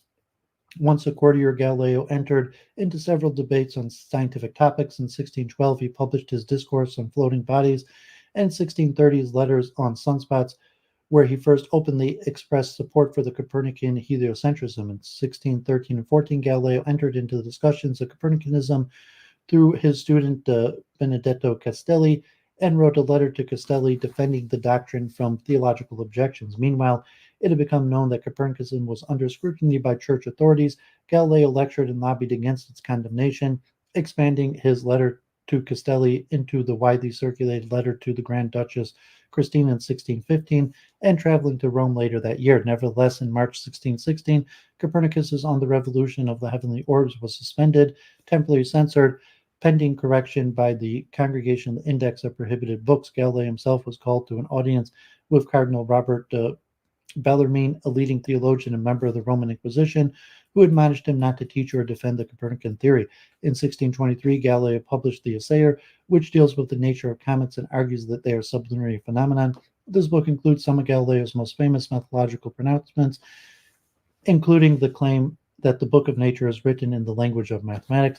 It also contains passages suggestive of atomism, a heretical doctrine for which the book was referred to the Inquisition, which dismissed the charge. Also in 1623, Maffeo Barberini, Galileo's supporter and friend, was elected Pope Urban VIII.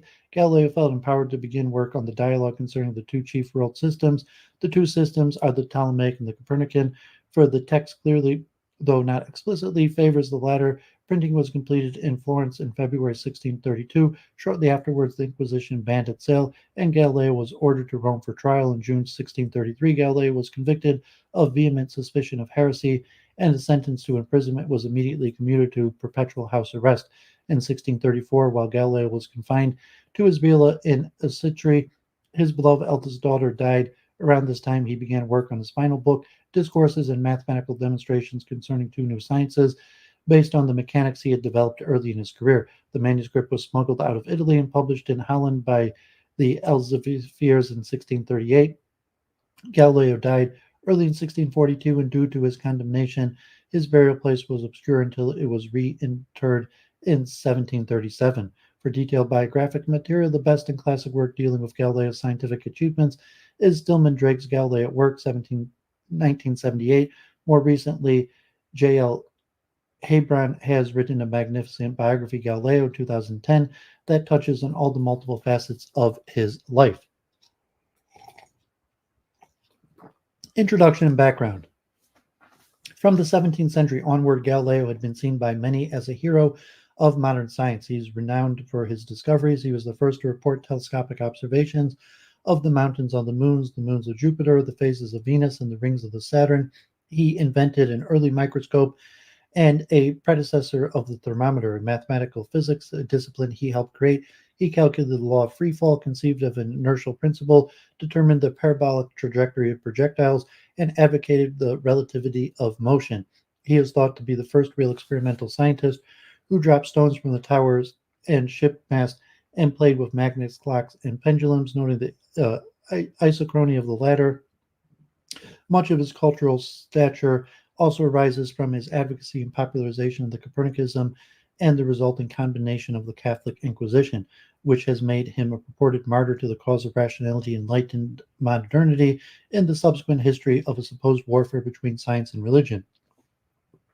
This is no small smet of accomplishments for one 17th century Italian who was the son of a court musician who left the University of Pisa without a degree.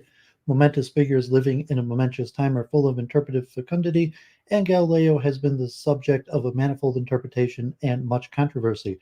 The use of Galileo's work and the invocations of his namesake make a fascinating history, but this is not our topic, which are the philosophical implications of his work. Philosophically, Galileo has been used to exemplify many different themes, usually as a personification of whatever the writer wished to make the hallmark of the scientific revolution or of the nature of good science. Whatever was good about the new science or science in general, it was Galileo who started it. One tradition of Galileo scholarship has divided Galileo's work into 3 or 4 parts: his physics, his astronomy, his methodology, which might include his method of biblical interpretation and or his thoughts about the nature of proof and demonstration. In this tradition, typical treatments deals with his physical and astronomical discoveries and their backgrounds and or who were Galileo's predecessors. More philosophically, many ask how his mathematical practice relates to his natural philosophy. Um, was he a mathematical Platonist, an experimentalist, an Aristotelian emphasizing experience, a precursor of modern positivist science, or maybe an Archimedean who might have used a revised scholastic method of proof? Or did he have no method and just fly like an eagle in the way that geniuses do? Alongside these claims, there have been attempts to place Galileo as an intellectual context that brings out the background of his achievements. Some have emphasized his debt to the artisan engineer practical tradition, others his mathematics, his mixed or subalternate mathematics, his debt to atomism, and his use of Hellenistic and medieval impetus theory, or the idea that discoveries bring new data into science. Still, almost everyone working in the tradition seems to think the 3 areas, physics, astronomy, and methodology, are somewhat distinct and represent different Galilean endeavors. More recent historical research has followed contemporary intellectual fashion and shifted foci, bringing new dimensions to our understanding of Galileo by studying his rhetoric, the power structures of his social milieu, his personal quest for acknowledgement, and more generally emphasizing the larger social and cultural history, in particular the court and pop culture in which Galileo functioned. In an intellectualist recidivist mode, this entry will outline his investigation into physics and astronomy and exhibit in a new way how these all cohered in a unified inquiry. In setting out this path, we shall show why, at the end of his life, Galileo felt compelled in some sense of necessity to write the 2 new sciences, which stands as a true completion of his overall project and is not just a reworking of his earlier research that he reverted to after his trial when he was under house arrest and going blind. Particularly, we shall try to show why both of the two new sciences, especially the first, were so important, a topic not much treated except recently. In passing, we shall touch on his methodology and his mathematics, and here refer you to some of the recent work by Palmieri. In the end, we shall add some words about Galileo, the Catholic Church, and his trial. Galileo's scientific story.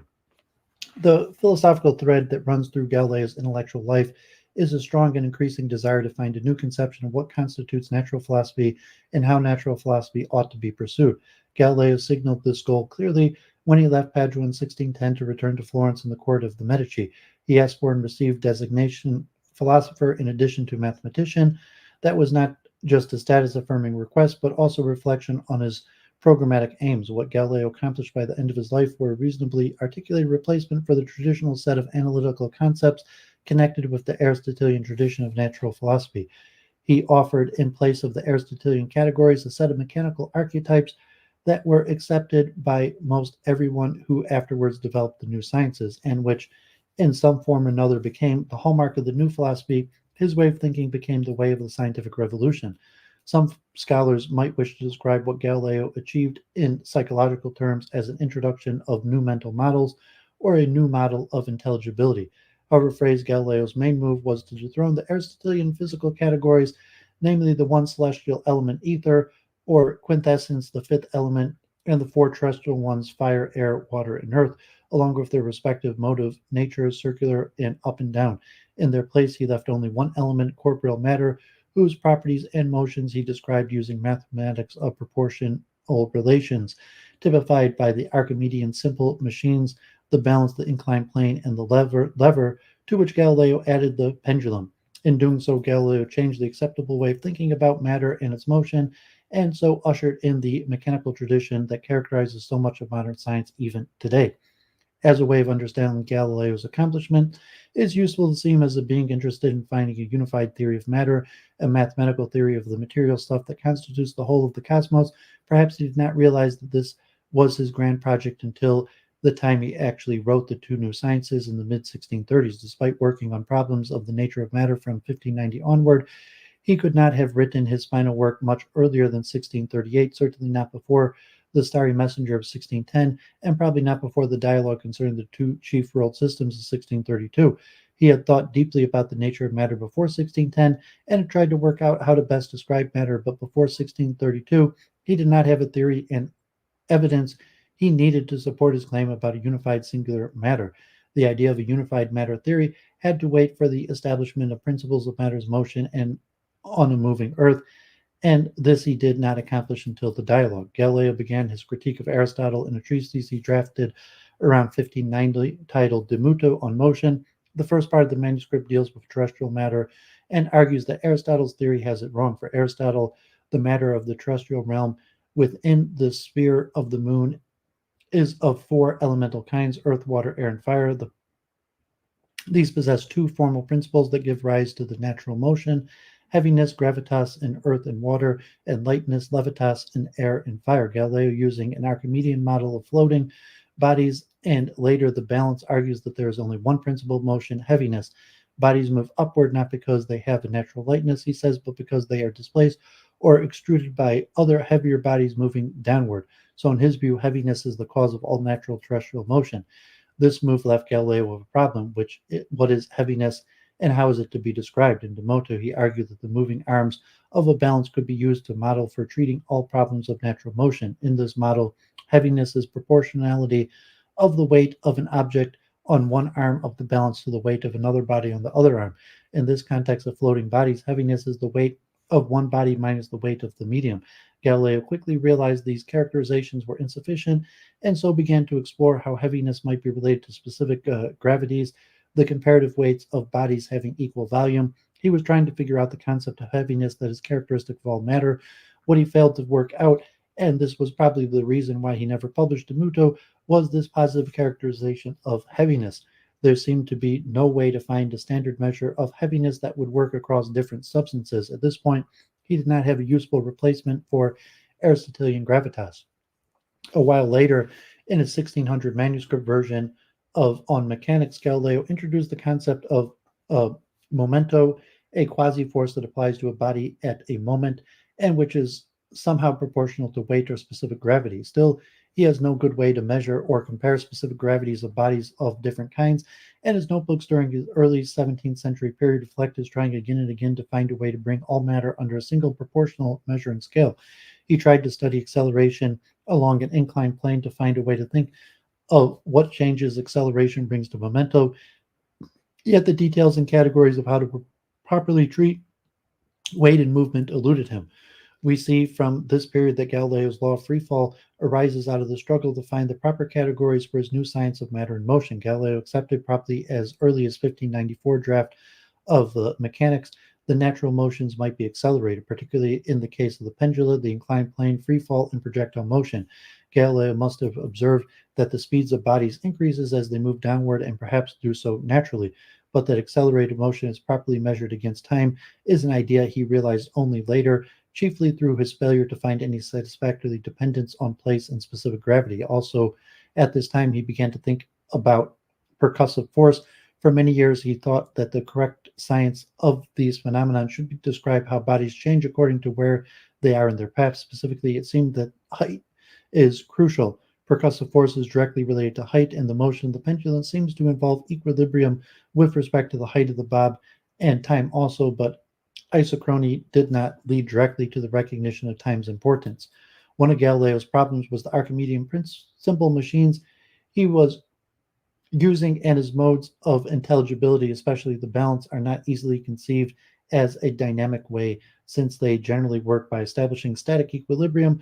This is not a feature of their action one would normally attend to. In discussing a balance, for instance, one does not normally think of how fast an arm of the balance descends or how fast the body of the opposite arm is rising. The converse is also true. It is difficult to model dynamic phenomenon that involve rates of change as balance arms moving upward or downward because of the differential weights.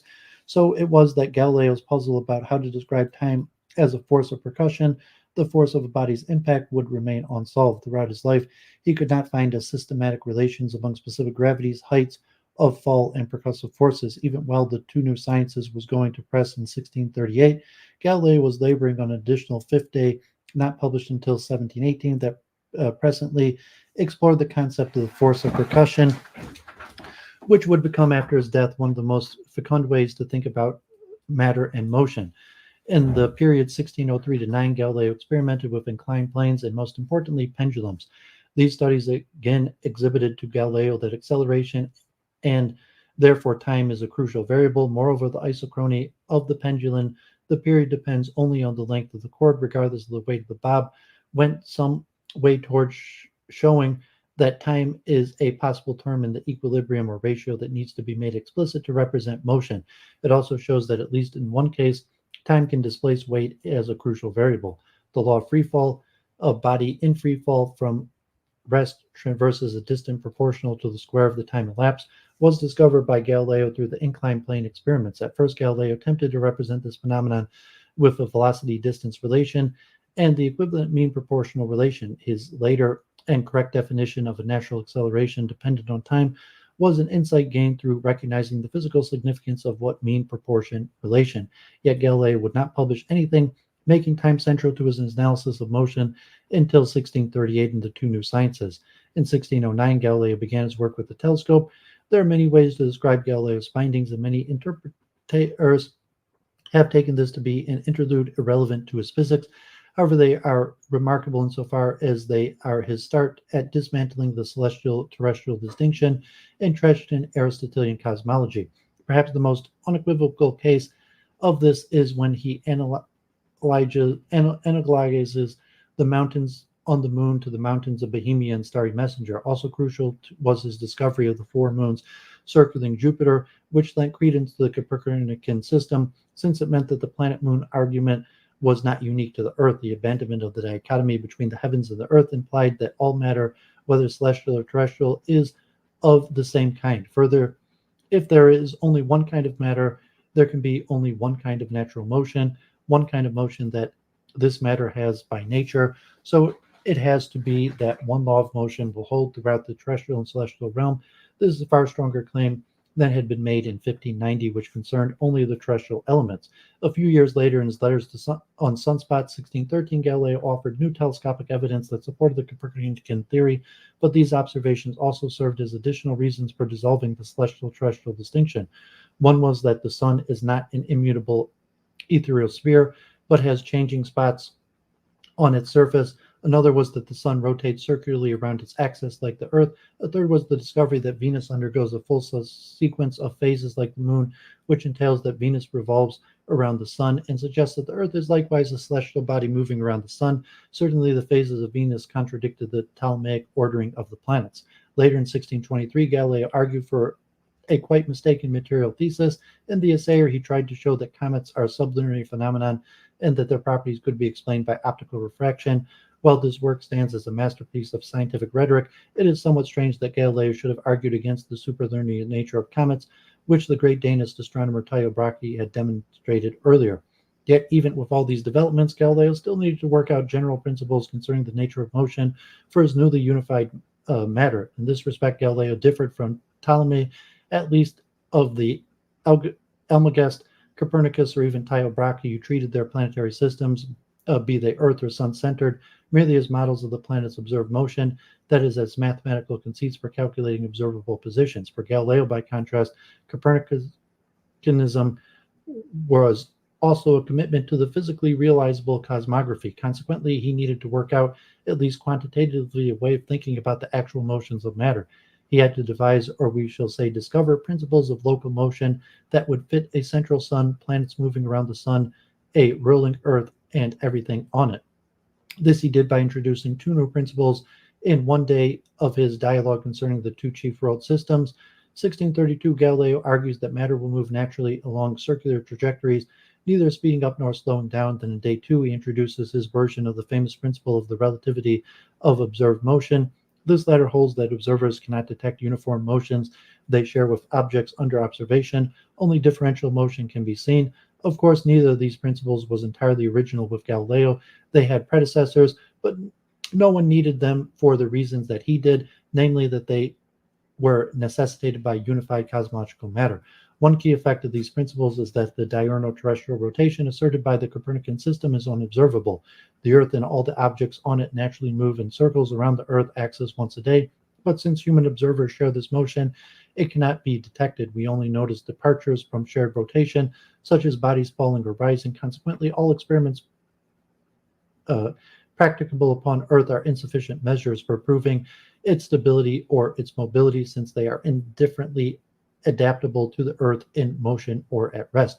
This blunted standard objection to Copernicanism on the grounds that there is no evidence of terrestrial motion. Having dispelled these arguments against the Copernican system, Galileo then dramatically argues in its favor. In day 3 of the dialogue Salviati, Galileo's avatar has Simplicio, ever astounded Aristotelian, make use of the astronomical observation, especially the facts that Venus had phases and the Venus and Mercury are never far from the sun, to construct a diagram of the planetary position. The resulting diagram neatly corresponds to the Copernican model. Then in day 4, Galileo offers a supposed proof of the Copernican theory on the basis of the tides, asserting that they result from the combination of the Earth's diurnal rotation and its annual motion around the sun. In the dialogue, things are more complicated than we have just sketched. Galileo, as noted, argues for circular natural motion, yet he also introduces and places an intrinsic tendency for rectilinear motion.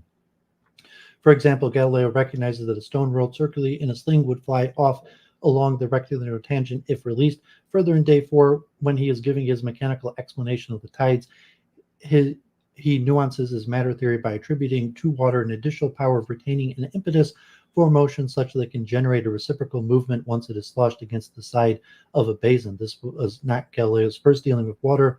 We saw it first in Demuto around 1590, where Galileo discusses submerged and floating bodies, but he learned it much more in his dispute over floating bodies, which produced the discourses on floating bodies in 1612.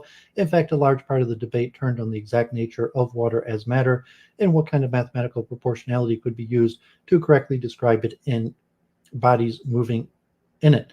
The final chapter of Galileo's scientific theory came in 1638 with the publication of the two new sciences. The second science discussed in the last 2 days deals with the principles of local motion. and has been much commented on in the Galilean literature, but the first science discussed in the first 2 days has been misunderstood and infrequently discussed. It has misleadingly been called the science of the strength of materials, and so seems to have found its place in the history of engineering, since such a course is still taught today. However, this science is not about the strength of the material per se. It is Galileo's attempt to provide a mathematical science of his unified matter.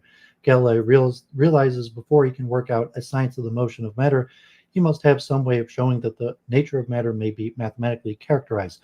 Both the mathematical nature of matter and the mathematical principles of motion, he believes, belong to the science of mechanics, which is the name he gives for his new way of philosophizing.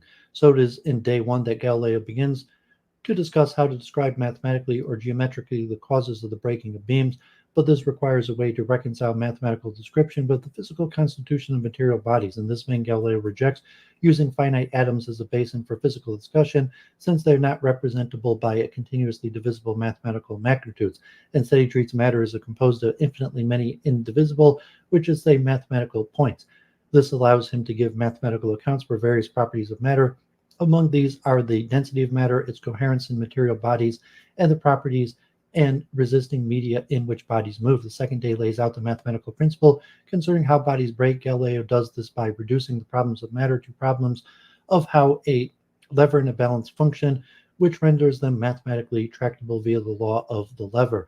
He had begun this back in 1590, though this time he believes he is getting it right, showing mathematically how bits of matter solidify and stick together and how they break into bits. The first day also contains Galileo's account of the acceleration of falling bodies and the argument that they fall equally fast in a vacuum, whatever their weight. This discussion contains the famous thought experiment refuting the Aristotelian theory of fall, according to which speed of a body's fall is proportional to its weight. In this short and conclusive argument, Galileo supposes that two bodies, one heavier than the other, are suddenly conjoined in the midst of falling. On the other hand, if Aristotle is correct, the faster fall of the heavier body will be retarded, and the slower motion of the lighter body, so that the conjoined body will fall slower than the original heavy body, and yet the conjoined body is heavier than the either original body, so it should also fall faster. Hence, there is a contradiction in the Aristotelian position. Galileo's second new science in day 3 and 4 of the two new sciences deal with the mathematical description of local motion and the laws governing it. This is now the motion of all matter, not just sublinear stuff, and the treatment takes the categories of time and acceleration as a basic.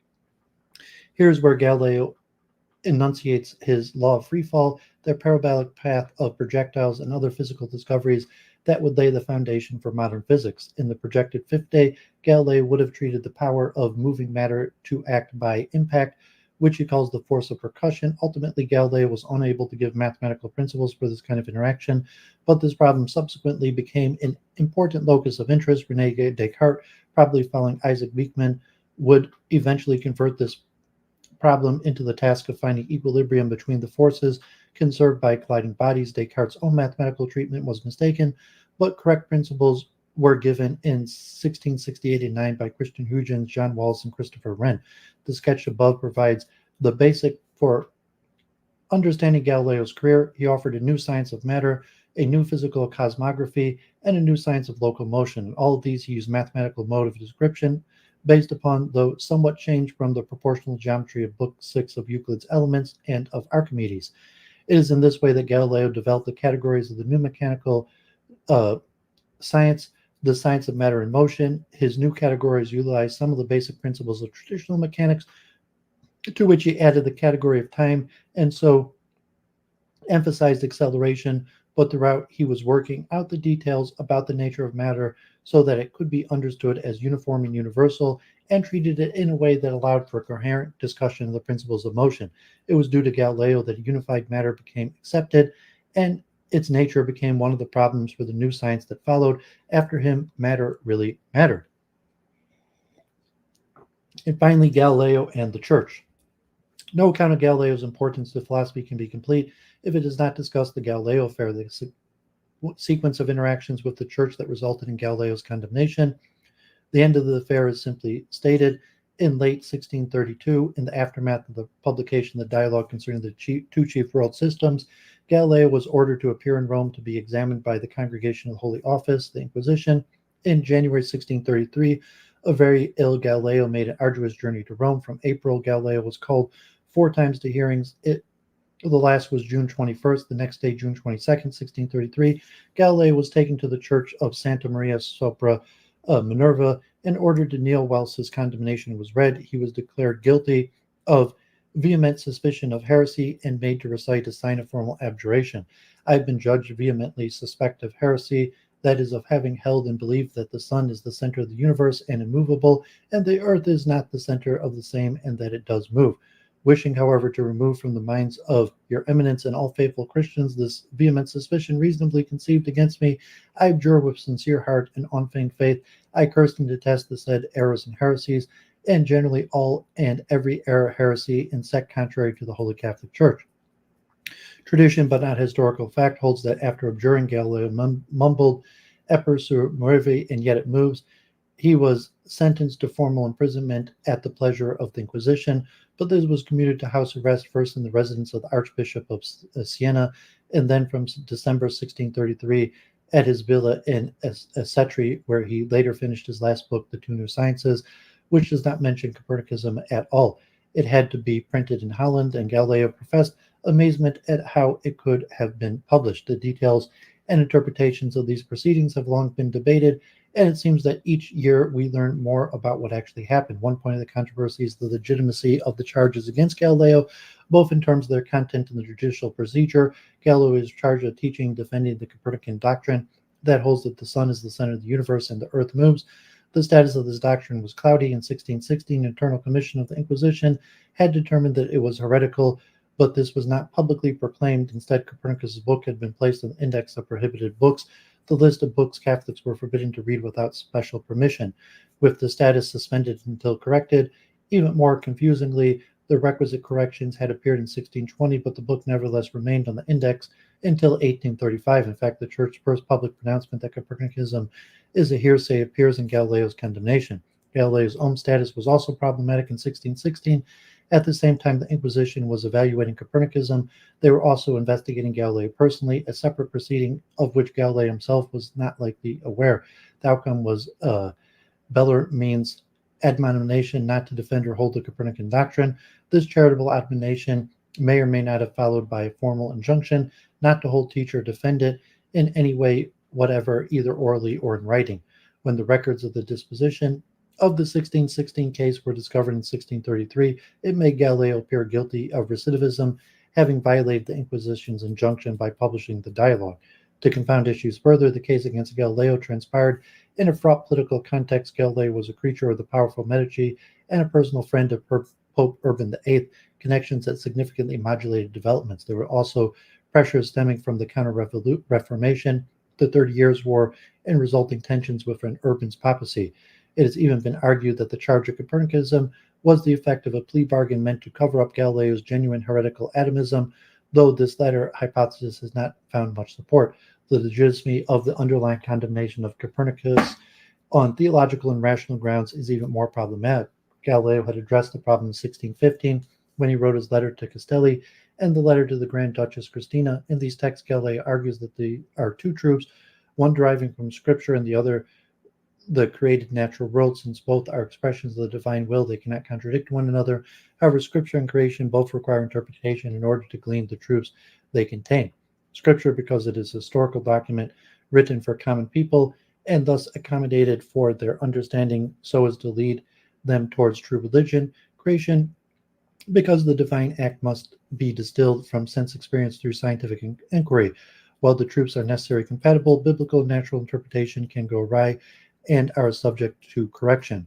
Much philosophical controversy before and after Galileo's time revolves around the doctrine of the two truths and their seeming incompatibility, which of course leads to immediately such questions as what is truth and how is truth known or shown. Cardinal Bellarmine was willing to countenance scientific truth if it could be proven or demonstrated, but Bellarmine held that planetary theories of Ptolemy and Copernicus and presumably Tycho Brahe are only mathematical hypotheses since they are just calculating devices.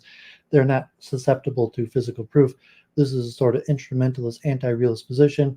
There are any number of ways to argue for some sort of instrumentalism. Duhem himself argued that science is not metaphysics, and so only deals with useful conjectures that enables us to systematize phenomenon.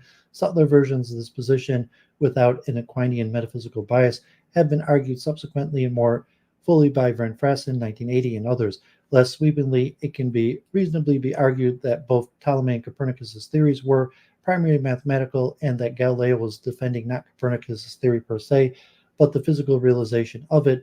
In fact, it might be better to say the Copernican theory that Galileo was constructing was a physical realization of the simplified version of Copernicus's theory, which dispensed with many of the technical details, eccentrics, epicycles, two-see couples, and the like. Galileo would be led to such a view by his concerns with a matter theory, which minimized the kinds of motion ascribed uniformly to all bodies. Of course, when put in this way, we are faced with the question of what constitutes identity conditions for a theory.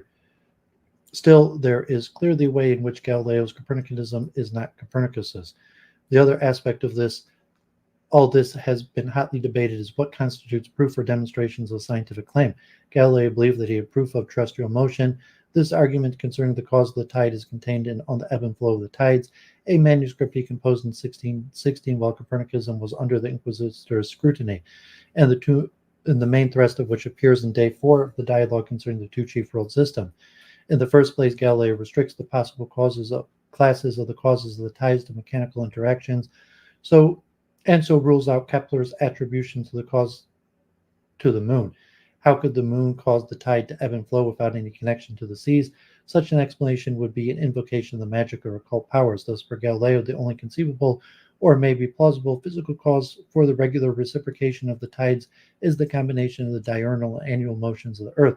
Briefly, as the Earth rotates around its axis, some parts of the surface are moving along with the annual revolutions around the sun, and some parts are moving in the contrary direction, in the same way that a point near the top of a car's wheel is rotating in the same direction as the car is moving, while a point near the ground is rotating towards the rear. In the frame of the fixed stars, this creates accelerations and retardations of the Earth's surface, and since the terrestrial waters are not attached to the surface, they slosh back and forth as their basins speed up and slow down. Hence the tides, moreover, since the Earth's diurnal and annual rotations are regular, so are the tidal periods. Local differences in tidal flows are due to differences in physical conformations of the basins in which they occur. Albeit mistaken, Galileo's commitment to mechanically intelligible causation makes this a plausible argument. One can see why Galileo thinks he has some sort of proof for the motion of the Earth, and therefore for Copernicanism. Yet one can also see why Bellarmine and the instrumentalists would not have been impressed. First, they did not accept Galileo's restriction of possible causes of mechanical intelligible causes. Second, Galileo's explanation is not precise. It does not account for many details of tidal motion. Most significantly, the motion of the Earth's surface varies over 12 hours, not the 6-hour cycle of the tides. Third, the argument does not touch upon the central position of the sun or arrangements of the planets as calculated by Copernicus. So at best, Galileo's argument is an inference to the best partial explanation from a limited set of features of Copernicus's theory. Meanwhile, there was compelling considerations about the size of the celestial bodies that weighed against the Copernican cosmology, stemming from a lack of understanding of the telescope's optics. Nevertheless, when the tidal argument is added to an earlier telescopic observations that show the improbabilities of the older celestial picture, the fact that Venus has phases like the moon and so must revolve around the sun, the principle of the relativity of perceived motion, which neutralizes the physical arguments against the moving Earth, and so on, it was enough for Galileo to believe that he had the necessary proof to convince the doubters. Undoubtedly, it was not until Galileo's death and the acceptance of uniform material cosmology, utilizing the presuppositions about matter and motion that were publicized in the two new sciences, that people were ready for such proofs, but this could occur only after Galileo had changed the acceptable parameters for gaining knowledge and theorizing about the world. Okay, so there you have it. Today's 5 metaphysicians, important thinkers, and to